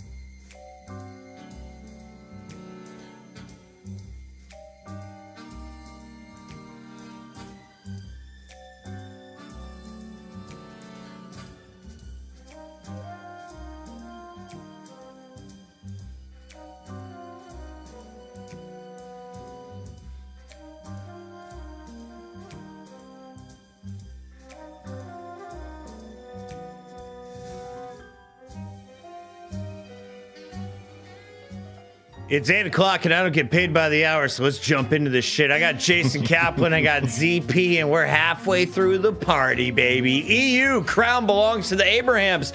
But ZP, there's been an earthquake of shakeups in the rosters for NA. Where do we stand coming into episode 15 tonight? Well, where we stand right now is that once again, Sneaky Golem had people out of town, on vacation, whatever it may be. Sneaky Golem is not playing here this week, so we decided, you know what? Bunny with Clock, we gotta get them back in. They've been the mainstay, the loyal opposition in NA, other than Melee Creeps and Sneaky Golem. And we gotta bring back the Boston Tea Party. That's one part incredibly sick logo, and another part, they've been a team that has been up and on the rise going back to the Trolley NA tournament. And we get to see if their training has paid off in the last few weeks that we haven't seen them play. For some reason, Lash makes everything better, including Jason Kaplan. I saw in the chat they were calling him, was it Lashy McConaughey? Something like that. I can kind of see it. I can kind of see it, Kaplan. How we feel? All right. Yep. That's exactly what I was hoping for. Let's get him off the screen and some of these rosters up and running. Boston Tea Party taking on the Bunny with Clock. Boston, Venus, Wick, Evil Kitty, I Am Mamba, and Dash. Who's good on this screen? You know, and I look at this team, actually, it's Bennis who's been subbing. Like, I'll hype up Bennis a little bit because Bennis has been one of those players that has been basically in and around the NA comp scene for a while, but never really on a top level team for particularly long. So anytime you see one of those players, I don't know why I got the hiccups. It's just absolutely unreal. Is that ZP dying? Look, I'm surviving. But no, it's just anytime you see a player that's been around for a long time, in both the Discord and just your general high level Eterna 6 pubs, look, it's cool to see them on a new organized team. That's a story for me. Sub or not, I'm curious to see what Bennis does today. ZP, can you tell me the origin story of Boston Tea Party? The origin story, I mean, I know the historical, where the term comes from in terms of the overall team. I know they're being coached by Pure Content, and I know a lot of these players are E6 players that have been in and around. I think they may have been doing some of the events for Death Slam at one point or another. Why am I hiccuping like this? Please, someone save me my misery. Throw to Kaplan or something. So CP, what was your favorite color when you were in middle school, and why was blue? Oh, I knew it. All right, sorry, we're gonna save ZP. Oh, you gotta be kidding me. Kaplan bailed on us, and I just wanted to see how many times I could get you to hiccup on air. So let's just go full screen. Oh no, I just what has happened here? I did not expect this to be the scenario. Oh, thank God. Buddy with Clock with Tanner, all in caps.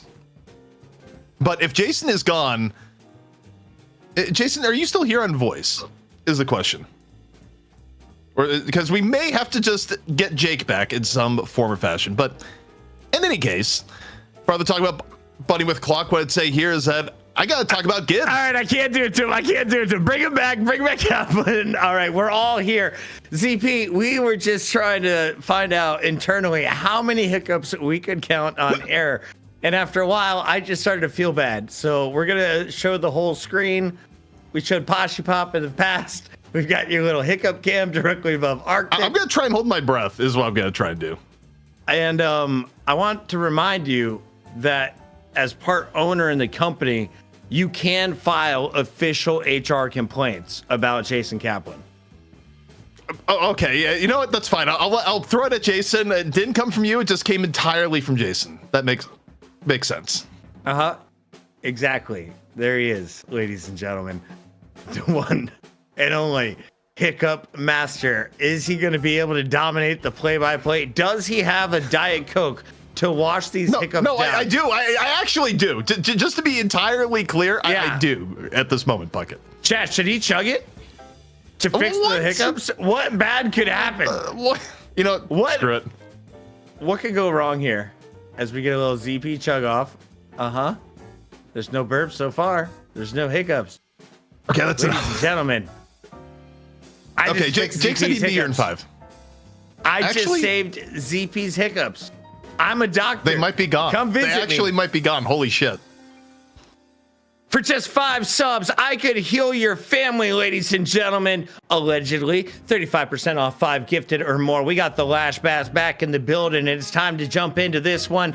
Are we doing the little moldy mold fight, or are we just jumping in with a draft today? No, but we got a NA 1v1. Hopefully, if it's like no, oh, is it not? It's not happening. loaded? So I'll be the yellow mole. You be the blue mole.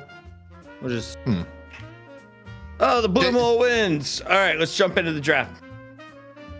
Yeah, All right. I agree. You know, everything that ZP was saying, completely agree. Hopefully his hiccups died. Just like Marinette. Even though Marinette was put in today, don't move to Italy, ladies and gentlemen, because it is not fun. It's not good if you're a broadcaster. Not a good career choice. No, the thing is, it didn't die at all today until this exact with, like, moment. Cool people and good food, though. No, people know. He doesn't say anything good about Italy, for the record. Like he gives nothing good about it. By the way, he also doesn't speak Italian, so they probably take offense. Io parlo Italiano. Let's highlight these guys and what they're about to do here, ZP, because what did I miss? That's the question. You missed about 17 hiccups. I got him to chug a Diet Coke, which cured ZP. It actually did. I just know what ZP consumes on a regular basis and what his body was missing, and I was like, this needs a little bit more. What is going on? I'm all for it. I'm all for the slow fade-ins of a full screen of ZP, because you know what? That's going to cure anything for me. Definitely my depression. Going into this game, though, I don't know. I mean, again, I don't know how much you guys talked about. I missed probably the majority of it. No, let's start fresh. Let's start from the beginning. No, we don't start fresh. We don't have to start fresh. I think the draft is almost ready to go. But one thing I want to bring up, big fan of BWC. Like, who out there is not a fan of BWC? Everyone in chat, I see Posh Pop spamming it as well. Big fan. Well, Bunny with Clock, they're really big on the abbreviation of their team, which is why they're one of the only teams in all of Night Shift that actually runs with their tag. If you look in game, like they're all running with the tag before their name, which most teams don't actually do. Are you a fan of BWC, Puckett? I mean, it's hard not to watch BWC dominate. It's true. When it's on the screen, you just can't look away because the Bunny with Clock. You don't see it often. But when you do, you really have to admire it.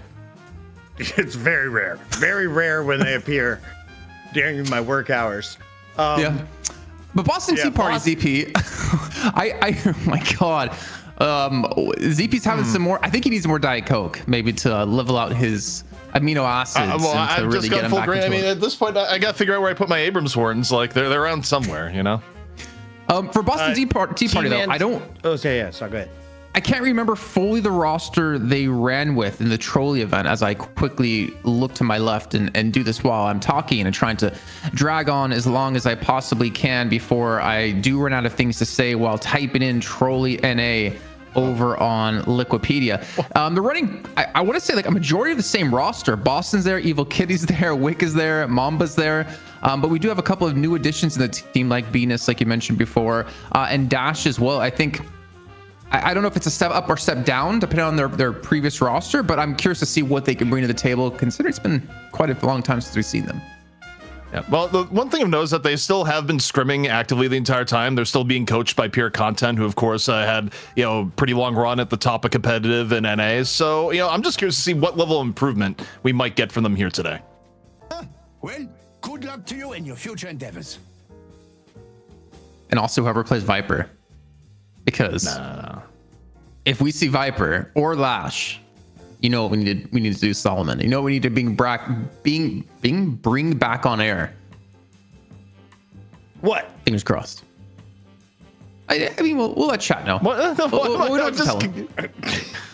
Solomon's just sitting here hitting this button. Is that me? Repeatedly. Blue ZP again? Yes, it is. Look at this gentleman. God. Oh, so handsome. What other colors do we have at our disposal is a question. I think can we get like a nice pink hue on them? Yeah, we got a magenta Zeeps. Well, NA, they've taken some hints from EU in drafting, and that neither wants to give up the Kelvin or the Shiv. The Shiv priority has gone up dramatically. Now, the question is for NA is that NA was valuing Holiday, I think, a little bit more highly last week than EU was. Is it going to be Holiday first pick or... Oh, God. Okay, now I'm a reddish... Trolley's coming back, ladies and gentlemen. No, just kidding. Yamato, like I said, being first picked here. I think we've seen a slight transition away. I mean, North America was typically like 1 or 2 weeks behind. I want to say the EU meta, and don't worry. I was gonna say let's just keep it there. Let's just keep it on ZP. It's looking fantastic, and it seems like maybe they're warming up to how strong Yamato can be once again. All right, so Paradox comes on in, and I guess second question here for NA and where priority was. If it was last week, we'd probably be seeing Holiday, but we also may be seeing Infernus for where things are. I mean, there's a few different options here for second pick, and we'll see which way they go. For me, I mean, the safe pick probably would still be Infernus, but okay, Holiday is where we're at. So NA still going, you know what? No. We have Holiday just a little bit higher prio. Where's the Vindicta ban though, or the Vindicta pick? Oh my god, he's just, I don't know if he's gone, or if there's just another color we're overlaying on top of him. No, here. I'm doing that because I'm secretly looking for my Abrams horns, and I'm gonna be looking real weird on camera at the same You're gonna time. look great. You're gonna look great. We love it when it's a little bit weird here. Finally in the game. Europe won't play him. NA still uses him. Holiday high priority, top 4. We like to see it. Shiv coming on the sideline. This looks like a fun game to me, yeah? For BTP, they have to be a little bit worried against BWC. Yeah, I was gonna say, if you're not gonna put Bebop here, then you're potentially gonna lose out on any sort of pick that you're gonna have going into the second set of bans and going into the game.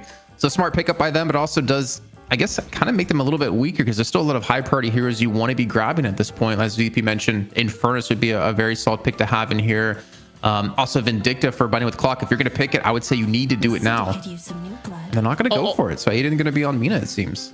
I'm going to call it NA on something that like they really need to get on top of, because you look at how it's influencing the macro game, how it influences decision making. EU has figured out, yeah, Doorman should be a high priority. You should probably be picking Doorman in the first half of your draft. We are now 3 picks deep on both teams, and I see no Doorman.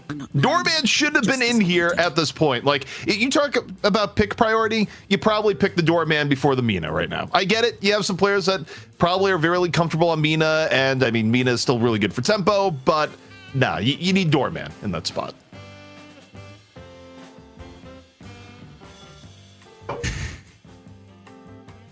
You didn't notice, Bucket. You have to bring it up again. Geist being now taken away. I'm assuming that's over towards maybe Poshy Pop as well. Like, again, there's like, it's weird to see Aiden not being given the respect of Vindicta being taken away, when even the likes of Sneaky Golem would take away Vindicta from him in particular. And again, I think this is maybe towards, you know, BTP trying to play things they're comfortable with rather than counter banning or counter picking up against BWC. Abrams keeps coming.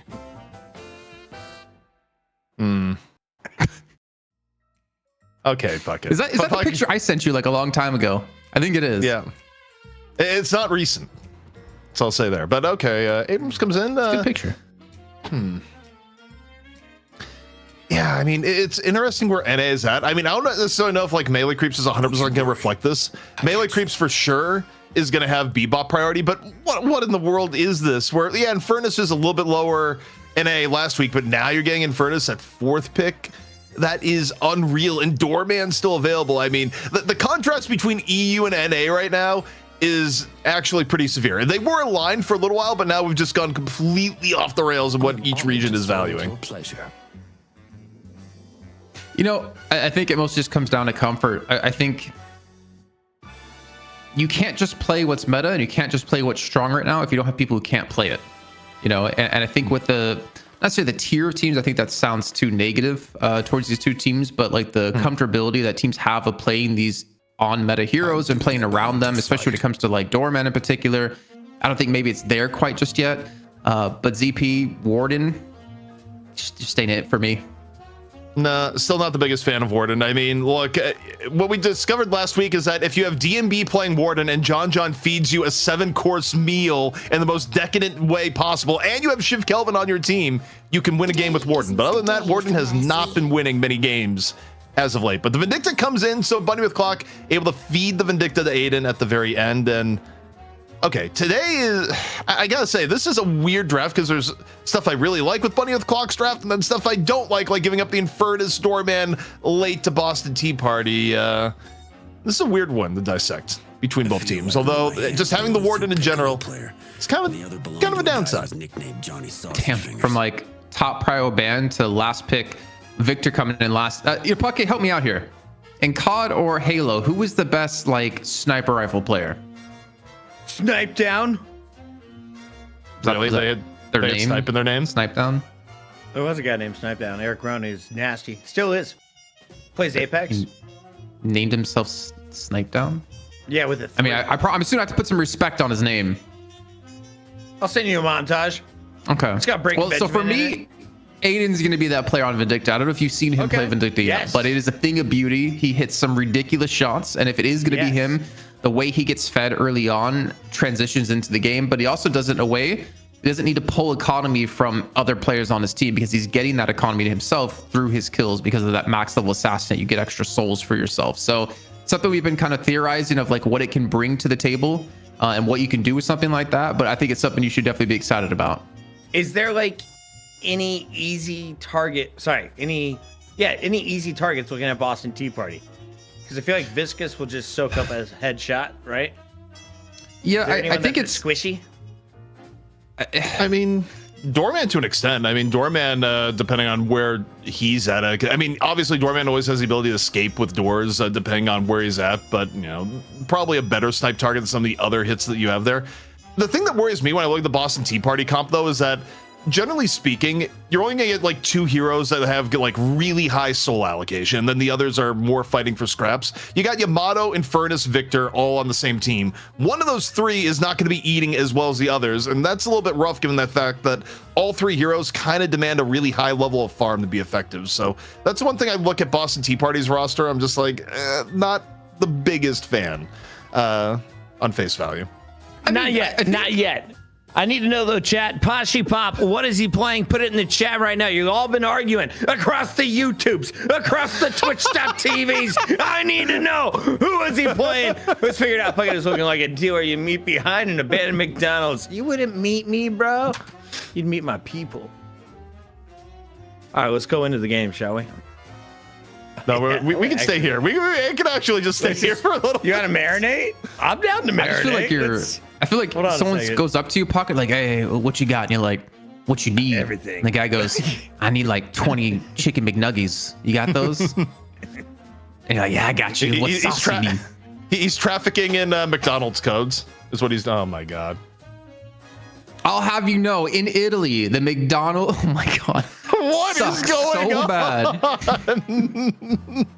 No, higher in his nose. Yeah, there you go. Oh, yeah. Or it's like maybe you're tickling him and he's like laughing, you know? Like coochie coochie coo. This is... Okay, what are you fondling right now? What aren't you fondling? Welcome back, everybody. This is called Deadlock Night Shift. We don't have a sponsor this week, so we're going off the rails. Also, I've been trying to get rid of this freaking pick ban that takes 19 minutes.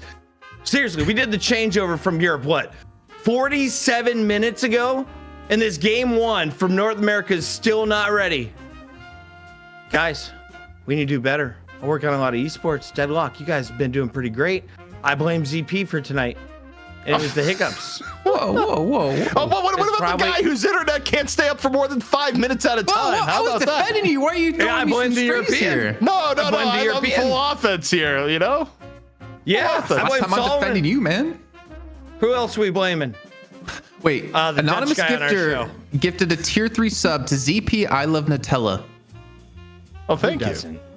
Then yes. I'm not a big fan of Nutella. Unless they're our sponsor next week, then I love Nutella. The bunny with the clock, ladies and gentlemen, on your mic. It's ZP and Jason Kaplan. Pretty fly for a white guy. Jason, we got problems. The tier 3 went to ZP underscore, but my full name is ZP underscore TV. No, it wasn't for you. They weren't you already subbed. They can't be gifted a sub when you're already subbed. They were gifting a sub to ZP I Love Nutella because I think they wanted to tell you something, that this anonymous gifter loves Nutella. Oh, okay. I now see what's going on there, man. I don't even know. We're in game. That's the important stuff here, Jason. And you're looking at lanes, and oh dear God, taking a look here. Is that a Holiday Paradox lane? That seems miserable to play against, even for Doorman Yamato. I mean, sounds delicious if you're the one playing it, to be honest. A lot of early poke. I mean, Doorman Yamato, like that's gonna be like okay. I'd say like decent against it, especially if you go for the barrier early on to allow you to fight and trade damage in the beginning. Over on the right hand, go ahead. No, it's within the skill range there. Like you can either side could win, but the Yamato's getting chunked at the beginning. But you're right. We got other lanes to go to, and what are you seeing on the right or the left? The Aiden Vindicta paired, excuse me, with the Gibbs Warden. There's a lot of lockdown potential there. If you hit a tether into a binding word, like you're going to hold someone down. I think the downside for them is they're up against probably one of the most decent counters to that with the Viscous and a Bebop. So like the Viscous can just cube himself or the Bebop to protect him, making it very difficult to turn those early CCs into kills. I think that's really interesting lane to watch and how it could progress from here. Because I think if you're bunny with clock, I mean, you already have a very strong mid lane. If you can get going on the right lane as well, you have a very strong right lane. I think maybe your weakest lane could potentially be on this left-hand side with the Mina and the Abrams. But who knows how it's going to go. Also, now that I look at it here and think about it, I think part of the reason why Viscous got picked so early for Boston Tea Party was partially a deny pick on the Gibbs. Like, it's no secret that Gibbs' main hero is Viscous, and they got that way. But also, Aiden able to get the first kill. And was it a combo? Maybe, maybe not. But the Warren Vindicta lane already paying off for Bunny with Clock on the right-hand side. Yeah, man, especially because we know Aiden's going to be maxing into Assassinate. So if he can even just maybe store, if he feels like that confident storing the points whenever he can max it out would be kind of crazy in a very ballsy move. But the potential for a snowball can be ridiculous if you're able to pull something like that off. I think for Boston Tea Party here, one thing I worry about is like Victor these days. Whenever we see a Victor have a relatively good opportunity in carrying games, it gets fairly deep in and you have to get to like a fairly high soul amount. I think you're gonna be up against a lot of CC. Oh my god. And now this Gifter gets a tier 3 sub to ZP Blazed. Okay. I think again, they misspelled your name. It's ZP_TV. So maybe one more try. Thank you for the tier 3 sub there. But yeah, I think Victor takes a lot of time to get to that farmed level and a lot of farm to be able to do that. And I don't know if the game would last this long if Aiden's able to put on a domination on this right lane. Not to mention Pashi popping cool cheese in mid. Well, kind of gets to what I was talking about in the draft phase, though, is that you also, if you're getting farmed the Victor, who are you starving between your Infernus and Yamato? Like, either way, it's not ideal for where you're at. On the other hand, Bunny with Clock is running Warden, and Warden basically has to pay, needs 30% more farm than the norm tax to be relevant in the game. Also, though, you're talking about lanes here. The Mina Abrams lane is deceptively hard to play against because on one hand, you have Mina that you don't want to keep line of sight against at all, or you're just going to just get chunked down by love bites. But while you're avoiding Mina and focusing on not having LOS to Mina, the Abrams player actually has a lot of room to be sneaky, set up charges, and it's a deceptively difficult lane to actually play against. Yeah, and I think, I mean, as we kind of talk about looking at EU, right? Fearless Furies, they would dominate pretty much any team out there except Buff Enjoyers and Abrahams. I think there can still be a level of skill discrepancy in lanes that maybe you're a combo that shouldn't be winning the lane, but you can just based off outright skill. And I think that's one of the things that really punishes teams when you get to maybe like the tier 2, tier 3 teams that like a team can just single-handedly win based off the laning phase, and you don't really get to practice the macro. There's a lot of individual skill that has to go into it, knowing your matchups and being able to hold even in your lane, even if it's a lane that doesn't really favor you too much, or likewise be able to dominate a lane when you know you should be winning. But speaking of winning at the moment, Bunny with Clock up 3k souls 5 minutes in, a pretty decent start. Yeah, not too bad at all, though. The interesting thing for Bunny with Clock is that the lane that you'd think would be running away with things so far has been struggling the most. I mean, again, Yamato Doorman is good enough to be able to play evenly, and Pashi Pop in some real danger. Even Power Slash to the face, a little bit of Yamato right clicks on the side, and this Guardian may not be long, although I do think this is a lane that can swap or swap around, no pun intended, when you have ults online. Lasso attempt is already thrown out by Pashi, but the Paradox swap in reserve for Cool Cheese. I mean, if we've talked about how strong this lane could be with Holiday Paradox, they're the one that's been on the back foot for the majority of the time with that Garn. You can see and Dash, it's like he will go down. I didn't actually see what caught him there. Swap. I don't know if there was a swap that pulled him back in, and he's gonna fall from this. Cool Cheese landed the swap, so either way. Boston falling in the other lane. Kind of back and forth on all sides. Mina, though, getting down and dirty here. Off onto the left-hand side. Furnace and Victor, definitely more of a survive lane against the Mina Abrams, just because you can't really go too far out, and there's a million and one ways that you can get punished here. And we've already seen Mamba being punished initially with the rate coming through out of Tanner. Imp Spirit, what's going to be buying up now? Going for the Spirit Shielding? Okay, so, I mean, I don't know if we showed it at the top of the show, but I know we had a graphic that had our top most purchased items from the last shift, and Spirit Shielding was number 1 at 44. I don't remember what number 2 was, but I think it was like in maybe mid to low 30s. But definitely one of the strongest items we've seen at the moment, and maybe we'll indirectly get it nerfed like we did previously with Healing Nova like a month ago. Well, Healing Nova, if we had that graphic then, Healing Nova would have been 11 or 12, but last little bit of damage coming into the Guardian here. Okay, Abrams under pressure, but doesn't really seem to care. And all the while, by the way, Mina could have been getting more damage on the heroes. Was like, no, it's fine. I got Guardian. Actually, nothing to worry about. And still gets a shocking reanimation here out of Mamba. Well, yeah, I think he's going to take down him here. And actually might get punished for this one. The taking's going to be coming through with the afterburn. Here comes Abramson from the side, who gets parried up and gets meleeed. And Venus gets both Arctic and Tanner to fall. Great turnaround here for Boston Tea Party. Yo, Bennis with the parry at the end turns what should have been a kill into a 2 for 0. Oh, he did it?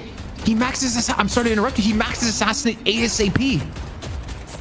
Yeah, I mean, look, when you feel like you can be that effective with the Vindicta early on, the snowball potential is unreal. Look at all the unsecured souls here. Might about to be added to that bag. Assassinate, ready to go. Shadow Transformation, not gonna be enough to save here in all likelihood. Back over, charge hit, doesn't get the bonus souls. Gets the kill, but it wasn't via the Assassinate, so, you know, not the most comfort to Yamato, but hey, you know, every bit helps. Hiding in the bushes, tipping $200 to the prize pool. Crazy. I had to do that because Puckett didn't notice it. I think he's eating some more fried rice. But yeah, thank you so much for the donation. Remember, any donations go directly into the prize pool here. It does not go into our pockets, only into the prize pool for all the teams who are playing today. And as we were saying before, with the soul, look at Aiden. He's almost at 10,000 souls right now, 8.5 minutes in. That is ridiculous, ZP. And again, that's what we talked about before, about he's creating his own economy and how much he can snowball a game on a Vindicta is just ridiculous. You know, if the game ever hits a state where, or not even the game, but like if Vindicta herself ever hits a state where she gets better gun damage than she does now, like she used to have last year, like I'm really interested to see like how much of Vindicta can snowball. Because I think what's kept this build in check for most of the game is that, you know, gun damage hasn't been the greatest as of late. And, you know, that's what you'd kind of want to go to just take over a game. And instead you've had the more support Vindictas, but... You know, man, be interested to see if that changes at some point. But okay, debuff. Under a bit of pressure here. In on the swap. Should be easy fall through. Arctic able to finish it off. And Bunny with Clock taking advantage after advantage here, Jason. Now 5K lead, maybe more soon enough. Yeah, it might be going more soon enough for sure. More kills coming through. Aiden now transitioning towards the mid lane. They did lose their Guardian there already. They haven't been able to trade out in the left and the right lane, however. Now Catch may be coming in here up against Gibbs. Ooh, should we get the binding ward again? The tether coming through, force out the Shadow Transformation. You can see Aiden on the high ground here looking for some damage. He should, I think, not be able to finish off this Yamato. A little bit too healthy at the moment, especially with the Spirit Shielding coming through. But you can kind of see the respect being given. Respect has to be there. Not so much for the Holiday, who just got punched off and flamed out by Bennis, but I will say it's a rough feeling for Yamato where you're at 7K, the Vindicta's at 10K, and you go, okay, I'm going to flying strike onto the Vindicta. Wait, nothing's happening. I'm just dying. Because normally it's Yamato running down the Vindicta, but you can't actually do that when you have this level of soul difference. But Bunny with Clock with a 5K lead, gonna try and extend that lead with earn control while pressuring mid at the same time. Aiden looking for more, not able to get the kill off the Assassinate though. So again, some of the bonus souls being elusive. I mean, that's 1700 bonus souls he could have right now. He could be at like 13K this early in. He was able to hit those before. I mean, he's still doing God's work at the moment, so I'm not going to criticize him too much. But insane to see. I mean, we don't really have this kind of Vindicta player over in EU. It's strictly just an NA thing and strictly just an Aiden thing as well. And he's just been roaming around the map looking for kills, applying pressure where they need to get themselves the first flex slot unlocked with that last Guardian going down. And they still have their left Guardian up, but they need to reinforce it very quickly. We're going to see Boston Tea Party get their own flex slot themselves. Furnace is Also, this is gonna be my mini rant. I dislike the early kinetic dash builds when you go for it, because especially on Warden where stamina's not premium. Like, yeah, the extra gun damage is nice, but if you go into a fight with kinetic dash and anything goes wrong, you're basically entering the fight -2 stamina, and the odds you get punished are insanely high. But right now, pretty good damage on the Visca is going to force out the ball. Shouldn't be able to chase it down beyond that, but just getting the cooldown out is good, especially when you're ready to apply a little bit of extra pressure to the Walker, as Bunny with Clock fully set up here for the siege. Oh, why did you dash into him? Especially with the binding word coming through to get an early kill, maybe looking for the Walker. They also defend the left lane guarding while all this is happening. Evil Kitty is going to be a dead kitty. 9 lives all throughout the window. And this Walker is going to be falling here momentarily as well. Bunny with Clock getting themselves 4 kills around the map, applying pressure left and right. And maybe Dash can do something about this coming in from the right-hand side, but I realistically don't think he can kill anyone here. Well, also, Aiden is, I think, 10-0 right now. I don't think Aiden has died once. And okay, Gibbs may be in a little bit of trouble. And okay, no, Yamato doesn't go in on it. There's a world where I don't even know. I was thinking, could you Shadow Transform and get another Flying Strike there? I think it was actually on the edge and just had to sit there and watch board and waddle away. He doesn't have a 10-0. Jason. K-Dash. Rapid recharge picked up. 5.4k to spend, going boundless on top of this. Oh my god. I mean, he's maxed Crows and maxed Assassinate. That's it. And 1 point in to Flight and to Tether.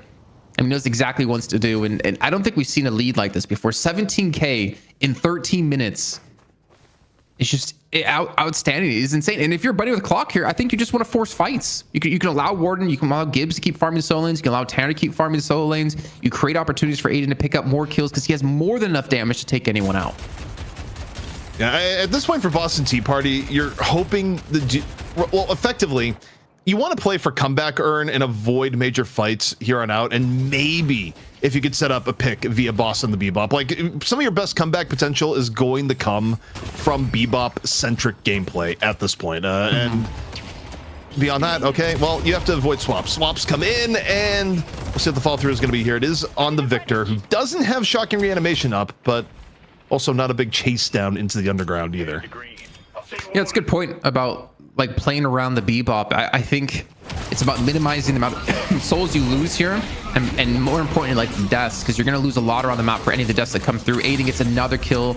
I'm assuming that was with the Assassinate coming through, because now he's at 19,000 souls as the fight continues to happen here. It's only, what, 2-3 players that a Bunny with Clock here up against 4 players from Boston Tea Party, and yet Bunny with Clock really not struggling too much, forcing back Dash. He's on about 700 HP, forces back Evil Kitty as well, and they have to retreat away from this fight with no Walker to back away to. And even Poshy Pop's like, you know what? I feel confident. Oh my god, Aiden hits the shot! Yeah. Aiden would be real good at certain political assassinations from what we've seen here. Like, that's just like... how do you know, man? Like, I mean, it is vindictive. Vindictive thing, it's just... Ugh. He did that in the trolley event, remember? He was able to snipe a page who was going back to base through like the narrowest slit. The ridiculous thing that I'm looking at here too is that it's 14 minutes into the game and 20, or well, about to be 15, but 21,000 souls at this point into the game is just, it's unbelievable. It is actually completely ridiculous to be at the soul count at this point in the game. We're also, by the way, most of the soul gap between both teams is largely in Aiden right now. Oh my god. He's got 1/5 of the souls on his team, and there's 6 players on his team. That's kind of crazy. That's really showing no signs of stopping. What's up, Puckett? What's engorged? I think he's saying Vindicta is engorged. With souls. With energy of the damned. I mean, we saw the feed earlier, and that's all I needed to see to see how engorged things can be. Chat is doing a great job over on youtube.com. Thank you for being here over on twitch.tv as well. We are in the second half of the show with North America's Challenger matchup. Winner of this plays for $1,000+. We're already over 2,500. Here's a team fight. Go.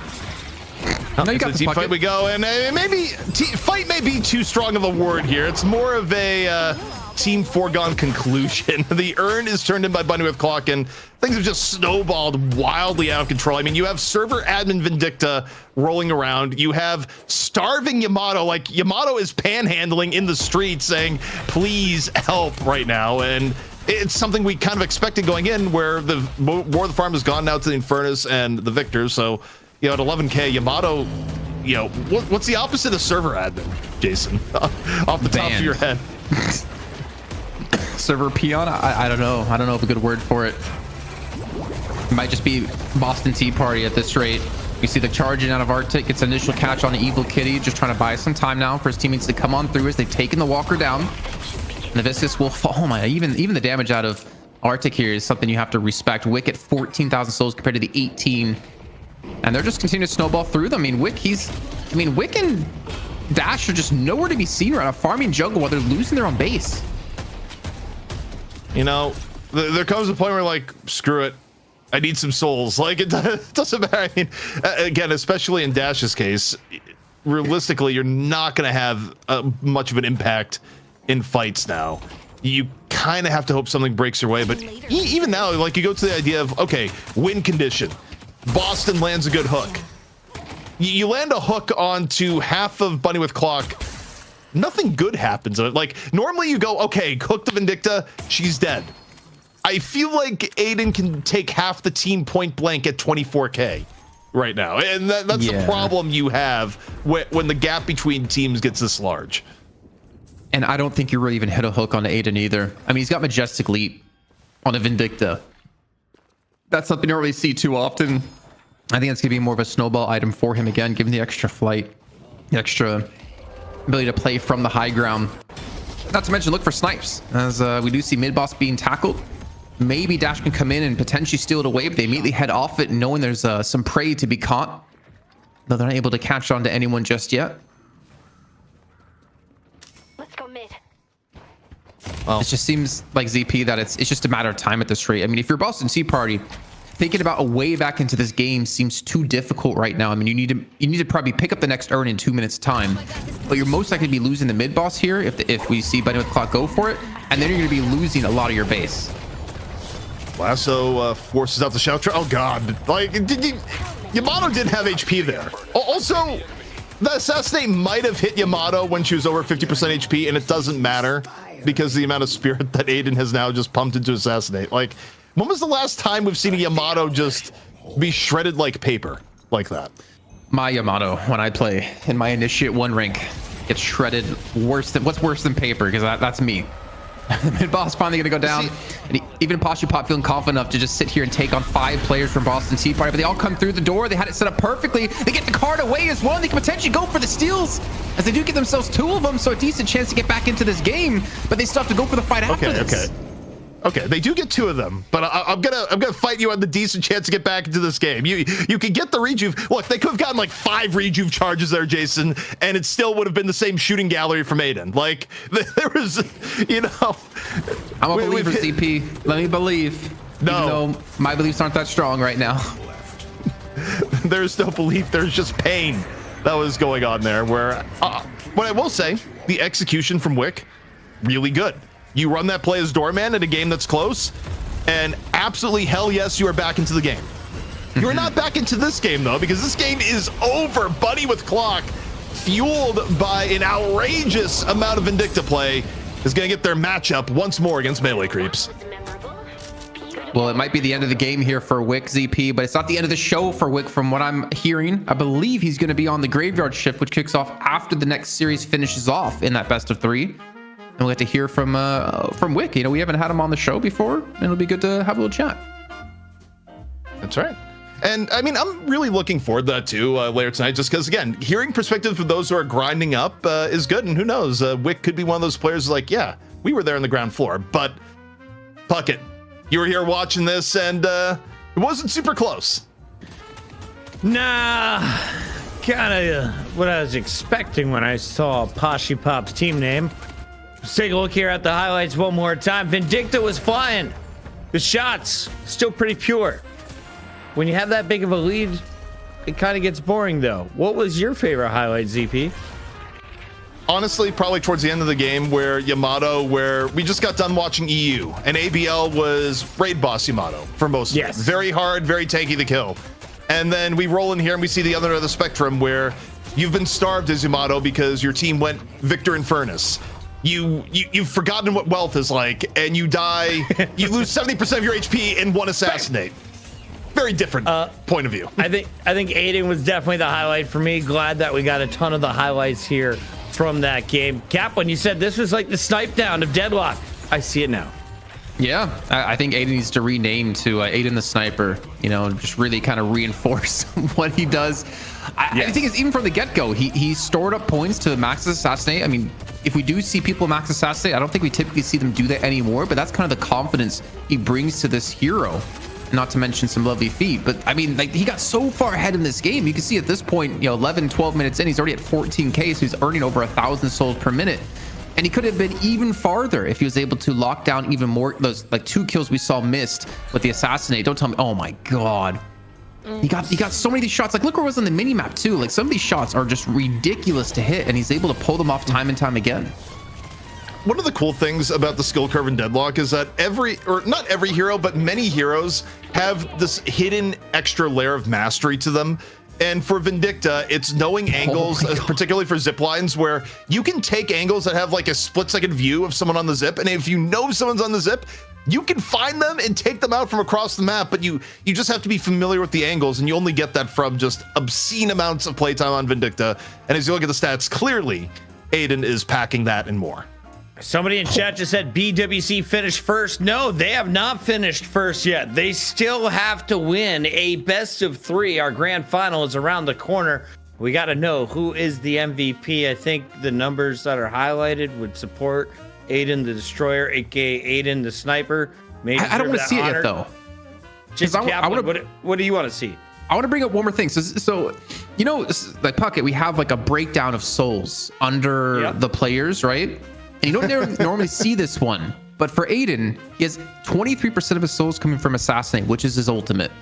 That's around 6,400 souls he got from this game just killing people with his ultimate, which means a full tier 4 item in a 20-minute game. And then he got another 21% from enemy kills. So he got like 44% of his souls, so like half of his souls just from killing people. You don't ever see that happen when it comes to Deadlock, and Aiden is able to make that happen, which is like really crazy saw Can he do it on anything other than the Vindicta, though? Because we've seen his Vindicta get banned out in the past. Not to this extent. I mean, Aiden is actually reasonably good on other heroes, but it's something similar to old school Ido, where Ido went through the phase where it's like, you got Ido on Pocket, then you got Ido and everything else, and Ido had a pretty good Yamato back in that period of time. But it was nothing compared to the Pocket. And I think it's kind of the same deal with Aiden, where like Aiden's level of play is just next level on Vindicta. And of course, after seeing a performance like that, you gotta give him MVP at the very end of it. Where, by the way, other ways of breaking down the 15 kills here, that was 3 times the amount of kills of all of Boston Tea Party combined, and it was over half the kills for Bunny with Clock, who had 29 kills total. And triple the kills Buff Major's had against Abrahams in game 1. And you get to look at a bunch of them here in our highlights. It's Aiden the Destroyer popping off as North America is up and roaring. BWC living up to the hype, but didn't expect this player to be the hard carry. Does Aiden keep it up moving forward? What are your expectations, ZP? Well, in part for Melee Creeps, Melee Creeps, generally speaking, is going to do a lot better job in the laning phase. So it's even if Aiden does get to play Vindicta, which may get banned, the odds of the snowball are a little bit less, because to have this happen, you need to win lane, and then you have to get assassinate kills on top of it. And that can be difficult if you have, say, John's Bebop on the other side, and they're going out of their way to be like, yeah, let's actually put John's Bebop versus the Vindicta in the beginning. Like, overall, Melee Creeps has more threats to kind of stop an early game from getting out of hand like this. Or again, you could just take down the Vindicta and not play this game at all. Big thank you to all of our new subs. We got Paz coming in with a brand new primer. Of course, thank you to Overwatch Karn and so many more. Friends, we are up and running over on twitch.tv with 50 to go to 1,100 subs. And of course, over on YouTube, During that game, we hit over 1,400 concurrents. Thank you all for tuning in from around the world as the Europeans fall asleep. Jason Kaplan, tell them why they need to stick around for the next matchup. You're looking at the best North American team, hands down, out of Melee Creeps, showing it time and time again. And I think, well, hopefully for them, a challenge with BWC, because they have struggled these last weeks to make it into the finals, to make it into the money match. They lost to Sneaky Golem last week, but here's an opportunity to do so. And it's basically Poshy Pop and Cool Cheese up against their previous team of Melee Creeps. I'm also going to yell at the teams to start their draft now so the game is ready when we come back from the break. Shout out to everyone tuning in. We got Bunny with Glock moving on to the grand finals, 1,000 plus on the line. It's your NA grand finals up next.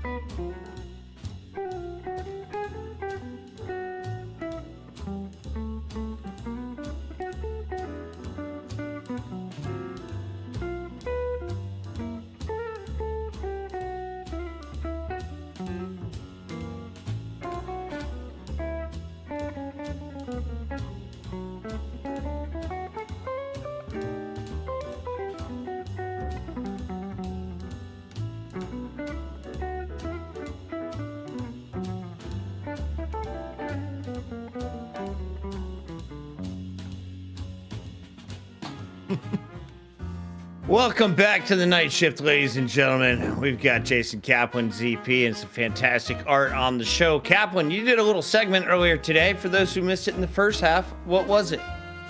Yeah, fan art spotlight, man. I was scourging through Reddit, finding some sweet art pieces that we've had submitted over there, and there were some great things to show off. I mean, we're all about the community. We're all about supporting the community, supporting the pro players. And Pucka, you're even sporting one of the sick ones we've had posted over on Reddit with a very angry and short Billy. I don't know if we can get that one on full screen for you guys to see at home, but some great artwork. You guys can submit it over at Deadlock Night Shift on our Twitter, or even just go put it up on Reddit. Maybe I'll find it next week. Yeah, shout out to the artist. ZP, you are the tournament director, art wizard behind the scene who drew up this competition. So what do you got for me in our grand finals tonight? Well, what we have in the grand finals, it's Melee Creeps versus Bunny with Clock. And Melee Creeps, the #1 in NA nowadays, especially Sneaky Golem missing a week or two here and there. They are the team to beat. And as much as Bunny with Clock looked unstoppable in the previous matchup, the tables could be turned here against Melee Creeps, where you talk about a team right now that has top-in-class mechanical skill, really deep hero pools. I mean, we've seen teams try to ban out John, and you can't do it anymore. Like, he will eventually crush you in the same way that my phone alarm nearly crushed me in just a moment. No, can I say something, by the way, about Sticky Golem? I don't know if you knew, ZP. Yes. Or if people knew. Rokane apparently left the team. You did not know that part. They have a new player. It's Zeno. I mean, it makes sense. Apparently, Zeno's, AVG was talking about it as a stream.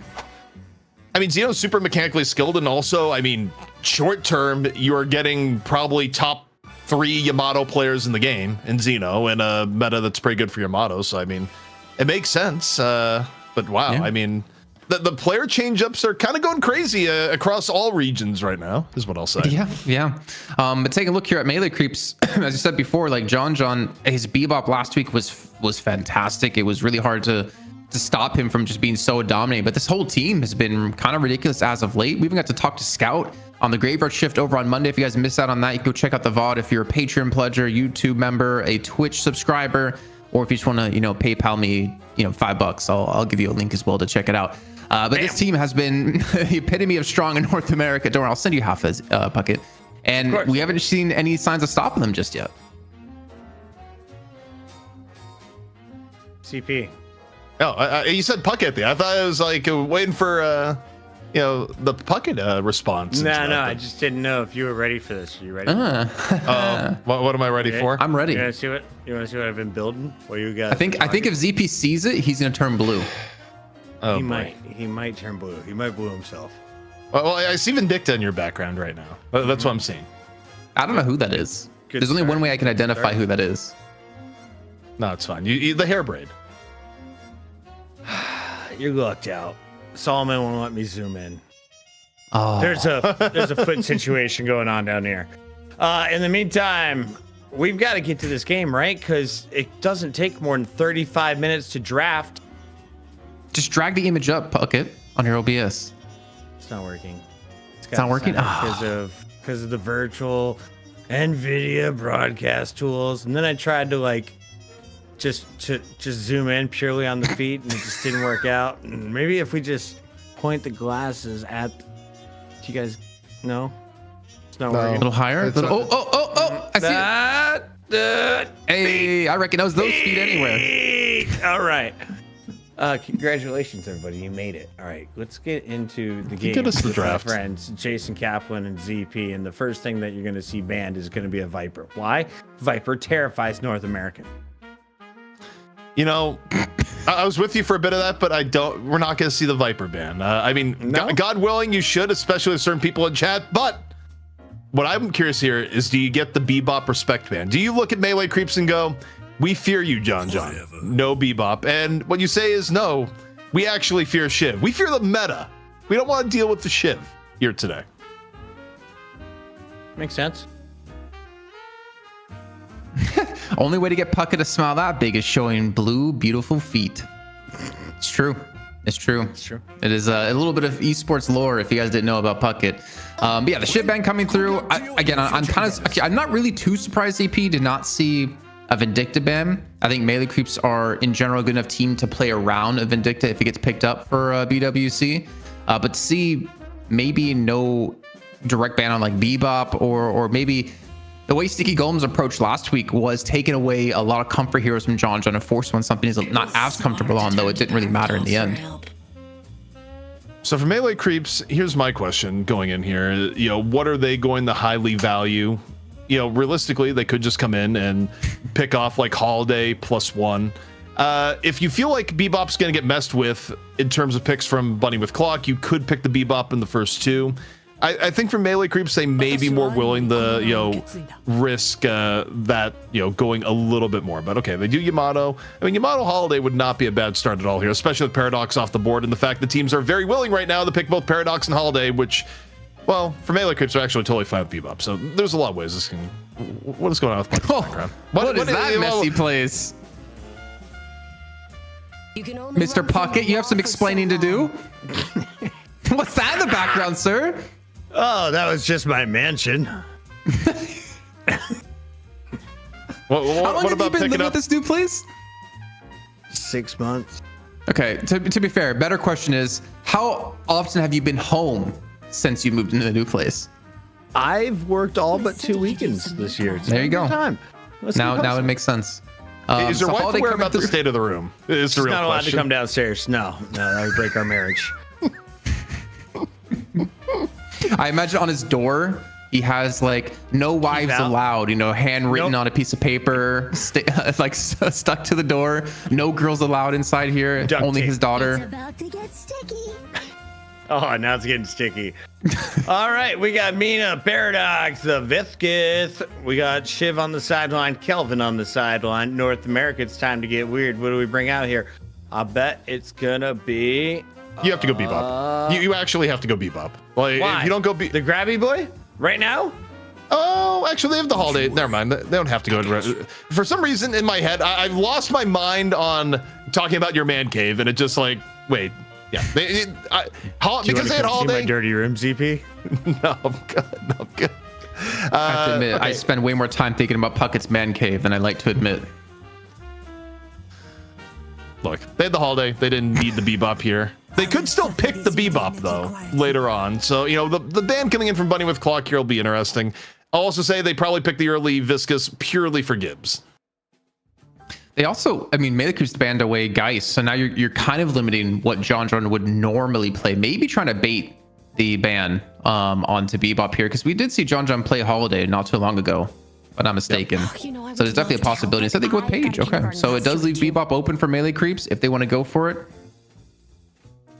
Yeah, I mean, melee creeps have multiple no, not the Isaac. Oh my god, this is so creepy, ZP. I love AI. Solomon, I will pay you $50 to fast forward this portion of the show.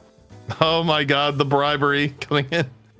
Maurice and I got your back. I mean, he can display the whole draft at once, I think. Easiest $50 of his life. Well, technically, Puckett didn't qualify how much quicker the draft would have to be. Like, it could be quicker by 1 second. Did you see? No, he made the timer even longer. Damn you, Puckett. Oh my god. All right, well, ladies and gentlemen, take a quick snooze here. We'll wake you up when the next picks come through in about 5 minutes and 26 seconds. Is this a show of integrity by Solomon of going like, not only can you not bribe me, like I reject your bribe with. I think this is Solomon saying, you can't tell me what to do, Puckett. He said, "You can stay here as long as I do. I'm cool with it. I don't work tomorrow." Christopher Puckett, award-winning host. Know your place. You're not the production master. Oh no, is it going faster now? I don't think. I can't tell. It was so slow before. I can't tell if it's going faster or if this is normal speed now. I'm too accustomed and acclimated to the 5.5 minute pick timer. Back? Oh no. Abrams keeps coming. Oh god. Okay, the draft is back to normal speed. No, I think this is even faster. This has to be. This is like 15 seconds. Not even. This is like 10 seconds. Oh, something along those lines. I like it. No more hiding. So Mo and Krill for melee creeps. And then we see Bunny with Clock respond with Pocket and Abrams. I'm kind of curious. What is Aiden going to be playing at the moment? Because again, he could play Mina, but so can Pashi. And I think feel like Pashi can play pocket too. I don't think Pashi is the pocket player for Bunny, if I'm not mistaken. I thought we saw Aiden on pocket at one point. I can tell you. Yeah, if you want to double check, I'm like really sure we saw Aiden on pocket, so maybe it won't be a Vindicta coming in. I don't know. Why is this happening today? Why are the hiccups just... Sure. Yeah, let me tell you 1 second. ZP, you got another my little code? database. We can fix this. Mina Vindicta. You know what? I need a fresh one. He's played Mina and Vindicta and Grey Talon. Oh my god, right. Crack open a cold one. ZP has been fixed. Chug, Dr. chug, Puckett. chug, chug, Dr. chug, Puckett. chug, chug, chug, chug, chug. We don't know why it works. We just know it does. All right. Hopefully it's fixed. You're welcome. Also, Mirage, what in God's name? He's That's alive. Pop for sure. Yeah. Oh, yeah, so Aiden's probably on the pocket then.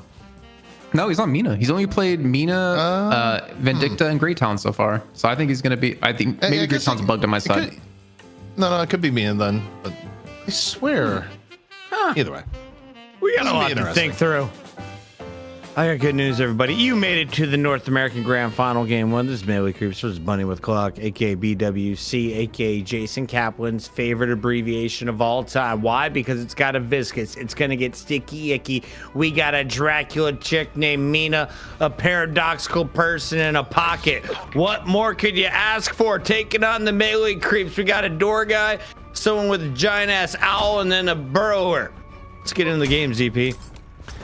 Well, we're in game here, Jason, and also it's Pashi on the pocket. It is the Arctic on the Mirage, and you know the chugging did not work here this time, but I'll take. You my, just turned into a dog toy. That's amazing. I got no response here, but Jason, look at the lanes once more. We got a Holiday Yamato lane that is already cleaning house in the middle. So I don't know if I'm lagging or if you're just hiccuping sometimes. I can't take it seriously. Yeah, we do have Holiday Yamato. That's going to be a very, I mean, up against a Mina as well for Aiden. That's going to be some relatively easy poke. And I mean, you're already squishy enough as it is as Mina, but to deal with the damage from Fish Cake 2 is going to be very hard. Not to mention you have Ido and Grey Talon. Like, this is going to be very cool to see because, again, he's a insanely talented player. He's not going to have, I guess, much kill potential on that left-hand lane since there's no one really squishy. But when we get into like the later parts of these fights, I mean, Mina Aiden's going to be a prime target. Not to mention Pashi Pop because Grey Talon just destroys the pocket with the negative spirit resist he has.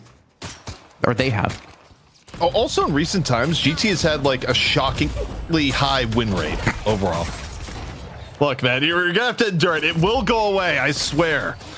But yeah, GT's win rate has been extremely high in the last few weeks when he has been played, and it does make me wonder if GT has been undervalued somewhat just because of the general impact GT is going to have on the game when you get Owl, both in terms of setting up like even 1 or 2 good team fights, and then also the fact that later in the game just being able to push a wave with Owl is huge, and about as huge as that parry, not successful, and a little bit of damage here on the doorman. Chat, save my ZP. We need some home remedies for the hiccups right now. What was the best way to get rid of hiccups for you growing up? Put it in the chat. ZP, somebody said, put your head upside down. Can you try and cast upside down for a minute? I will break my neck. Do I look like someone that's that agile? I think you got strong core. Well, you'd think wrong. Jason, what are you looking at here right now as I hold my breath?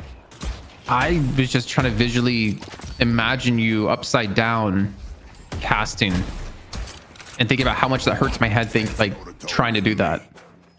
And then I know you could do it. I believe in you. You know, just like Pocket, I believe in you, ZP.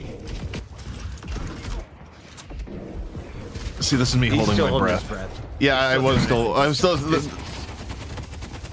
But okay, let's talk about what we're seeing right now. A whole bag of trolley gummy worms helps with hiccups if you can eat an entire bag in a 5-minute window. That's why Pucket's never had hiccups on air ever. You know, right now they're not sponsoring us. I just want to be knowing that. Like, you know, I'm just saying. I still got like 10 bags left, so in my head, I'm still sponsored until I finish those bags. Oh, that's because Italy delayed your bags from getting there for like 4 weeks. Yeah. Oh well. still be my delicious treat for the next few weeks here, as we do see maybe a delicious treat being served up here for melee creeps on this right hand side, able to push them extremely far back under tower. And Cool Cheese gonna be the first death of the game, I believe, getting pushed on the mid lane tower with this Holiday and this Yamato lane. I mean, that Guardian's gonna fall below half HP relatively quick, and you can already see Aiden being forced to respect this as well. He's below half health, and so far Also, now, I mean, go on. No, this is incredibly bad lane-wise too. Is that the one thing when you run a Mina lane, the Mina lane needs to win or at least be neutral. Otherwise, like, your gameplay flow for Mina is not where you want. Like, ideally, you go from early lane phase in Mina, and then you can start being a bully. Like, you get like maybe 2k ahead, you walk up, you love bites, you kill people with rage. If you're a poor Mina, you do nothing. You do absolutely nothing. So it's a really tough start for Bunny with Clock, and the parry just makes things all the more worse. He survives though, and might be able to force it back. Pop looking for the kill, and they're going to get it on to Scout. So, I mean, the parry kind of indirectly baited Scout into a bad position. Bunny with Clock able to get a kill back for themselves. The charge and land on the side once again. He does go for the parry right away, baiting out a melee from Tanner. Scout should be falling as a great little cube comes through, but the bird to follow up, it takes down Gibbs, and now Tanner is in enemy territory looking for the jump pad, but look at that Ido knew he's going to go that direction, puts a trap down and prevents him from escaping. That's a long seismic slam hold by Tanner at the very end. Still lower in HP, not enough to actually go for it and get a little bit more off the connection. Yeah, overall, pretty back and forth between both sides. Melee creeps a little bit ahead and potentially about to be a lot ahead if they can clean up here on middle. But John getting forced back. Shout transformation coming in from Fish Cake to buy a little bit more space here. But right now, if you are Bunny with Clock, the last thing you want is for your mid lane to go to the wayside. But Arctic, able to find Scout, evening things out a little bit. Honestly, a lot of farm being given over to Pop in particular at 5.4 thousand souls. This right hand side able to clean up yet again. Does lose out on Arctic, but still gets the kills and wins the exchange in a 2-for-1. Fridge. That is a fantastic name. Can't show you Sinclair, but we can show you some love on the cast. CP, I got some homemade solutions from chat. Are you ready for these? I am, but I just used one and I think it worked. The fill your lungs completely, I think was the one. Like, I haven't hiccuped since then. Like, that trick may have been it. Not that the O's could have worked as, okay, Ido's in danger. Ido's getting chased by the goo. No chugging ginger ale while doing a bong rip was needed. Got it. Sorry, keep going. No. What in the world? Also, in terms of escapes, Ido actually lives to the zipline. Power slash, gonna miss. And middle is stabilized here, Jason, for Bunny with Clock. Was looking like a quick middle guardian giveaway for now.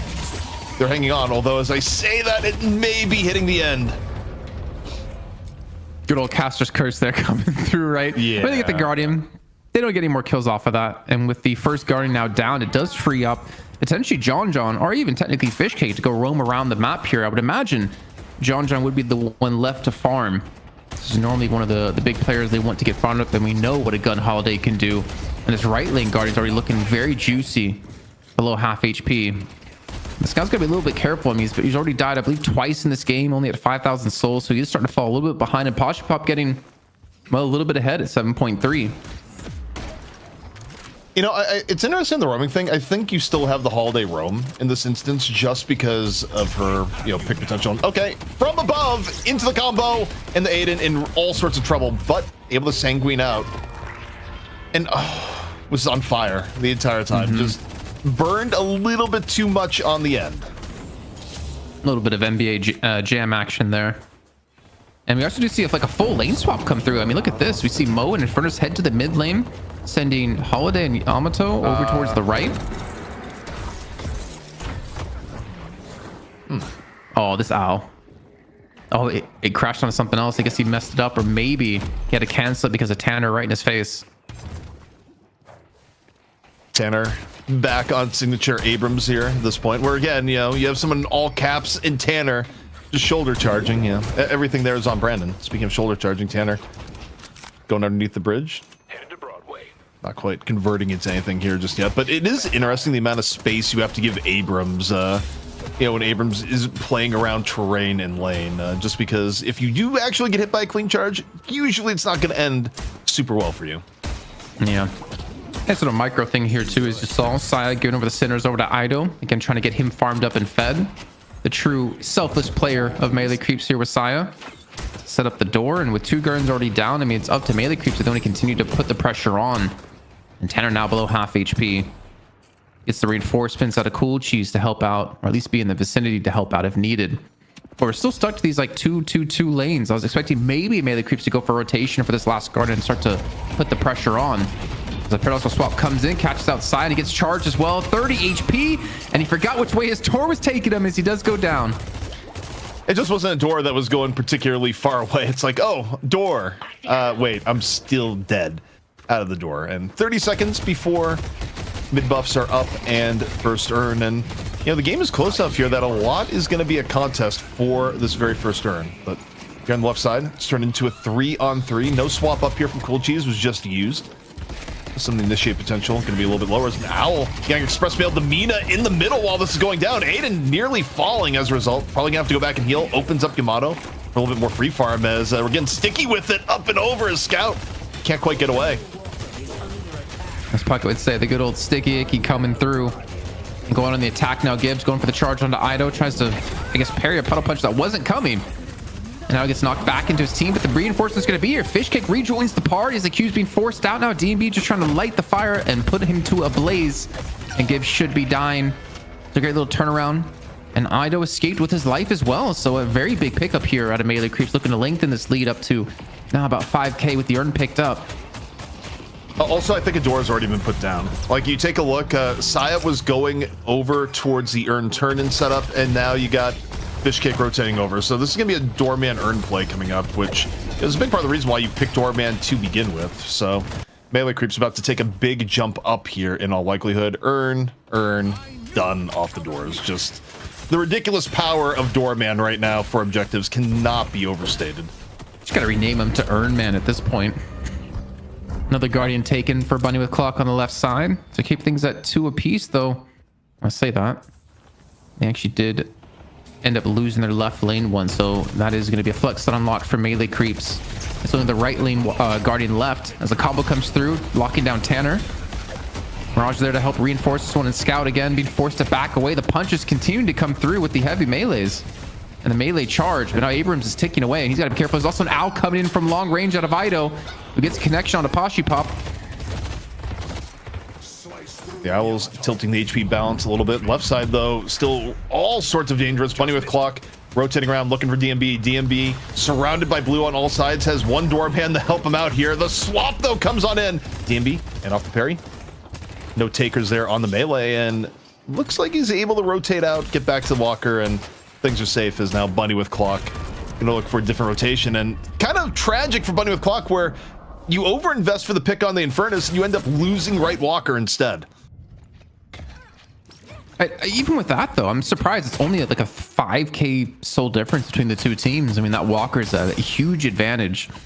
So credit to Bunny with Clock continuing to farm up here, and again, I guess prioritizing the jungle when they need to. But now Pashi going to be caught on the right-hand side, being forced to back away. I mean, to be fair, I'd be surprised to be caught out there, especially with that Walker already being taken down. Why would there be Fishcake and John there?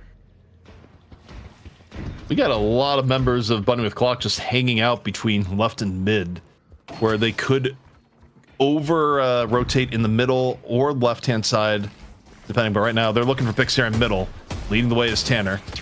Charge, ready to go. Finds Yamato, into the wall we go. 1 hit, 2 hits, multiple hits here, and no parries to be found. Meanwhile, guided Owl from Ido, looking to slow things down a little bit, enough to take down Paradox and put the rest in real danger. And push on the left is happening while all this is going on as well. ZP, I mean, Pashi and Gibbs trying to take the Guardian. They will get it, and we'll get a flex shot unlocked, but at what cost? They should be losing a left lane Walker from this one. They should fall momentarily, and there's really no one here to back it up anyways, so that's gonna be another Walker take for melee creeps, continuing to take this map advantage away from Bunny with Clock. It's still only a 7k soul difference. It's gonna spike up to about 9k from this if they get it down. And they're looking for some kills. What to say on the end, so you need to get something out of this. I mean, it's not great. No matter what, the trades aren't going to be in your favor. You get a few kills though, and you know, it sweetens the pot a little bit. But so far, Melee Creeps looking to be all sorts of squirrely here, able to head on out. The closest person you have down maybe is Mo. Scout looking super low, but oh, the cards! The luggage cart from Saya might have been enough to just clear out everyone. Scout potentially getting away here at no HP. I think it was hit with an affliction towards the end. Yeah, so that's affliction, not actually fatal damage coming on in. And okay, DMB gets caught at the end, but Scout actually gets away. Yeah, I'd be fine losing one. Oh my gosh, 30 HP. Power Slash not gonna connect, but did he just get a melee finish? Yes. Yes, he did. The briefcase saved him from the Power Slash, only to be just tapped on the shoulder, you know, like the meme at the very end. So let's take a look at the economy now, ZP, and see where things are really allocated as we kind of compare the last game to this one with Boston Tea Party. Fishcake at 15,000 souls, keeping relatively, you know, well with his team and pretty far ahead of a lot of opponents on the other side. Even with John now, 19,000 souls. He's like anywhere between 6 to 9K ahead of his opponents. You know Obviously, when he gets Glass Cannon, that's when things are really going to start to spike up for him. But like they have the economy in really good positions right now for melee creeps. John, great minds think alike. This is when seeing everyone was swapping the headshot booster over Mystic Shot. All I could keep thinking of is that, you know, the velocity from high velocity rounds is probably going to give you more damage off just hitting more shots than what you're getting off headshot booster. And John is thinking the same thing. No headshot booster into high velocity rounds. So item build wise, I like how the holiday builds have evolved a little bit. Affliction though, directly in the Ido as he does the dash into the truck. But the lack of pressure otherwise means Ido just gets to roll back to base, slathered in frogs. This urn, though, very important. Scout's trying to pick it up, but he's going to be caught out. This is going to be a comeback urn, too. This is a very important time for Bunny Clock to fight and to take this urn. I don't know if there's going to be any way to reinforce his left-hand side. The Owl's going to come through looking to catch, I thought, onto Gibbs to maybe dislodge it. But maybe a kill could come through off of this one. And maybe we could see a push onto the mid lane. Walker's DMB is going to be lingering on the turn-in to delay as much as possible. Or actually, no, he's going to teleport over. They want to go for a push on base Guardians? We'll see. I mean, maybe they'll go mid Guardians. I think ideally, if you're melee creeps, you would like to get some pressure in on to the mid Walker. But right now, look at all the concern right now. Gibbs doesn't realize that it's free at the moment. Yeah, it's basically waiting for the rest of the team to give him the all clear, but they get in there. Tanner, a casualty of war. And yeah, I mean, here's the problem though for melee creeps. 95k, 90k, you really don't want to raw siege mid Walker. Mid boss is a much more attractive proposition, and that's what they're going for. Well, no affliction, so they can be grouped up here and not be too worried. They have lasso, they have combustive combustion, they have quite a few tools. The door does get placed, Saya. Look to facilitate any sort of counterplay. As we do see the counterplay come through, the ball comes rolling in, and so far all three Udrus have been taken by melee creeps, which should amount to a couple of kills as well, considering the overextension of Bunny with Clock. And I don't think I think maybe he hit one. Yeah, he hit Furnace, but it only hit that was Paco was late to the party, man. You go in, it's like, wait a second, everyone's already left. All right, well, you got in Furnace. Great. Yeah, I mean, rough contest from Bunny with Clock. I mean, contesting versus Doorman Yamato is going to be cursed even with something like a Viscous backing you up, but man, oh man. Biggest advantage for melee creeps in the game so far, and they're gonna, this is what you use to actually pressure mid Walker and get it down without it turning into a disaster. John, 23,000 souls. I mean, Ido's actually one of like the weakest or poorest players on his team at 15k. Though I know we've seen him being fed sinners in particular, and he still does a hell of a lot of siege damage from range, not to mention the control out of the Owl. And John with Glass Cannon, I don't know how many stacks he got in that excuse me, last fight. And Scout playing that poor like low eco build, Warpstone, Guardian Ward, Spirit Shielding, just trying to lock someone down quick enough, even upgrading to Divine Barrier, just so they can confirm it into a kill and transition to more. But with these buys coming through, you would imagine, like you said before, we should be seeing a push onto the mid lane Walker to use this rejuve to its maximum potential. And I think maybe they're looking to actually catch him off guard. If they go in towards middle, I think Sai's set up for a door behind to surprise them with John and Scout. And Cold Cheese might be the one paying the ultimate price if we need the Saya point of view. No, we see the setup on the Mo and the Holiday. I need to see Saya as Saya's like looking for the door. but okay, maybe they're backing off here. Okay, the ambush plan not being a thing, but that's actually scary how Doorman play has evolved. We're looking there and be like, yeah, we're just gonna have Saya just look to drop the tactical nuke door and have things go from there. That is a little bit unreal. But overall game state wise, I mean, Bunny with Clock, they're not out of it. You still have win conditions with either a really good affliction or a swap, even though right now you're basically stuck in a waiting period for Rejuve to go away. Like, you want to do a defense at mid Walker, but other than that, you have to be really conservative with your jungle. I mean, if you take away these Sinners, you take away any camps from Bunny with Clock, it's still going to be a net positive for you. Though we can see that they're trying to come in around the backside, and there's actually a lot more people than they're expecting. Is Mirage to be the one cut out? Arctic looking to escape from the Baroness Hotel. The cart ready to throw him back into the team. Actually, instead, Sai pushes through and pushes out quite a few more players into the enemy side, and they get the initial kill it gives, but the affliction out of Posture Pop was relatively good. Well, fight continues in earnest here. Bunny with Clock down 1 here so far. Fishcake in on the dive. Another 2 falling. Melee Creep's just able to roll forward, pick up extra kills off the initiation from the hotel guest. And now just you're killing the base guardians before you're hitting the walker. But okay, you got enough of the edge. You still got 2 rejuves. You head back, start getting some real damage here onto walker. Final walker's gonna go down. Get the extra flex slot on top of it, and the souls over it. So I mean, 30k soul lead. Well, a little bit under so far for Melee Creeps, and a true advantage in the game as you know, the rejuve is about to fade away. And a very smart take here. With the rejuve fading, get the urn, deny the potential turn in from Bunny with Clock. Comeback soul is going to be very important here. And honestly, I see a world where they actually just go for the urn turn in him. You have 20 seconds of time. So if you want to die, you want to do it relatively soon before this fades away. But I think with a little bit of distraction, Gibbs has prevented the urn from actually being dunked at this point.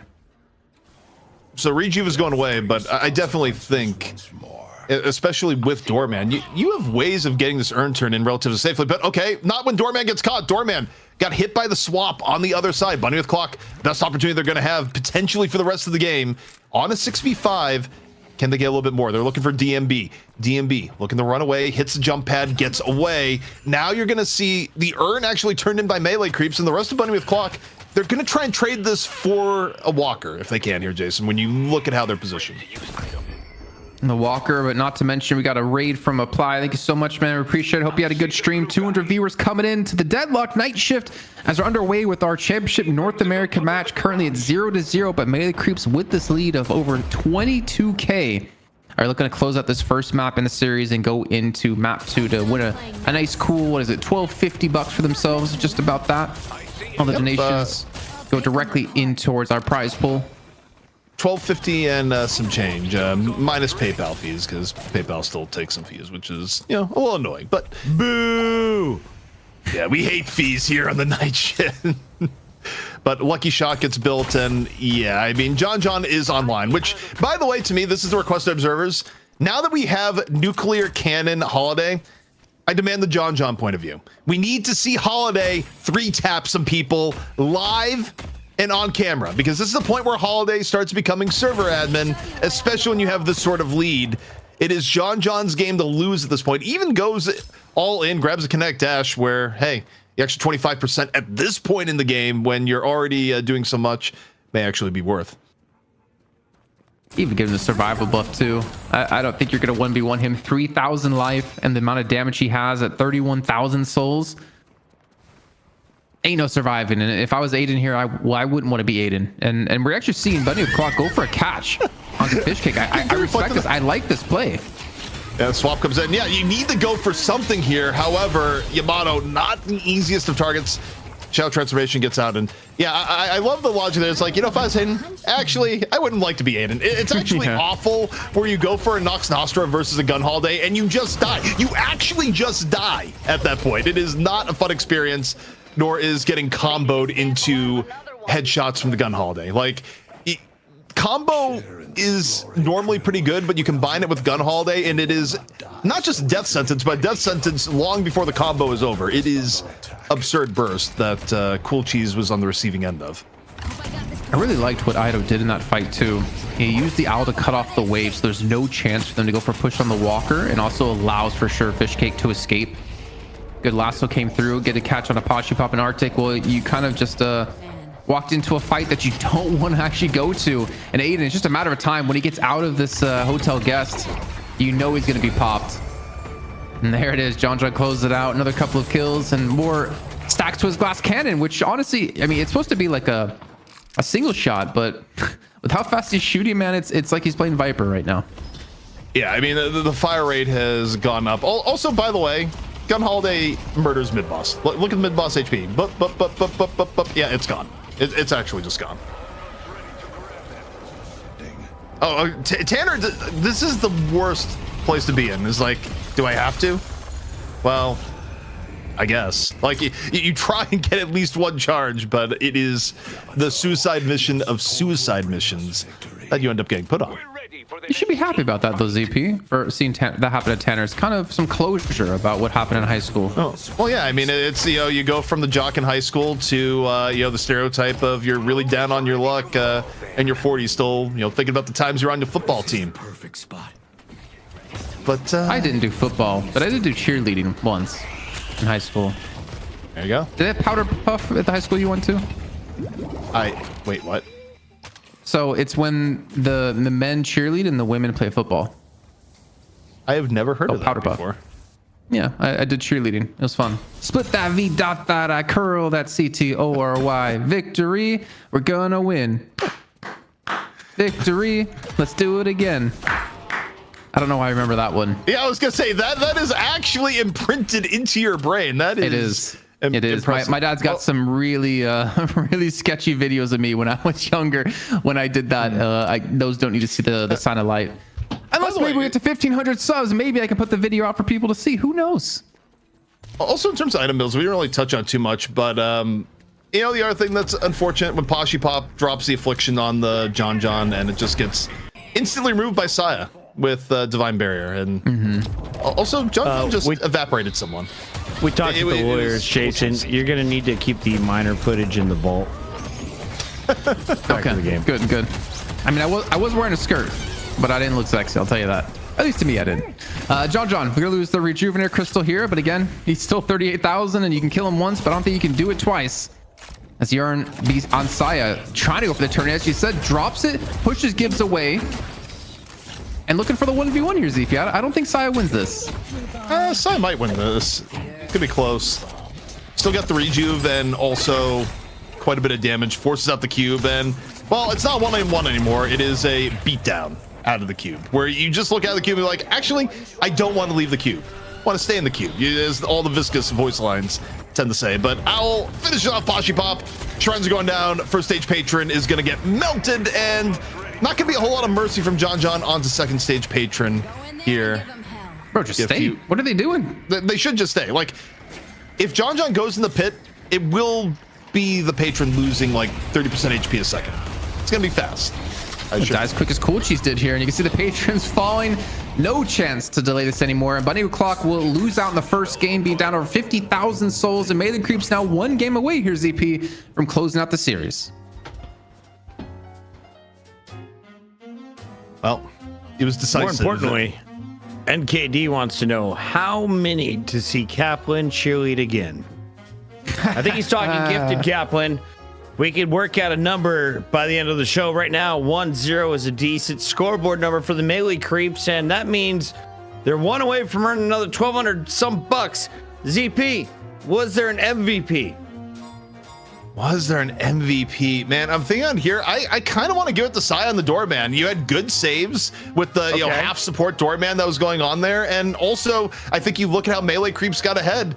Being able to use doorman doors for some of those early earns was a huge part of giving them the tempo they needed to win the game. It wasn't John?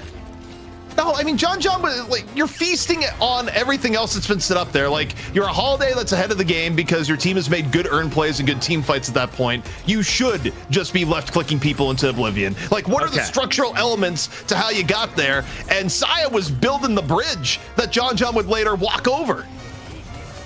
That's a great analogy. I am starting to understand Deadlock a little bit more. We're 15 episodes deep, and I am still lost in the sauce. I can tell when someone's popping off, though, and I feel like you saw a lot of that on the left side of the screen. Bunny with the clock, did they have a top performer in the losing battle? It's Polish Pop, right? I think he was the only one he was able to turn around some of these fights in the right-hand lane in the early laning phase to prevent it from snowballing. Was able to get return kills on the Arctic, winning out in like 2v1s. I think he was definitely a big point in, and I guess the success they did have, but I think for him, it was just a little bit too tough to win the game because they didn't have the damage they needed. They had Divine Bears, as ZP pointed out, to prevent his affliction from doing too much. And I mean, in the end, again, if you have a 38, 40K holiday, there's really not much you can do against it with the way Bunny Clock were playing, more importantly, with how far behind they were.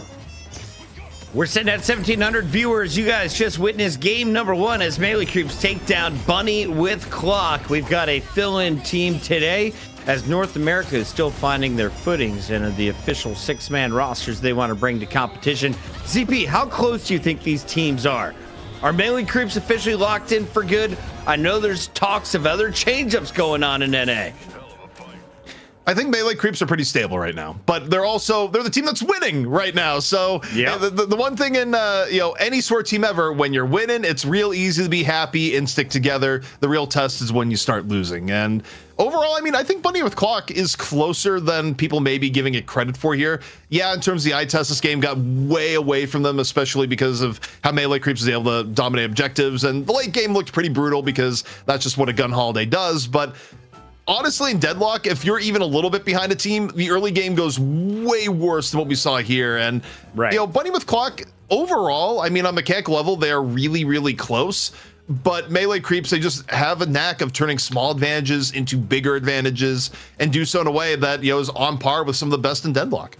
Aiden did not have the same success on Mina that we saw with Vindicta, despite that character not getting banned. Do we see blue feet in the next fight, Kaplan?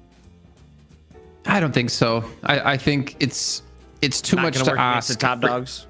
Yeah, I think it's. I mean, it can work. It's just it's very difficult to pull off. And I think if you don't ban Grey Talon, Melee Creeps can play Grey Talon, which is one of the good counters to her because you can just snipe her out of the air completely. And I think Melee Creeps are much better at preventing that snowball we saw happen up against Boston Tea Party. I think that's maybe one of the downsides to Aiden. Not to say he's a bad player, but when you're so heavily invested in and known for like Vindicta, for instance, you need to have that like second hero that you can play to a very similar level. Like John, we always talked about being as Bebop Warden one trick, and he's shown he can play some other things outside of that with Geist, with Holiday now, and some other heroes. I think Aiden just needs to get a couple of extra heroes under his belt to play at this kind of level, and then I think he can be easily unleashed to be such a solid carry for the team.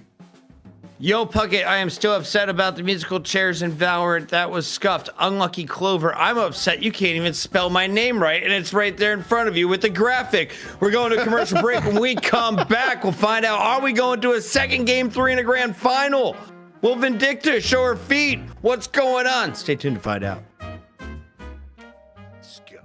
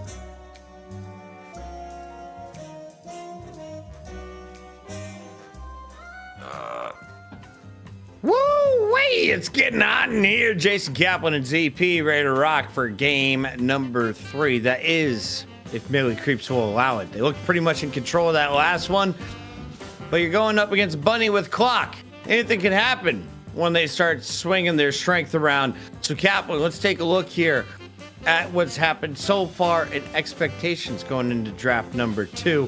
Where'd they go wrong in the first draft, if at all? I don't think they went wrong in the draft. Okay. I mean, there's nothing crazy picked. They didn't really need to do anything special. Like there wasn't like John playing Bebop. I mean, maybe you take away Holiday instead of taking away Shiv, but then you leave Fishcake to play Shiv in the game. I think that's just kind of the. I think problem is the wrong word. Mina instead of Vindicta. I thought that's where we were going with this. I got one for you. I think giving up Doorman. I think giving up Doorman's a mistake. Doorman did God's work in the last game. And I think NA has been slow to adapt to Doorman, but the one team that's playing it right now is Melee Creeps. I think if you give up Doorman, it is bad, especially if the other team gets Doorman at a value where earns. Like, why is Doorman so cool? Noobify it for me. For Doorman, you get way more objective control. You get a lot more ways of approaching the urn, whether it be a neutral urn or not neutral urn. And also your mid-boss control is really high too. I think what you get objective-wise from Doorman is way too good, given the fact that the rest of the hero is just generally strong to begin with. And that's why it's game played as support. You do like support Doorman with like really good carts, and you get people to objectives. It works out really well. Thank you very much. We see the Mina removed as well as the Viscous. Kind of interesting to see that. Don't think we've seen a Mina ban required since week 9. I mean, Kelvin's open, Shiv's open. Yep. Holiday's open. You get Shiv and what here? They took the Kelvin. Shiv and Holiday? Shiv I would hope. I mean, the interesting thing here. Change. The interesting thing here for Melee Creeps is that they clearly do not enjoy playing against the Gibbs Viscous, but okay, you've gotten Kelvin. Picking Shiv on the other side, really good for 2 reasons. A, Shiv is just that guy regardless, and B, you don't want to give the other team Shiv Kelvin. So 100% Bunny with Clock had to pick the Shiv here. The question is, what do you value after? Okay, it's Paradox. Yeah. I was going to say, do you value the Holiday more? No, I think, to me, between the two, as good as Holiday is, it's so hard to actually argue against picking Paradox as a high prio at the moment. Imagine getting Paradox and Holiday though. From the law for so long. Not this time. But then they would get Shiv. But then they would get the Shiv. I think one thing we've seen with Gun Holiday coming out is that it allows Melee Creeps to have flexibility with Saya. Like he could play Holiday if they wanted, and it probably wouldn't be a Gun Holiday. And also allows John to have another hero to play. But I think if there was any choice, it's going to be John on Gun Holiday, because I mean, why would you not play one of the strongest carries in the game at the moment? And then also Yamato for Fishcake to follow up with. Geist. I mean, again, I don't think you go Vindicta. Well, in terms of Aiden's hero pool, like the way I see it with Aiden, that's usually been playing Mina or Vindicta. When you open Mina, it's to me it says you fear Mina options for the other side. Specifically, you don't want to see an Ido Mina, which is why I think they picked it that early. But if you're not doing the Mina, then if you look at Aiden's other heroes, I feel like they do want to go Vindicta here. I think it was a little bit safer maybe to pick it here, because now if you're Melee Creeps and you've processed all this on your own, you can just ban the Vindicta, but instead you go, no, Paige is actually the devil, no Paige. Some pretty cool modded skins for Paige, if you remember Puckett, what I sent you before. Oh god, jeez. People are getting creative with that. Abrams keeps coming. Yeah, I still don't expect to see. I mean, maybe Vindicta could be used here because like Vindicta Abrams again, you have like a really high S tier lane. And I think that would probably be their best bet to snowball the game. You have a good front line with Shiv, Geist, and Abrams. You have a swap with Paradox. I feel like there's like one more thing missing though in their comp, and they need like a carry outside of Vindicta. Ivy's still available. You don't have Infernus anymore. Yeah, you have Ivy, which wouldn't be a bad shout. I actually think you do go Ivy. She shouldn't be, but she is. Wraith 7, all worthless, right? Well, Wraith and Seven are in the dumps right now. Wraith because her early game is just atrocious at pro level play, and Seven, in part, he still like really has a tough time if anyone like buys Capacitor, and also his early game isn't as good. So I mean, it's why you haven't seen Seven forever. Warden comes in. Okay, well, you get that for your carry option as opposed to an Ivy, but they could still finish with a Vindicta here because you could go Vindicta Warden? Abrams. Gun character and pretty good at early laning. The problem is he doesn't have the upside of some of the better gun characters in the game, but there's Vindicta, so it does secure the Vindicta Abrams lane and gives Aiden arguably his best character. They're going to a game 3. I'm calling it now. Melee Creeps finish off this composition with a Haze. What do we got? What's coming in? I feel like one of my hands belongs to Victor. A Piccolo player, and the other belonged to a guy who was nicknamed Johnny I wonder if Fingers. I'm still looking at the Warden. I wonder, is it Gibbs hero pool that has limitations, or is it because they specifically want to play Vindicta as well, and they're going to pair Vindicta and Warden together inside of a lane? Yo, I got called timeout on all of this. Can we reflect on the Melee Creeps roster of Holiday, Yamato, Infernus, Victor? There ain't enough souls in the game for the comp that you have now drafted. Like, you have so many hungry mouths to feed, whereas by comparison to Bunny with Clock, yeah, your Shiv wants to get farm, you'll probably get a decent amount. Your Warden is definitely going to be feeding a lot. Vindicta will feed herself if she's having a good game. Like, the actual ability to have a good soul spread is a lot better with Bunny with Clock than it is for Melee Creeps. However, the counterpoint to all of that is that Melee Creeps also has a Kelvin. So, you know, kind of balances out. So are you saying you got to play extra greedy if you're Melee Creeps to kind of support these characters? What do you do if you have this comp going into the game? I mean, I think some of the characters are just not going to be eating well here, and realistically, it's probably going to be the Holiday and Yamato. I hate to say you want either of them underfarmed, but Infernus and Victor don't function if they are poor. Like, a poor Infernus may as well not exist. A poor Victor may as well not exist. Poor Yamato sort of exists, and a poor Holiday still has lasso and still has a good early to mid game, but realistically, you're going to need to funnel your farm into Infernus and Victor, so you're not going to be getting as much value out of the Holiday or Yamato on a base level. Chat, let us know who do you think is going to be the MVP for game number 2. Saya, Scout, John, Ido, DMB, Fishcake. Of course, you could also pick a player from Bunny with a Clock, but all you haters that just did the prediction poll are going one side with the Melee Creeps. Kaplan, after seeing the draft, do you agree with the chat, or is there a chance for game 3? Uh-oh. Are the servers down? Is that what I'm learning from that? The gaming no starty? Yeah, so they're apparently some issues. Maybe there's a patch coming right now. Oh God, that would. I mean, okay. New character tonight. It is within the realm of possibility because it's like 6:30 p.m. on the West Coast. It is like within the range that if you're staying a little bit late, you could push out a patch, which would be unreal timing for where it's at, or it could just be a network blip because what was it? All the Cloudflare stuff where like everything has just been on fire the last few days has been a thing. But it does mean that maybe we head to a break while waiting for this, because who knows? This could be like a 5-minute thing, or this could be like a 20-minute thing. Who knows? I have a mini game we can play. Yeah, can we show them art? That wasn't the mini game, but if you want to show art, we can show art. Yeah, let's do it.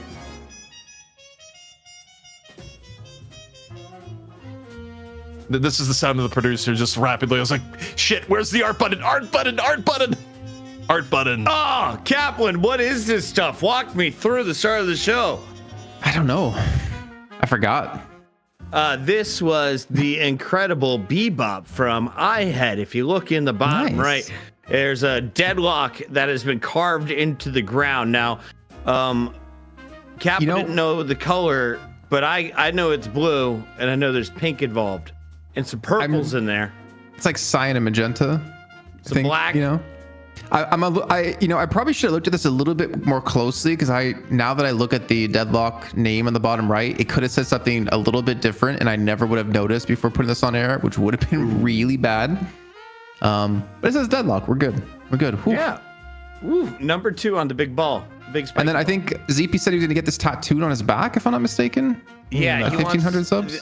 I think he called it Dojo Billy. I said nothing. I've had no commentary about this art piece. I'm being gaslit. You, the audience, are being gaslit. None of these things have occurred, but it is a cool piece of Billy artwork. Would you get the Mina in the top left on your bicep, ZP? No. I mean, agree. It's cool artwork, you know why? but... Her chest piece kind of looks like a smiley face, and I'd just be distracted by it. Actually, yeah, it does kind of look like. Yeah. No, I see it. Now, this is some real art. This is for the lower buttocks, if you can handle the pain. Those horns. Devastating artwork. Brutal earrings. I just want to see this is like a skin in the game, just like short Billy. I could just imagine him running around, just like being angry at everyone, swinging his bat at him. Yeah. That'd be a competitive advantage at that point. And then, of course, this is everybody's favorite drawing from Joe Canvas. The Vindicta Sniper. The best part about this drawing is that, the hair braid is just so detailed. Like, you can tell that Joe put so much effort into, making the hair look good on Vindicta. The facial, so good. Details are really, really cool. And, that's what really strikes out to me about this picture and nothing else. Nothing else. No. Zero other things. I've been trying really hard to get Vindicta feet behind me for like an hour, maybe an hour and 15 minutes now. It's annoying, but the good news is the game is ready, ladies and gentlemen. Game number 2, melee creeps taking on Bunny with the clock. They're already shooting each other. ZP, what's happening? Well, they're shooting each other is what we heard here. Jason, as we're into the game, we'll see if this is going to be the time where Bunny Clock can turn things around. And I think step number 1 for Bunny with Clock, have a good lane with your Vindicta, where, by the way, it is not the Vindicta Abrams lane. The Abrams have been shunted off to the right. Instead, it is the Vindicta Warden lane, which is also pretty good if you're able to land the combo. Yeah, we saw it in the first game up against Boston Tea Party. Also, big shout out to production for probably saving my career there, because I was about to say something real bad if we stuck on that Vindicta feet picture any longer. So I'm real happy we got the game here. There were feet in that picture? I didn't even notice. I was all there was feet, CP. Oh, wow. All there was. Yeah, I mean, we saw this this lane matchup in the first game against Boston Tea Party, and it actually net them quite a few early kills, and actually was probably one of the reasons they won the game, because Aiden was able to get was up to like 14,000 souls, like 10 minutes in. Got extremely far ahead by Max's assassinate right off the bat. Yeah, and already you look at some of the pressure in this lane. I mean, Kelvin is behind on HP. Victor probably not feeling ultra empowered to, go in, even though the HP is a little bit better. So, I mean, this lane is already in the face of melee creeps. And look, if one thing Warden does well is that he is scary in lane early on. I mean, it's a lot of punishing gun damage, especially in terms of taking down Guardian, and I think just general flask or pressure from flask and gun overall is pretty decent. I mean, at least for them, they're gonna have the regen from Jumpstart, the heals from Kelvin with those frost grenades. So if you're gonna kill them, you basically have to all in them and kill them. And that, I don't think you're gonna slowly whittle them away once they get some of these abilities leveled up a little bit further. I think that's something you have to keep in mind with Bunny the Clock if you want to get kills and you want to get the snowball going. But maybe we can talk about some of these other lanes. We can already see Scout low in HP here on the Moe and Krill once again, up against the Abrams Shiv, played by Tanner and Arctic here in this right-hand side. Not a bad matchup for them too, especially if they get in close range. I mean, if you're Scout and you're trying to just do some score and harass or kind of keep yourself healthy, I mean, all it takes is one charge for you to lose a ton of your HP and put you in a really bad position. Getting the Abrams versus Moe is quite nice in this sort of lane, especially when you've already been able to get a health lead on the Moe. Like, charge alone puts Scout in a spot where going in for a scorn is anything but free. Like, you try and scorn at this point, you're probably going to die. But also, if you can't get scorns off as Moe, you have one of the largest bodies in the game, and you are going to be eating enormous amounts of poke damage and probably any knife that Shiv wants to throw in your general direction. So it's a really tough spot for Scout to be in, and promising omen for Bunny with Clock. Look at the positions that Aiden's playing from on this left-hand side. He's kind of split from Gibbs. Not sure exactly. Maybe looking for a catch here. I mean, Assassin's not online just yet. Does have a decent amount of soul stored up so far for Aiden, though, as Saya's just trying to harass away. And you can see this poke. It's doing some good damage. I mean, we haven't really hit that regen point yet for melee creeps on this left-hand side to be able to out-sustain this damage. You do have to worry that if they can't get that going relatively soon, I mean, we're just 1,000 souls away from the assassinates and those snipes to come through. And you know, Aiden doesn't seem to really miss. And Aiden's going to have to respect this at 2.5 thousand souls. And they're already being forced back behind their Guardian here. You might have to consider, is it time to just go heal in base? I guess with extra charge, maybe not so much. It's always telling lane-wise where you have to go with the old extra regen and healing, right? Or early buy. That is the early buy of, oh god, everything hurts, everything is pain. Also, speaking of pain, the barrel, quick stomp. Cool cheese. Just running afoul of this Holiday Yamato lane, which, again, you talk about classical mid lanes right now. Probably one of the stronger poke lanes you can put together in mid. And, the Geist Paradox, I mean, it's no slouch of a lane, but it's not quite at the same level of firepower as a Holiday Yamato lane. Yeah, I think the kill potential, I mean, it can be decent, but I think there's just way more burst. Well, that melee keeps her running in here as we're gonna have the buff spawning through. And Aiden and Gibbs gonna protect this left-hand side. We're gonna get casting. Oh man, Aiden's gonna be happy about this one. As the right-hand side, we see a fight breaking out, and it's gonna be a gun buff. Picked up her fish cake, but it quickly gets dispersed of as he falls. And some more kills coming through with Bunny with Claw, getting 2 kills on that exchange on the right-hand side, pulling players from the mid lane and the right lane to confirm it. And overall, a pretty big win here for the bunnies. And for melee creeps, they also lose some of their momentum on middle because they had to send Yamato up over the help contest. That doesn't work out. I mean, Fishcake at the very least gets to come back at full HP, but yeah, it's been tough so far. Also, the build that Aiden is doing is about as hyper aggro as you get. Like, if you're going both headshot booster and mystic shot in your first 2 items, you are all out on lane harass, and also you've been so aggressive that you haven't really felt the same pressure in turn where you'd have to pick up a healing right or an extra regen. And you look at Aiden's HP, it's very full right now. I mean, it's a clear story of lane dominance on the left, though. With Warden going back to heal, you get a brief moment for some extra damage. Yeah, the thing is, I don't really expect them to really do too much damage back towards them, to take too much, because of just the range you get to play from Aiden. I mean, Warden, as we can see, Gibbs have to go back to base, I believe, to heal, is the one who's going to be more susceptible to this damage coming through. But all in all, I mean, obviously, like, a big turnaround for the bunnies here, and I want to see if they can continue this pace. The snipes have come online now. Does have, oh my god, he's already like level 2 on it. On top of this, I think he's throwing up those ability points for the max level. I think he's going to go for it right away if he's going to look for that snowball potential. But their Guardian, I mean, even though they've been, I'd say, technically winning this lane on the left-hand side, ZP, they've taken way more Guardian damage. Yeah, and a lot of that just came from the brief moment that Warden had to go back and heal. But once more, Scout, just a pinata for damage here. Getting absolutely crunched by Arctic. Arctic, a little bit of return fire heading his way, courtesy of Infernus. And with the bloodletting, Arctic is in the danger zone right now, about to fall, looking for a little bit of damage before finally going down the DMB. Okay, so 2 kills being had. So Ponchopop falling in towards middle, and John John's currently at 6.1 thousand souls, so he's starting to really get beefed up here and really deadly. Taking some kinetic carbine damage. High velocity bullets once again with the bullet armor. And Tanner, in the meantime, I guess a quick little gank came through in towards middle. He gets a catch on a fish cake. The thing is, their Guardian's gonna take a lot of damage here. There's really not much Arctic can do to defend against this. No, not quite. And I mean, you take a look at middle. This is gonna be some good middle Guardian damage coming in briefly. You do have the quick zip out coming in from both Holiday and Yamato. So looking where John John's at. John John is about to get lasso up. It's gonna be a lasso attempt here in middle in just a moment. I would very much expect at this point.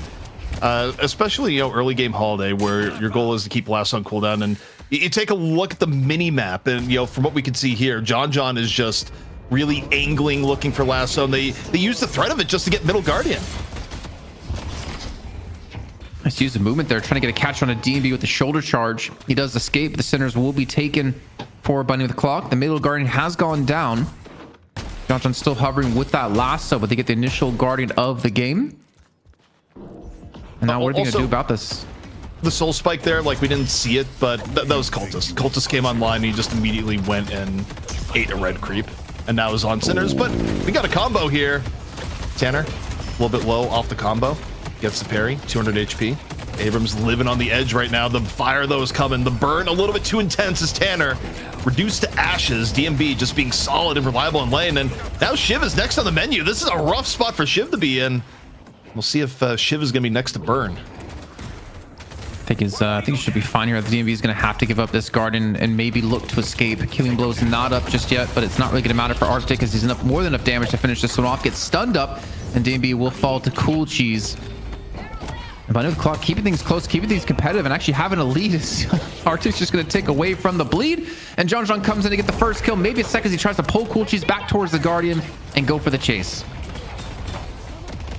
Cool Cheese drops the wall, but it is absolutely futile with how the rotation has gone in. And yeah, John now getting a bit ahead of the game. Also, for 9.5 minutes in, that's a not a regulation bag, as well say. Snake comes on in, gets a shocking reanimation out. Still got more in the chamber. With Victor's name on it here. Here we go, looking for the bonus souls, gonna get it. Oh, okay. Nice little pair to side, gets a kill on the Gibbs. That should allow him to escape too. The tether coming up in just 1 second time, so the great swap out of Cool Cheese allows the tether to lock down side to get another kill. About 2,000 souls to spend now for Aiden, and an urn to potentially be ran as he just now maxed out Assassinate. Even a movement buff being picked up. So this is the time we really need to keep an eye on Aiden and what he's going to be able to do from here if he can continue to snowball the game and look for these kills with the extra 850 souls apiece. I mean, the power of Vindictives when you get ahead with this build is that you are just grabbing souls effectively out of midair, but the pressure here on the John pretty intense. Oh my god. Gets comboed at the end just when you think things are going well. Mo comes in to tilt the scales. Now Shiv, low HP, pops a bloodletting already. 90 HP in a dream, trying to get away. Scout on the chase down. Arctic nearly back to Walker though. A little bit of extra Shiv movement, able to just barely get over, but it's not enough. That last bloodletting tick enough to take down Arctic. Great attempt out of Tanner too with the charge to buy some time. The same rate though, Scout did the exact same thing, saving on his teammate with the combo. So Melee creeps now with just a 3k lead, but a lead nonetheless, as we do see a big grouping on this left-hand side out of Bunny with Clock, looking for a Guardian and looking for their first one of the game, but they still have yet to be able to take one after losing on 2 on the left and mid lane and actually right lane. They lost all 3 of their Guardians, I just noticed. And here's the frozen shelter coming through to prevent this one. Gibbs, you have nowhere to run, nowhere to hide. But wait, how did he shoot the Guardian through the dome? Actually, unless Can we get a replay of that? Did he go split shot? Like, surely not. Like, because split shot I think goes through dome, or like has been going through dome, but other than that, there's not reliable ways of shooting through dome. I mean, Guardian would have got down eventually, right? But that was interesting. I will say, game-wise, Gibbs is not where you want to be as Warden. Like, when Warden has worked, Warden works when effectively he's on a trust fund. He is way ahead of the game, is the main way that Gun Warden is viable, and Gibbs is just not on that right now. Oh, there's no split shot.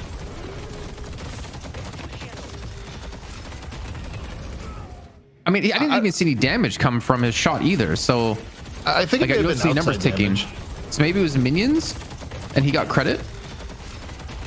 Seems more like I saw some other shots from outside coming in. I think it may have been the Geist. Like, Pashi was outside of the dome and shooting. Yeah, like Gibbs Gibbs got the kill on the Guardian. That's why I was confused. Oh well. I mean, we're closed alpha, so if it is a bug, it's to be expected. There's going to be bugs in the game for sure. And Ido on the Victor. We don't talk too much about him. Trying to buy some time on the mid lane as if it grouping a bunny clock yet again. We can see the shocker animation has been used, a combo on top of that, looking for a kill. As now Arctic's coming in and he's got a good amount of potential to get some kills here. He's got full rage bar as well. It doesn't show it on the screen, but we can see he has it. Another frozen shelter comes on out. It's like, wait, didn't you just use that ability? Well, hold on, not as long as you may think. Arctic though, still full HP, ready to rumble. DMB gonna go down. And right now, Shiv, you're feeling yourself. You absolutely stay on this Kelvin that you know has no dome. But also, keep your eye on the prize. When right now the prize is trying to even out on Guardians. And if the Guardian's going down, a lot of the soul advantage has basically equalized here, Jason. Yeah, I mean, while this was happening, though, we did see a push out of John getting the right lane walking down to half HP, which was defended by Pashi Pop.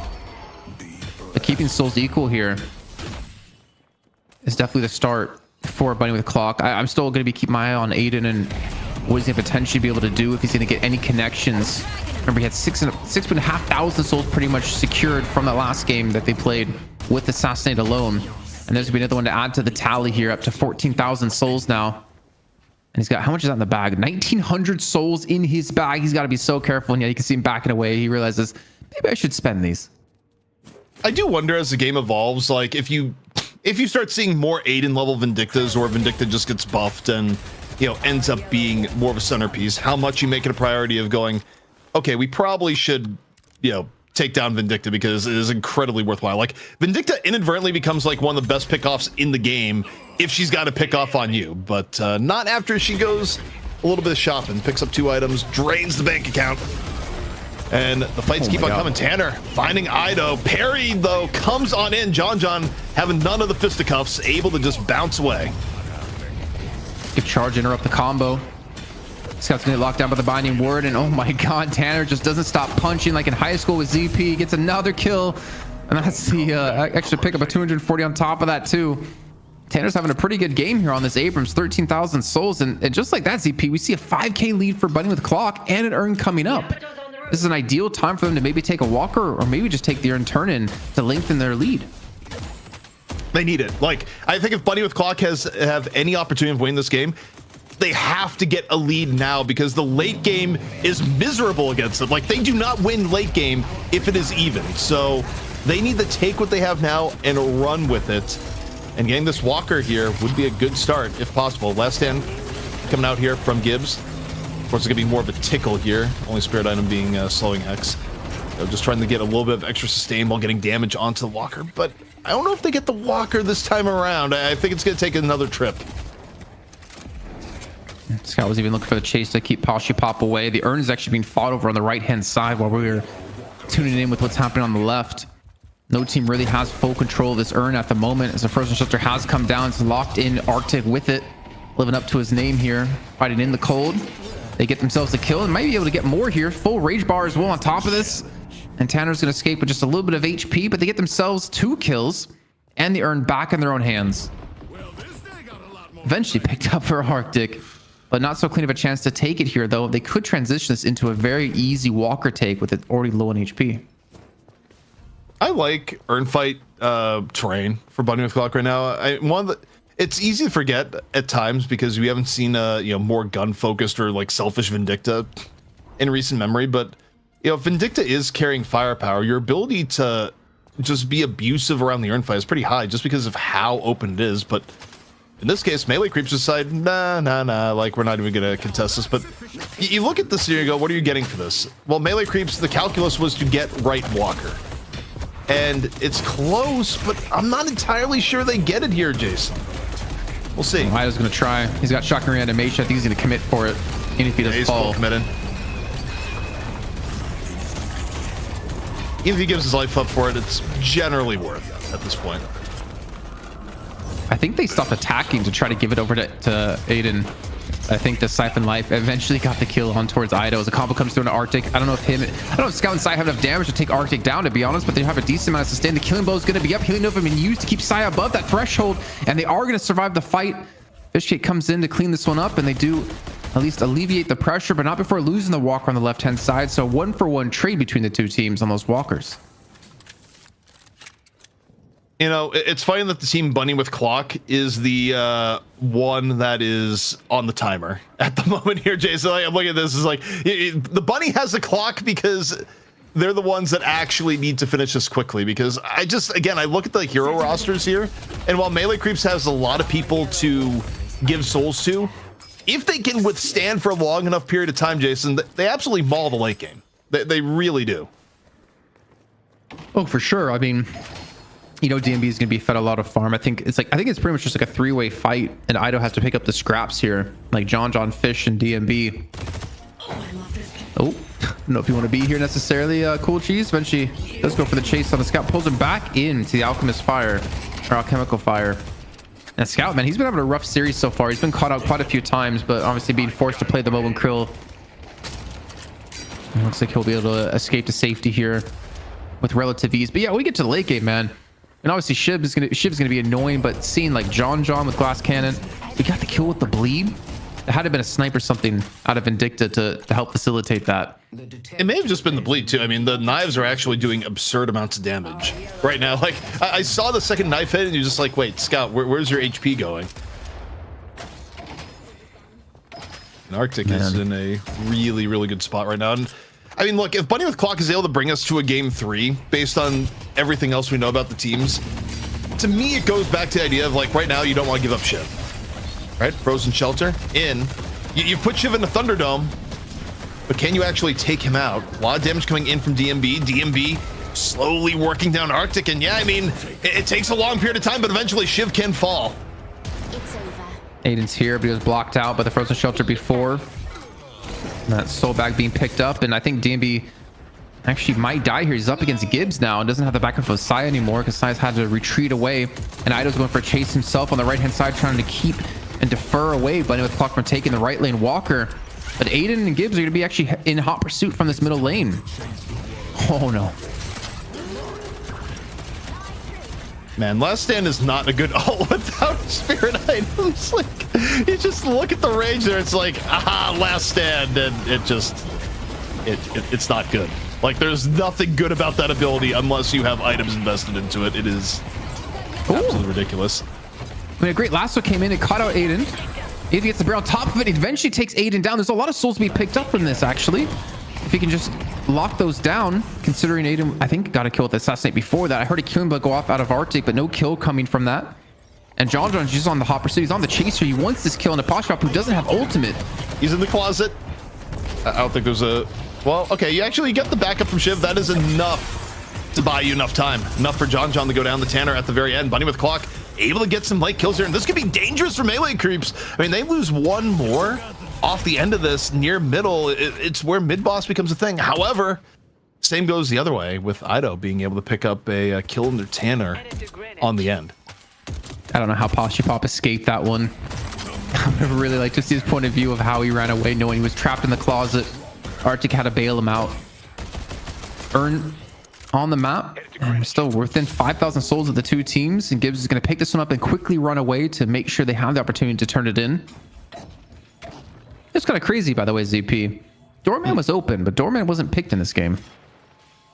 NA is going to NA. Like, I actually, that is probably the most egregious read, meta-wise, that NA is doing right now, is not picking Doorman. I actually think it's a mistake, given the power we've seen Doorman do, or even in the previous game. And I get from melee creeps, you know why they didn't go Doorman? I think Saya is their main Doorman, and he's also their main Kelvin. Ido plays it Abyss as a gun carry, but I don't know if you want to play gun carry Doorman anymore. But we're going for a push on the left-hand side because the Urn was being ran towards the right out of Gibbs, and they've defended the left lane Walker push and get Urn turn in. A massive victory here for Bunny with Clock, almost getting up to a 20k lead. Yeah, I mean, Bunny with Clock is in a good spot, but again, they still need more off here. I mean, ideal world for Bunny with Clock. Okay, do they go mid-boss now? Mid-boss now? The timing here, we'll see if they have the damage for it. This damage seems to be pretty good. Punch is doing a lot. And on the contest here for melee creeps, you have no Shout transformation, you have a lasso. That's it, you have no concussive combustion. Ult-wise, this is the best opportunity to get mid-boss charges, and exactly where Bunny with Clock needs to be if they want to force a map 3. John? I guess he should be safe. Though I think DMB isn't going to be so lucky. I wonder actually what build DMB is going for. Is he going for the Flame Dash build with extra mobility up against this team? Or is he sticking to the try and tested Afterburn into Catalyst Max? But now, I mean, melee creeps, they have to defend against this, and Bunny the Clock talking about them on the push. They might get a fight that they're actually more than happy to take here on this right-hand side. Combo on the Arctic. This could be so one lucky. Rejuve Crystal. Hey, look, don't question the physics here of combo. But melee creeps, they're just looking for a quick dine and dash. They wanted to get a Rejuve charge out and leave. They don't get the Rejuve charge out, but they still have the leave. However, right now, looking for Fish Cake just able to shake the pressure and get out. Also, while this is going on, DMB, a little bit deep in the enemy territory, about to get handled by Shiv in the 1v1 on the right. As he reads into her, spots him and does back away. Yeah, trying to keep these lanes pushed. I mean, if he gets base guards, that'd be nice. It's hard for Bunny with Clock to actually push with this rejuve right now, as they do get a catch on the Pashy Pop. Maybe the creeps get the catch. But reinforcements are going to be here in Aiden's, and this isn't really an ideal spot to fight for or to fight in, but the Frozen Shelter has come in to buy some time and hopefully keep Fishcake alive. You can see him up to 6, 7, 8, now 1,000 HP to fight this one. If they can take some crystals here, this would be a perfect situation for melee creeps, but to get the kills off the back of the crystals is going to be too tough to ask for. Scout, first one to fall here for melee creeps. 1 o'clock looking to fall through. Only one crystal gone here. Pashy Pop super low. Absolutely no problem. Another one goes down. Melee creeps reeling from this fight that started within the double center building. And as a result, it's right by Mid Walker. Mid Walker, by far the hardest walker to take down. Gonna be cleaved through here off this rejuve. John, though, could be getting some serious farm. Oh, maybe getting the entirety of the individual contribution on the walker. Yeah, it does. That's a holiday. Guardians. Yeah, I mean, John's gonna get really fed off this. Like, John's getting solo contribution across the way on the left, doing really good gun damage here on the holiday. Yes, first stage patron is gonna go down. I wonder if a Bunny O'Clock, you just stay. I mean, you have 2 charges. Yeah, you stay. Now John's gonna come back and try and defend, but I wonder if the timing works out here. I think it might be too late. At least the entirety of melee creeps is going to be up except Ido. Patron's going to be attacked on as they see the final fight, the final stand here out of melee creeps, down to half HP already for the Patron. They're just going to focus on down. The combos come in, but it doesn't matter. Bunny with Clock, the lead they finish off with, able to close out the game and take it to a map 3. And they did it with the help of Aiden on Vindicta once again. I wonder if melee creeps are going to switch things around, go into the batting phase this time of maybe taking her out of the equation. Though I don't think necessarily the reason they won, but definitely helped out quite a bit, especially when it came to Arctic on the Shiv. Look, I'm gonna say it. It's Shiv. Like, you can't give up Shiv. I think when you look at how these fights went down, the #1 pain in the ass to melee creeps this entire game was Arctic on the Shiv, and yeah, it created space for Aiden. There's other things that are working out well in conjunction with that. Well, the second thing too is probably just the team comp that melee creeps went with. Too many mouths to feed. Like, it would have been a lot better if they picked a comp where you had more heroes that were farm neutral, and then you could really just feed, say, like your Infernus and your Holiday, or, you know, something along those lines. I did not love the Victor pick here. You know, something like Doorman would have made sense, even if your only support Doorman player right now is Saya. I mean, I can kind of get the Victor.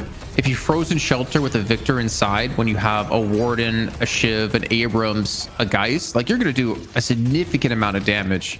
But to be honest, and this isn't any shade towards Saya, but I feel like melee creeps just don't play well around Kelvin or set Kelvin up for success. Even thinking back to games they've won, it wasn't necessarily because Saya was playing Kelvin amazing. If I remember correctly, it's not even a hero he plays that often. But we haven't really seen MC play around Kelvin in particular to a crazy level. This is ultra slow motion. Yeah, this is frame by frame. Yeah, I mean, there are limits. Even when you're playing Kelvin, who is still probably at the very top tier of hero power. Look, I mean, it's a smaller sample size, but there's a part of me that feels like if you have to have both Shiv and Kelvin in the game, you'd arguably maybe want to be on the Shiv. Like, I think Shiv is that good. He is that guy at the moment, and it just completely warps battles in the sense, I mean, forget the impact of Killing Blow, but just the pure fact of the amount of space Shiv commands by existing, with how durable he is. No other hero in the game is giving you what Shiv gets you, and yeah, if the game had went long, melee creeps may have been able to come back in, especially with John getting, you know, particularly farmed, but in the end, they ran out of time. Yeah, and there was just like too many skirmishes, I think, for melee creeps in positions they weren't really an advantage for. I mean, you see at the end, John at 30k souls, but he did miss, I think, like the last 2 team fights. We can see here only 14,000 player damage done. DMB had 26,000 with 4,000 less souls. Like, that's kind of a big distinction between the two. And maybe how this game was going, melee creeps were putting too much emphasis on John farm. As you pointed out, the later the game goes, the better chance melee creeps are going to win this game. And maybe that's why Bunny with Clock tried to end the game when they did. They had to, like pure and simple, they had to. They were not going to scale super well into late game, even with the Shiv. There was too many late game threats. when I look at the Melee Creeps draft, the number one thing you change here is the Victor. The Victor did not make sense. It got picked later in the draft. It got picked into a draft where you already had so much demand for farm. Look, it's not on Ido for how Ido was playing the Victor. It was not a player issue overall in my mind. I think comp-wise, Victor was the odd man out here, and there's a lot of other picks that would have made more sense. I mean, look, you're trying to get frontline here. Even things like Billy were available that would have made a lot more sense for the objectives you were trying to do, but Victor takes way too long to come online, and unless you're willing to turbo feed your Victor, which you're not, by the way, when you have Infernus Holiday Yamato, it's just not worth the pick. Damn, poor Saya. 13% of his souls, the second highest amount of souls he got from that game, was from being the lowest amount of souls on his team. That's crazy, man. Getting like almost 2,000 souls out of your 18k just from that. I mean, again, you're playing low eco as a Kelvin, and as you pointed before, the amount of mouths they had to feed, someone had to take the hit, and it was him mostly with Scout as well at 21,000. You know, if we're talking about the Victor, also, I don't know if I'm a big fan of the Mo in this comp either. I can kind of get the idea of it to go for picks, but then when I see Kelvin and Victor together, it's more of you want to like team fight. I mean, it's decent to shut down Arctic. It's decent to shut down Aiden, even potentially Gibbs, but I don't think it had as much success in this match as maybe they were hoping for. I mean, maybe not. I mean, in theory, it was fine. It's just the problem of running the Mo where the rest of the comp was not as synergistic as realistically it could have been. So for me, I'm looking at this and saying, yes, you had really good execution coming in from Bunny with Clock, and they knew their win conditions and they pushed the game to end when, if they had waited, it would have won against them. But draft-wise, Melee Creeps needs to get back to basics as we head into our second game 3. Yeah, they'll have time to get back to those basics, and we'll see who will take the title. And of course, the 1,000 plus bucks. A big shout out to everyone that has donated into our prize pool. Remember, we start each week out at 1,200, and all the donations go directly into the prize pool, whereas the subs on Twitch and YouTube go into making sure we can run these shows every single week for you. We'll head to that break, and when we come back, it's the final map of the night. It's time to determine who's going to win North America.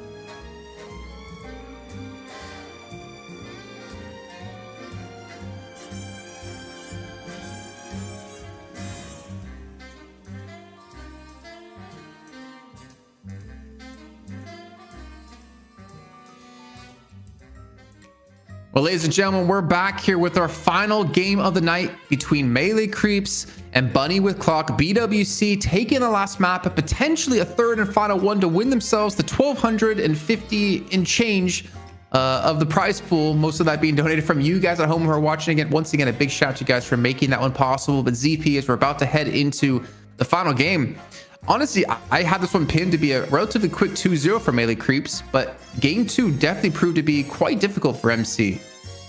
Yeah, as it turns out, draft-wise, too many characters that need farm, bad. Giving up the other team to Shiv, really bad. Like, there are some pretty critical draft errors that Melee Creeps made, and it's a good reminder that even if, on paper, you have more mechanical skill than the other team, they're just errors you cannot make in the draft phase and reasonably expect to win the game.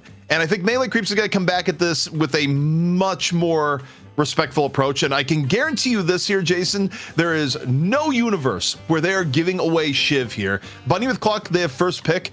To me, that means Melee Creeps coming on in with second ban. They will be banning Shiv. Unless Bunny with... Okay, well, Bunny Clock does it first, then all the better. I feel like if you're Melee Creeps, you can almost just leave open Kelvin here if you want to take away Vindicta, but I think Melee Creeps are definitely looking to get Holiday once again. And last time we saw this play around, Bunny with Clock, we did go for a Paradox first pick, and then we saw the Holiday come through for Melee Creeps.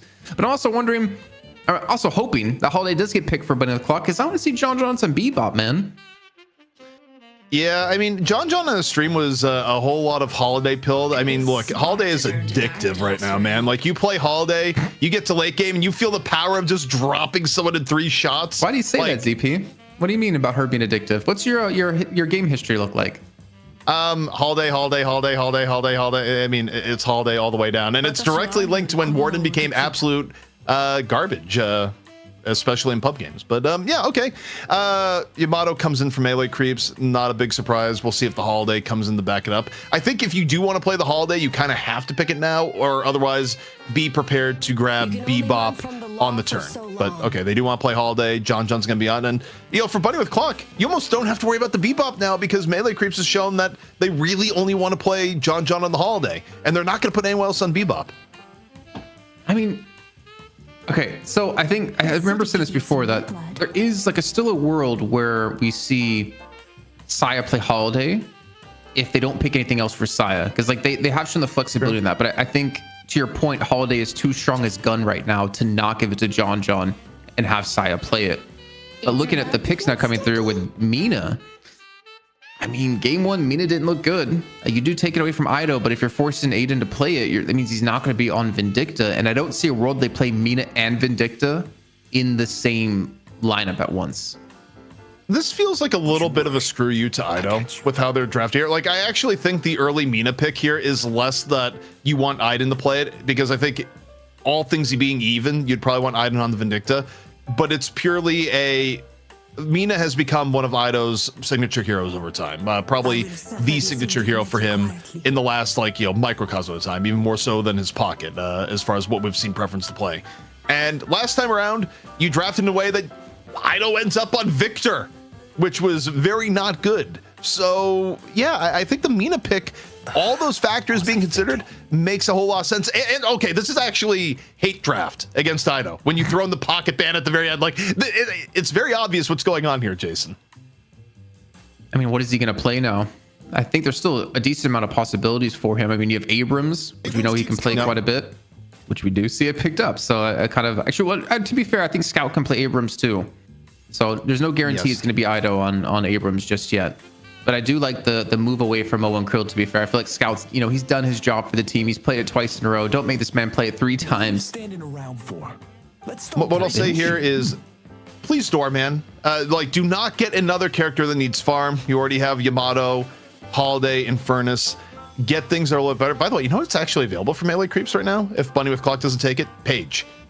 Paige has been continually getting banned and unavailable and everything else. Like, Paige would make a whole lot of sense right now for Melee Creeps. Like, I would love to see them pick up a Paige with one of their next 2 picks. I mean, even actually finishing up with something like Paige Doorman would seem really good to me here, Jason. Sorry, I'm a little late. Well, there's the Paige. I'm still hit or miss on Doorman, just because with the nerfs that have happened to him, we haven't really seen Gun Doorman anymore. And I believe Ido I want to believe he was playing Gun Doorman when we saw him playing it. You have to have the willingness to go support Doorman here, but okay, Ido's going to be on the GT. So, okay, I mean, Ido's GT isn't bad. So that it makes sense. Mina, right?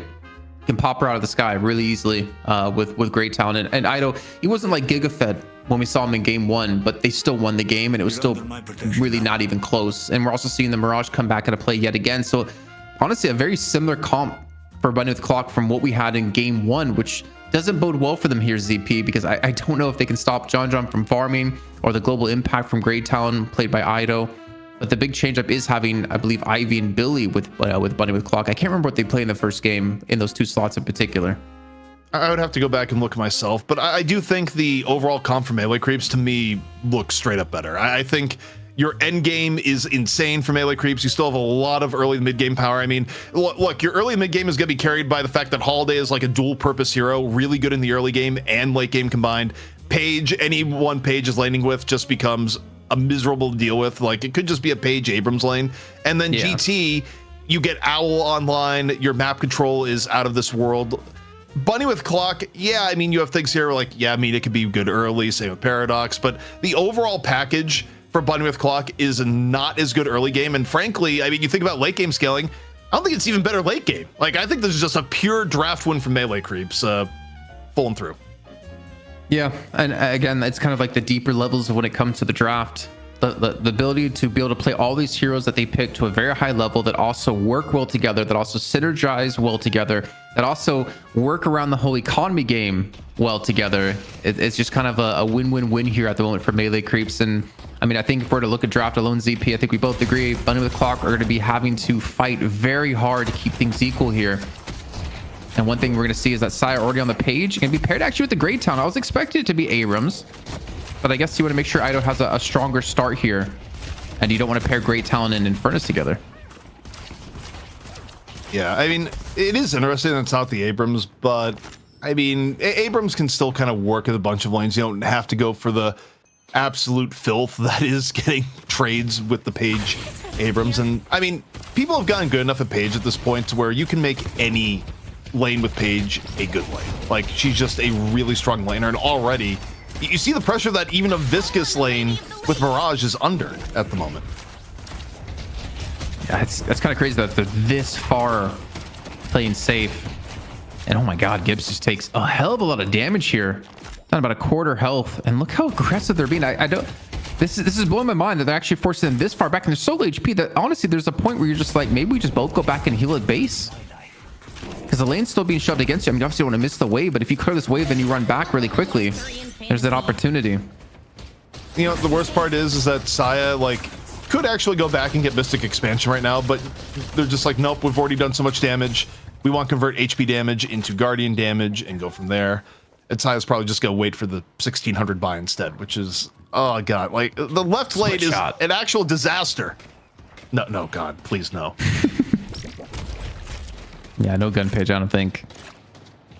Extra regen picked up here for Gibbs. He has cube up. He already used it once. I mean, you know, to be fair, him and Arctic are relatively healthy now. But actually, some minions being missed on this this right-hand side, as you saw. It was Aiden looking for stealing away some of the minions. I don't know if it was them that they lost it or their opponents that lost it, but either way, the soul's being lost on that lane. His initial kill has come in onto Tanner. This is an interesting sign right now. Getting denied on both, that sucks. Yeah, I mean, it's kind of funny. I almost feel like people don't go for denies as much at the top level because you just assume people are going to secure it, and people just tend to focus more on pressure. But every now and then you're like, nope, I'm going to steal your stuff. Bro, speaking of pressure, look at the minimap. Look on the left-hand side. Look at Saya. I mean, part of it may just be box running in enemy territory, to be fair. Like, no, yeah, that's what I meant. As long as I can. Well, this is the worst part of playing against Paige. Is like, you don't really want to counter pressure while the shield is up, and she's just running at you, throwing pages at you. Her namesake. It's pretty rough. 2,500 souls, and finally Saya's going to go by. I didn't see what he picked up just yet, but this is a little bit rough considering how defensive Bunny with Clock are having to play here on this left-hand lane. Though, to be fair, they're not really that far behind in souls. I mean, you can see Saya at 2.6 and Ido at 2.9. It's still relatively equal. It's only Gibbs who's kind of really starting to fall behind a bit. If I had to guess for Saya, probably Guardian Ward and Expansion, like 2 of the main stabs. We're going more support page early on. I'll get that confirmed next time we look, but the damage on the Guardian's huge. Guardian's already down at half, and yep, Guardian Ward Expansion. Who could have guessed? As Tornado comes in and, well, barriers, just making Saya relatively durable, playing around the Spirit Snare. Yeah, out of there to back him up. Ooh, get some good connections on Arctic. He's low on health now, so he has to be careful that he does have extra regen coming through. Not the item, but survivability in lane. Maybe to, I was gonna say maybe a little bit engaging on towards middle. And Jones is gonna get the catch on the cool cheese and punish him. And that Guardian's even low on HP. I mean, to be fair, like the left and mid lane Guardians right now for Bunny the Clock are extremely low on health. I mean, Melee Creeps just has ridiculous lanes across the board. I mean, any lane with the page was going to be good. You can stack middle with Holiday Yamato, which is absolutely one of the strongest poke lanes in the game. And now, ready to claim mid buff. And so he goes from here. Okay, not actually the most impactful mid buff for John John. John John was probably hoping for Vitality, but you know, can't win them all. Well, Gibbs is going to fall, leaving Arctic alone in a 1-on-2. Some really good damage onto Saya. Maybe gonna look for the finish on towards him. Zido's just gonna get some free pot shots on him. And Saya with the shield, stand and fight, able to, I guess, stall it long enough for Ido to get the kill. That's one of the underrated things, almost against a page lane, is that she, relative to other heroes in the game, she really messes with your sense of like, is it safe to stay in and fight because of how barriers end up working. And just, fights like that are not uncommon, is what I'll say. Viscous trying to do a little bit of punish here onto Ido. Gibbs looking for it, but Ido able to back away.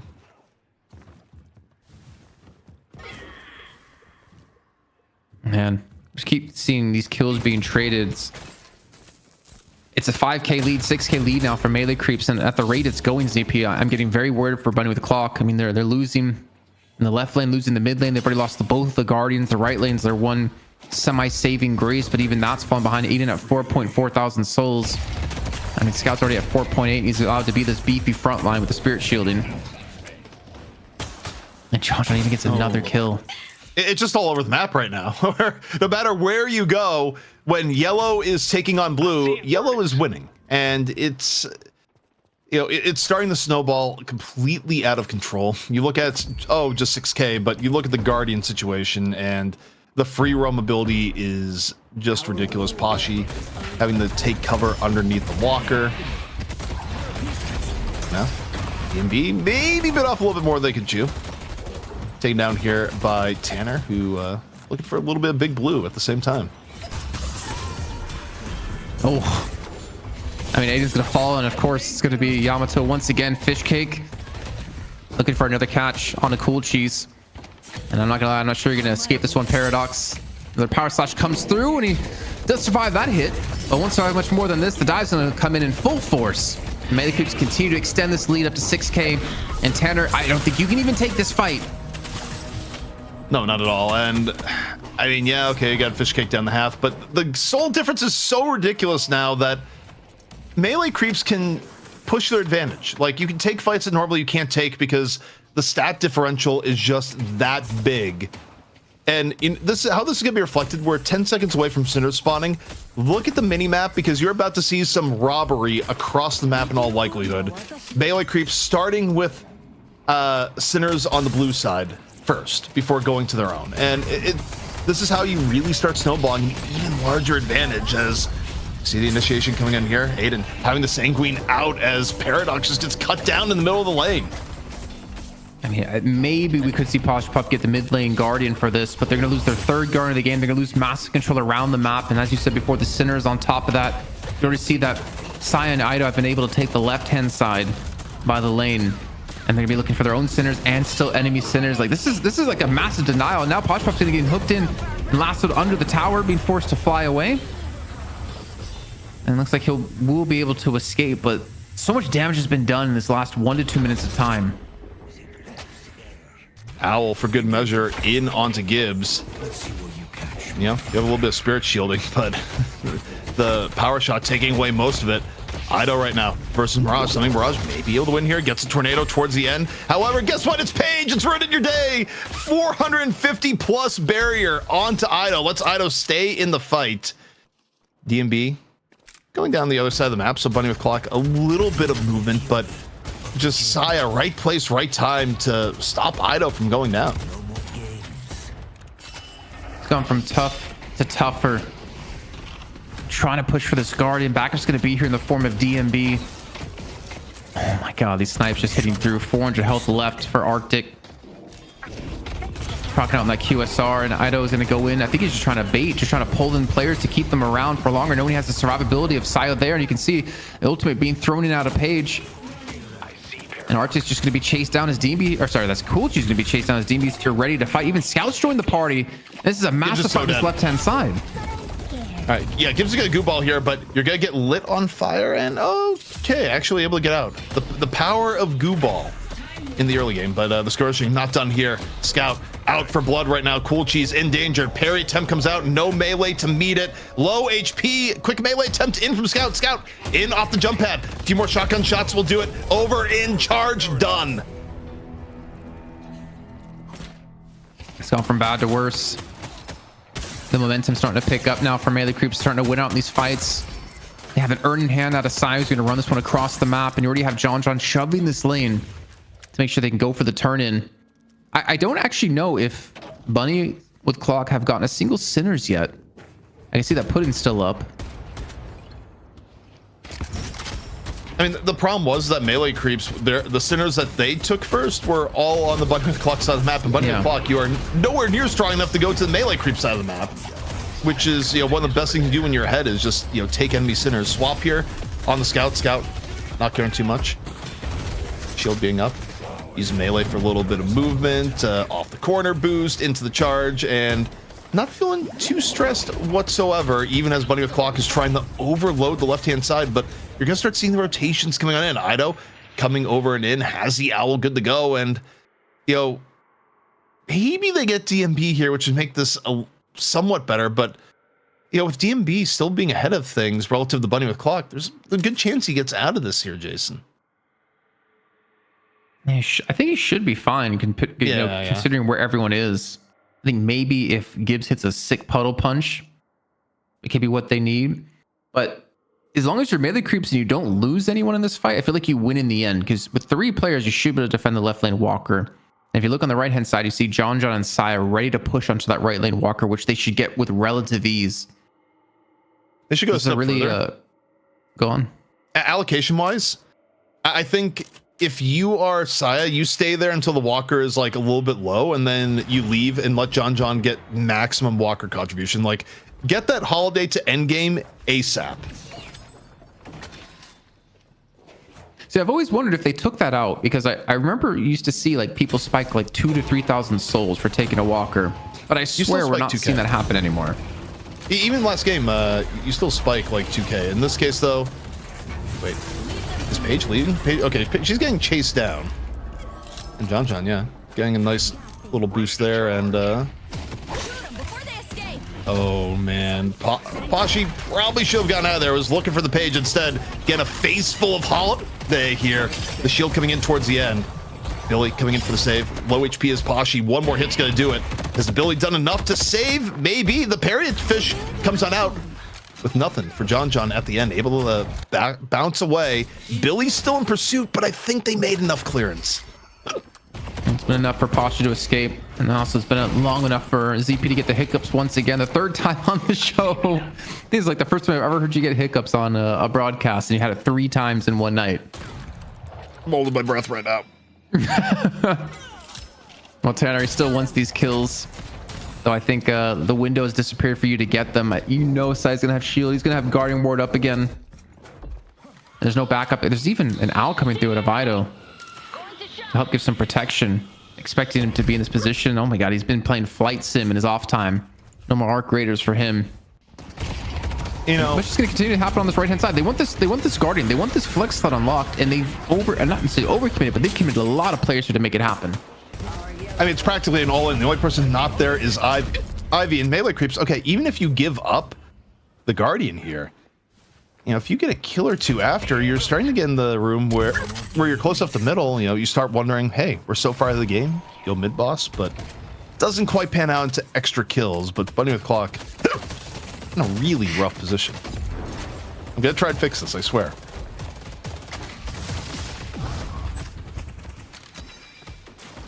DMB up against Poshy Pop on this left-hand side.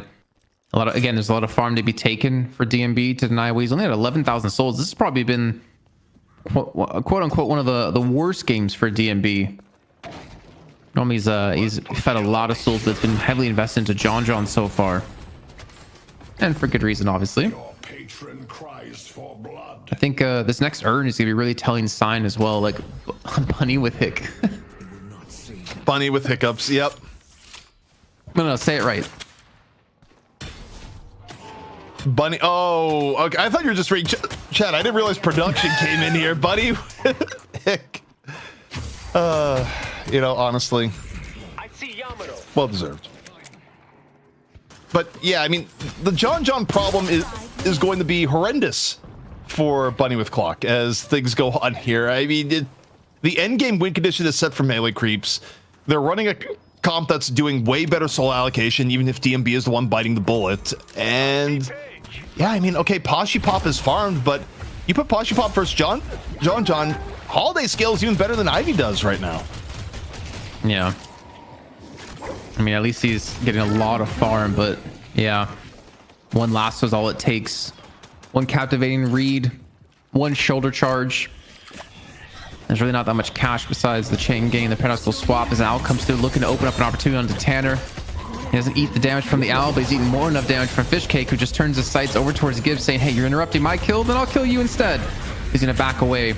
The great captivating read out of side to give him the space, but he's still taking a lot of damage from Nox Nostra from behind. And the chase isn't done just yet. Arctic wants this kill, and you know what? He might have it, but the thing is, they're going to lose this left lane Walker. It comes at a cost, and Scout right now, again, into the backline, looking for Ivy, the richest member of Bunny O'Clock's team, and is immediately taken on down, the Walker following thereafter. And melee creeps are just in the cycle now, Jason, where they're getting good trade after good trade. And now maybe you get the Page as a consolation prize, but look at the movement, Asaya. Still not enough to get away, but I think that was a rake that got Page mid-jump there. Oh, this is interesting. So Gibbs is trying to run the urn across. DMB of Scout are there to prevent the turn-in. I think if you're the bunnies, you got to reinforce this turn-in. You can't expect to get it for free right now, knowing you've already lost that left lane Walker. That also alleviates the pressure on the right lane Walker for melee creeps to not have to worry about it, which allows them now to send over Fishcake and John here to defend and allow Ido just to keep free farming. He has the global participation of that owl when he needs it. Oh man, Scout, you know, sneaky beaky. Like, you can see how careful Bunny with Clock are being here, and they don't know that Scout's right behind them, and the charge from behind catches him out, and the urn's gonna get turned in. Actually hilarious. In this case, Scout was just out for kills, not so much trying to deny the urn. And okay, needed a little bit of backup there. You may be ahead, but not so far ahead in this instance that you can just roll through, especially when you look at where you're ahead from. A lot of it is just more heavily based on John, DMB, and Fishcake. You know, Scout being out there at 15k. I mean, Bunny with Clock for the most part is all at 15k. So, you know, you're not exactly a server admin Abrams in that situation. And the lead that melee creeps had is kind of fallen now with that urn turn in with the kill onto Scout. I mean, they're behind two walkers. They're only down 4,000 souls. Bunny Clock actually doing a phenomenal job of keeping this close. That still technically they're not really that far behind. I think the only disappointing part for them is the fact that Poshy Pop has the majority of their souls. I mean, Aiden is not much of a destroyer right now, only at 14,000. I mean, look, you need a lot of time to catch up. You got the entire, like, yo, dog cowering versus dog furious meme with Aiden. It's like Aiden on Vindicta, then, you know, Aiden on Mina from what we've seen tonight. Yeah, very true. Again, the problem I have here with Bunny with Clock's composition is that it wasn't a composition that was going to win laning phase, and, you know, clearly it did not. But it's also, you look at here, Jason, it's not a comp that wins late. Like, it absolutely doesn't win late. In fact, they get weaker and weaker as time goes on. DMB, while he hasn't bought it yet, is going to be a capacitor carrier later on. That's going to give Gibbs like even less opportunities to have effective play because Cube just gets completely ruined. And you have to deal with the end game gun holiday, which is pretty much game over once John gets to like 35k, if it's especially ahead of the game. Not to mention, you still have to deal with Ido getting people extremely low with these power shots. He already has a good amount of damage. Surge of power, rapid recharge. He's got his power shot maxed out as well. Saving for his max level owl here in a few seconds once he gets his next boon. At least you have the... I was gonna say like a decent amount of tankiness, but you really don't. It's just really Tanner to be the front line for your team. I mean, Gibbs is... I imagine he's gonna be fed over a farm to be getting beefy. And as you mentioned before, the capacitor gonna stop this cube. It throws down and maybe depends on the Posh Pop. He's still farming 26,000 souls, man. He's getting very far ahead, but is he gonna have the impact in these fights? I think they're gonna need to use him soon if they want to have a chance. Oh, DMB is getting the treatment right though. Chain gang into Goo Ball, into someone that's still gonna get away. Like it looked fierce, but the actual impact was Infernus that gets away with half his HP remaining, and instead an owl heading their way. Fish cake now on the jump in. Owl still in the air, hunting, looking. It's gone. But now the full fight is taking place a little bit on the rooftop as Melee Creeps fully rotating to the left. Well, I say Melee Creeps fully rotating. John is on a suicide mission, the middle walker. He is chunking the middle walker.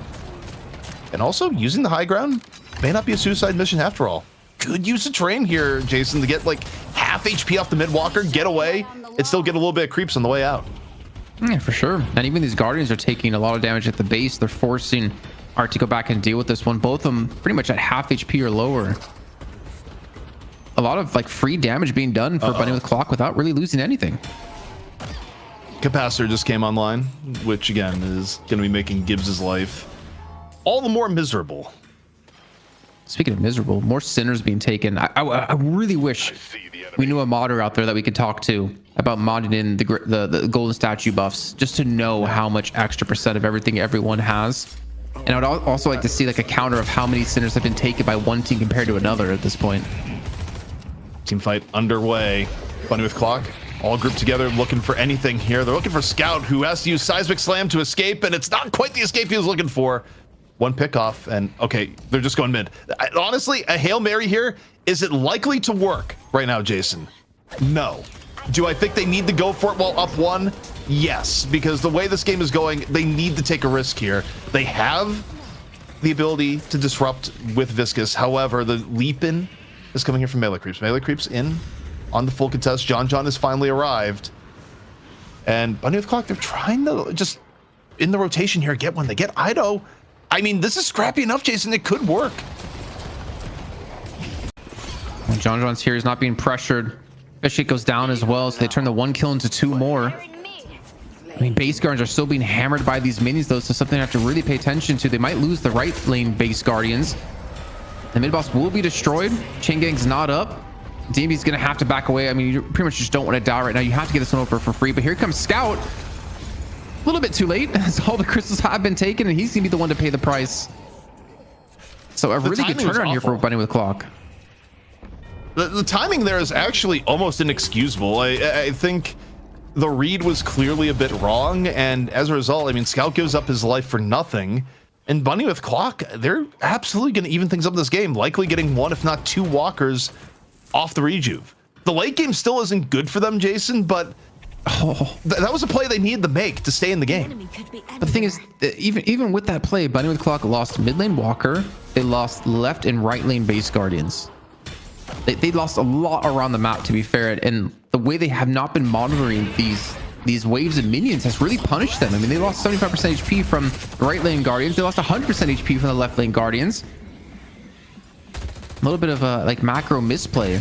Yes, they get the walker, and I agree, it was a Hail Mary play coming through, and it works out so far. They need to turn this into so much more, as captivating read will catch out on the cool cheese.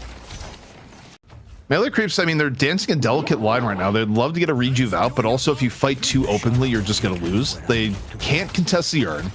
So Bunny with Clock is going to go ahead on the overall aggregate. But now if you're Arctic, Real close to having Traveler. Gonna need a Traveler into the main fight here. Still waiting for it to come up. John also very low if you could get anyone onto that. But instead, it's gonna be a rotation here onto the right Walker. And, you know, melee creep still all 3 Walkers alive. Maybe they give up right. I think you look at this here, Jason, give up right, defend the next 2, but they want to get their pound of flesh from the right if they can. I mean, if you can take even just one of the crystals without losing anyone, that'd be such a worth it play to make. John also has Lucky Shot now after the push of mid lane Walker and the right lane base Guardians. He had over 6.4k to spend, and he's become a massive threat now, and he's in the fight in towards middle. This actually could be a fight that they could win. They could get some crystals for sure off of this one. Still a minute, or pretty much 2 minutes of time left to go on it. And the goo ball is not necessarily the most ideal target, but they have the support to keep John alive, and John's just really going to start putting the pressure on. Posture down below half HP. This is where you need some of the John cam to just see the power of Gun Holiday here, of like, oh, people have vaguely entered into my lane. You know, let me show you what happens when I hit 3 shots, effectively. So, Bunny O'Clock, I mean, you have 2 full HP Walkers left. I don't know if you're going to get that much out of the rest of this rejuve, barring a mistake from melee creep. So, again, the mid-boss works out well. I mean, it's a really well shot-called play that turns a small advantage into a bigger advantage into mid-boss. But the general dynamics of the game are still really working against them, Jason. Yeah, and I was just taking a look at the minimap. I mean, Ido, he's keeping lane shoved with his owl just to make sure it's really hard to manage your waves with Bunny with Clock. Pashpa picks up plated armors on top of this to deal with John. Amount of brunt damage he's going to have to face. We do see the group come through. The rejuve has 40 seconds left. Changing has been used. Going to catch on to Ido. Going to catch on to Sai as well. Pulls them forward. Ido's going to have that back up there to escape. But again, they're not really looking for a fight here for Bunny with Clock. They're looking for the Walker. And they get it. Continue to build up this lead up to 13,000 souls now. Majestic Leaping Billy. I didn't notice that Tanner had that. I don't think I've ever seen a Billy build Majestic Leap. I mean, it's clearly just based around trying to get chain gang value. You touch someone for half a second and maybe it'll break on LOS, maybe it won't. Oftentimes it does not. And chain gang, one of the buggier abilities in the game, all in all. But melee creep's able to get the urn here, and this is actually kind of tragic for Bunny with Clock if they're not able to defend this urn, because it's going to put melee creeps back up to even, and it's going to, you know, essentially, okay, you got 2 walkers, but now you're still in absolutely awful spot. So somehow, some way, Bunny with Clock needs to generate a pickoff here, and you got to be looking to Cool Cheese to help make this happen. Oh, there you go. As you just talk about him, his ears must have been burning. Gets a swap out of DMB, but there's no backup there. There's nothing else to lock down DMB, and he just easily escapes with the help of a flame dash. Though Gibbs might be catching out onto Saya. No, it's just the minimap line. I mean, Saya was above him. Giving up swap for nothing there, just it's not it in this situation. But okay, urn is dislodged. It is not turned in just yet, courtesy of Puddle Punch. Gibbs with the urn control. However, Aiden just gets chunked. That had to be courtesy of Ido. Throwing out the shots, either Ido or John. The long range power is unreal. Ido over the top. 1 power shot, 2 power shot, nearly takes down Arctic. The long range poke is brutal, but the fall through a little bit good. John gets caught in the crossfire. Scout 2. Bunny with Clock still a full 6. They may be weakened, but everyone is still alive. And Iden back into the fight, looking for a little bit more. This time, fish kick on the menu. Soon to get raked, perhaps, but no, Ido takes down Iden before the rake happens. Both teams trading out. Bunny with Clock, though, still a little bit healthier. Here's Gibbs here on the flank, looking for Infernus. Infernus chasing down, gonna be wasting a lot of time off the cube while the page shield ticks down. Gibbs working on the outskirts, taking a lot of time, lands a shot here onto DMB, still taking the fight. 50 HP, burns down, can't quite finish it before DMB gets the burn. Well, that's gonna be another urn turned into here for Bunny with the Clock. 26,000 souls now in the lead as they're actually knocking on the front door, taking down the base Guardians. Rejuve is no longer there, and they have a minute left till the mid-boss respawns back in. And for me, you take the shrines, you take the stage 1 patron, and you back away, and you get ready for this next mid-boss, which could be Bunny with Clock taking the series and taking the throne here in the Deadlock Night Shift. I look at that play, though. I think there had been some miscommunication between Ido and Fishcake because they were fighting in positions that, like, Ido couldn't help Fishcake. Like, he couldn't hit these shots from the position that Arctic was, like, you know, kiting for. And he kited long enough that Aiden was able to come in from the side and eventually from base with health to fight. This is a huge position now. Bunny with clock in a spot where they, oh no, Arctic gets caught. Lasso in. Now John going for the shrines, and this could be Patron at this point. I mean, melee creeps taking advantage here. They have way more gun damage on the team. I mean, you take a look at what John's doing, just absolutely crunching through. Second stage Patron's going down, and okay, I think you have to get out here. I don't think you can all in at this point. But now you've set it to where one good team fight and you win the game. And also, I mean, that evens up souls a bit. And it kind of gets to what I was saying is that, you know, some people might be looking at the aggregate of this game and going, Bunny with clock is a good spot. The scaling of melee creeps is way better, and mid boss is up here. Bunny with clock, they have limited time here, Jason, to come on in and contest the fate of the NA championship here at stake. And you got Fishcake here, shadow transformation, looking to go in on the crystal into the page ult. So far parries are in, no rejuves been claimed. Fishcake though finally grabs it, all rejuves going the way of melee creeps, and melee creeps contesting through Bunny with clock, another 3 down, and Jason, melee creeps pull themselves out of the 30k deficit at the very end. I mean, the stage where Patron's already been killed. You can just rush the base right now. You got to get some waves shoved up, and you're going to be more than home free to get yourself another $1,250 just about in your pocket. They get the kills on top of this to be a cherry on top as RT's going to fall, and there's no one here to stop him. Poshpop and Gibbs 2v6. You might as well just try to push the base and just try to backdoor. If anything, maybe that's why they're sending Saya back to help defend, keeping the wave off the left lane Guardians. Yep. The backdoor protection's there, and really, like, yeah, Fishky, you can hit this all day. You're not going to kill it. Wave those pushing up here for melee creeps. It should be a bit of a victory lap. And yeah, I mean, Saya's a sacrifice. Saya's quite literally just stay on the wave here, waste some of Pashi's time, because we will go forward and finish off the patron. Fine, but it's gonna, you got Holiday. Look at the patron, Jason. It's over. Yeah. Melee creeps defend the throne. But you can't say Bunny with clock did not make it close. But in the end, Jason, draft-wise, I feel like Bunny with clock put themselves on hard mode, and melee creeps from the draft gave themselves every tool to win, even though the execution, frankly, was a bit lacking in this game.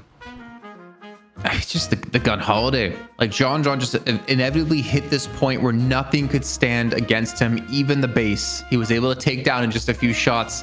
I was looking at Gibbs at the very end. He did such a great job of trying to cut the wave out, trying to stall to buy time for respawns to come through. You saw Fishcake trying to hit that patron with backdoor protection, and there's nothing he could do, but eventually the minions got in the range for him to quickly close it out. Obviously with John going to be there, but I do like the little play, the little split-second call of sending Saya back to stop Poshipop so you can't just cleanly push into the base if they got halted on that eventual push. And as you mentioned, the draft just a little bit too good here for melee creeps, even though the souls, they were down for a majority of the game, it felt like. But honestly, Bunny with clock, I mean, even though they lost this series, they looked much better this week than last. Yeah, I mean, this is a team that is leveling up before our eyes, and honestly, a better draft here, something that plays a little bit more to their strengths and maybe denies a little bit of the things that melee creeps was looking for here, and we could have had a new champion this week. Bunny with clock looked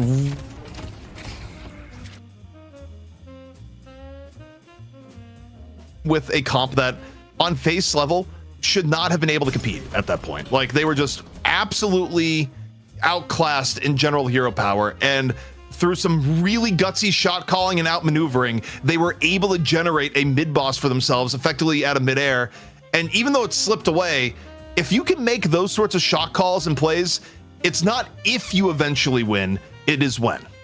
Yeah, it is definitely when. And I think we see a little bit more depth in pool from a couple of players on Bunny with the Clock as well. I think there's definitely good opportunity for them to become a dominating force in North America. I mean, they pushed melee creeps extremely far in this one. They lost very easily in the first match, but to bounce back in match 2 and to take it to a 3 was no easy feat by any team out there. And I think they showed that they can really compete when it comes to laning phase.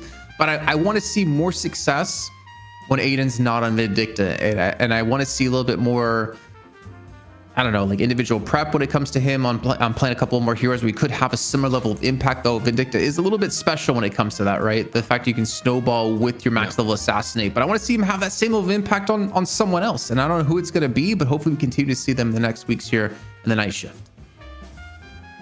Yeah, and again, I think we've seen this before, and oddly enough, I feel like when I take a look at the Bunny with Clock team, It reminds me of the old Melee Creeps before Melee Creeps was on top. Like, it's the same sort of energy I'm getting right now, Jason. I mean, it's Cool Cheese's Posture Pop. Those were two of the original members of Melee Creeps when they rose through the ranks over in North America with the Fight Night. They eventually being one of the first teams to take down Hydra Nation back then. But yeah, I mean, there's definitely some signs. Again, I think you give them a couple more weeks. If they can keep improving like this, they are going to be one of the best teams in North America. And I think Sneaky Golem, they're going to have a tough time up against them. I think Melee Creeps are going to continue to have a tough time against them if we get to that point. But either way, we can see the history of the last 15 night shifts we had. I can't believe we're on 15 already, ZP. It feels like just yesterday we started up night shift, and Melee Creeps have won the last 4 weeks in a row. I mean, think about how much has changed. You know, back in night shift number 1, Hydra Nation was still alive. Buff Enjoyers were still alive. You know, who is that team? I can't even remember now. Hydra Nation up against who? I don't remember what logo that is. PKP. PKP. Okay. Yep, and that was that like little troops. Yep, those little troops. They tried to give us an AI logo, and instead we gave them the trooper. The unks in there, man. A lot of history. I almost wish we could pull up like the Fight Night history too somehow, and then see, because we had like 30 something episodes of that, to see if we could remember all the logos of all the teams we had. But I mean, really crazy the fact that it's been 4 weeks in a row, and the week they lost in week 11, I think, was right after the Trolley Open, when they just won the Trolley Open, and then it went on to lose 2 days later to Sneaky Golem in night shift. Yeah, that was the big, where basically Melee Creeps won Trolley with Bebop, and then basically Sneaky Golem comes in the next night shift and says, we're banning Bebop first. Like, absolutely screw you, John. You don't get to play what you want to play, and it went from there. Yeah, do we have I guess an MVP? Oh, we do have it. The Fight Night history. Oh my god. Oh, my, Bottom Barrel, Llama Lords, Big and Brawlic, TF2 Boomers. You know, and then a different kind of Hydra Nation, Valhalla in there. I'm really not trying to shoot 2-base strays at TF2 Boomers, but I swear to God, for the amount of times we had them involved here, the fact that they only got to the money match once, like, come on. Bro, they're the fearless Furies of North America, okay? That's something. Also, the inaugural, I said 3-0s. We didn't start out with a challenger match. We started out with like just a BO5 in each region. It was Hydra Nation versus Naked Cat Girls and Friends. Oh yeah. Yep. Yeah. Wow. That was over a year ago now. Crazy. That was when Hydra Nation just became Hydra Nation, because they gutted another team before. Who were they before Hydra Nation? No, they were Hydra Nation the entire time. No. They were there's other teams that they took players from, but they were always like Hydra Nation. No. Mahjong and Krill wasn't that what their name was before? Oh, they became Hydra Nation? So you're talking about like the proto thing where you had like Cool Mad and Buds on the team. I think was a thing, and then like that was actually going to be the team, and then they like shifted last moment to Hydra Nation. Good times, yeah. Mahjong and Krill, Downtown Showdown North America #2, and they played with Leffa, Hydration, Rocker were 3 of the players, and then a couple of other players. That's crazy, also man. Flick was around. Well, I see Sam CH and I see Sharky and Hawk on Mahjong and Krill. Also, we got some stats here. Yeah, we got some stats. I'd like to. Can we talk about objective damage? Like, why is a 6-shooter the most destructive thing to buildings in the entire game right now? Like, look at John's objective damage. Like, Lucky Shot, Hollow Point, Glass Cannon. I think it makes anyone's shooter, even if it's a P shooter, do quite a bit of damage. Well, to be clear, there is like scaling wise, I think it's something along the lines of like Warden at Max Boon right now gets like 89% scaling, and Holiday gets like 189% scaling. So like Holiday's endgame scaling with gun items is like, oh. So what I'm hearing is nerf Lash. Yes. Okay. And also probably McGinnis. Like, you can't risk McGinnis ever being played. Yeah, no. We don't need her to get into meta for sure. Exactly. Yeah, hearing Soren talk about how he one tricks McGinnis, that was really funny on the night shift or the graveyard shift on Monday. If you guys missed out on that one, but yeah, I mean, obviously, Melee Creeps come out with a victory. But who was our MVP, ZP? For me, I like Saya as MVP here. I think Saya was incredibly good in terms of the support play today across the board. really everything we saw melee creeps in. And yeah, I mean, look, you cannot deny the effectiveness of Paige right now. You can say, it's the hero, it's a player. Overall, things don't go as well for melee creeps without Saya just being a complete pain all day long today, whether it be on the doorman or on the Page. It made everyone else shine. This is tragic. Yeah, it's funny though. If you think it back to how Game 3 started, it felt like it was just Saya dominating the lane. He kept Arctic pushed back. He kept Gibbs pushed back constantly in the lane that didn't allow them to really interact with the lane at all early in the game. Yeah, I don't know. I'm just thinking about the game too, by the way. I saw a little bit as the game ended. Like, I scrolled up here, I was just like, oh man, Caster's so biased. Like, Bunny with Clock is up 20k souls. It's like, guys, have you looked at the team comp that Melee Creeps has? Like, some team comps, they just win. Like, it's not all about that. It's like, I look at this like, yeah, that's a holiday that's like really, really far. And there's like, there's nothing like that on the other team. It's why, like, Bunny with Clock did have like this narrow window to win with a 30k lead if they didn't make any mistakes there and out. But the scaling of the game, Jason, just eventually caught up to them in the most brutal of ways. Okay, well, that does allow us to put a bow on the final series of the night, but not ending off things before we take a look at our pick priority in the night shift number 15. And what was highly valued? Probably Holiday going to be up there. Shiv, Kelvin, Holiday, Infernus, Paradox, and Yamato all make it into every single match of the night. No surprises. Right now, I'm looking more for who was lower that you wouldn't expect to be as low. And frankly, the biggest surprise of the night was that Paige was down at 3 when Paige was at, I think, max picks last week. So Paige weirdly got underpicked this week. And then everything else, I mean, Pocket, I think, was actually a little bit up from where he was before. Thank you, Cosmetical. Vindicta was up. Bebop, maybe a little bit lower, but still pretty highly represented. Actually, the other big winner in recent times, Sinclair. Like, Sinclair was at 0 picks for many, many weeks, Jason, and now is back to being a, pretty valued pick, at least in the EU. Yeah, I remember it was Hoot brought it out and Listic brought it out over in the EU portion of the show where they played up against Abrahams. I think the real winner, though, of this week with their hero prio, it had to be Lash and Viper. I don't know how quick Solomon's going to be on the turn on that one, but definitely the win in my book. Definitely had probably more appearances in Night Shift this week than in any other week combined. I don't think we're going to see it in time. It's fine. If you guys were there, you know what happened. I'm sure you'll see it in our carousel later on. But it's a week that Lash will remember for the next 18 years, man. That's all you got to know. Oh my God, yeah, we won't be able to forget it for the next 18 years. So we'll be paying for that one way or another. I think everything else is pretty kind of standard. It's kind of crazy to see the fall of Victor, considering he was picked or banned pretty much every single game for, I want to say, like 2 to 3 weeks, and now we see only 2 picks coming through, no bans being targeted at him. But I mean, we're still seeing every week in and week out the same heroes at the top of the table, whether it comes to bans, whether it comes to first picks, or just picks in general. I mean, Paradox, 7 first picks out of 8. And then Kelvin was first picked every time, but that's expected.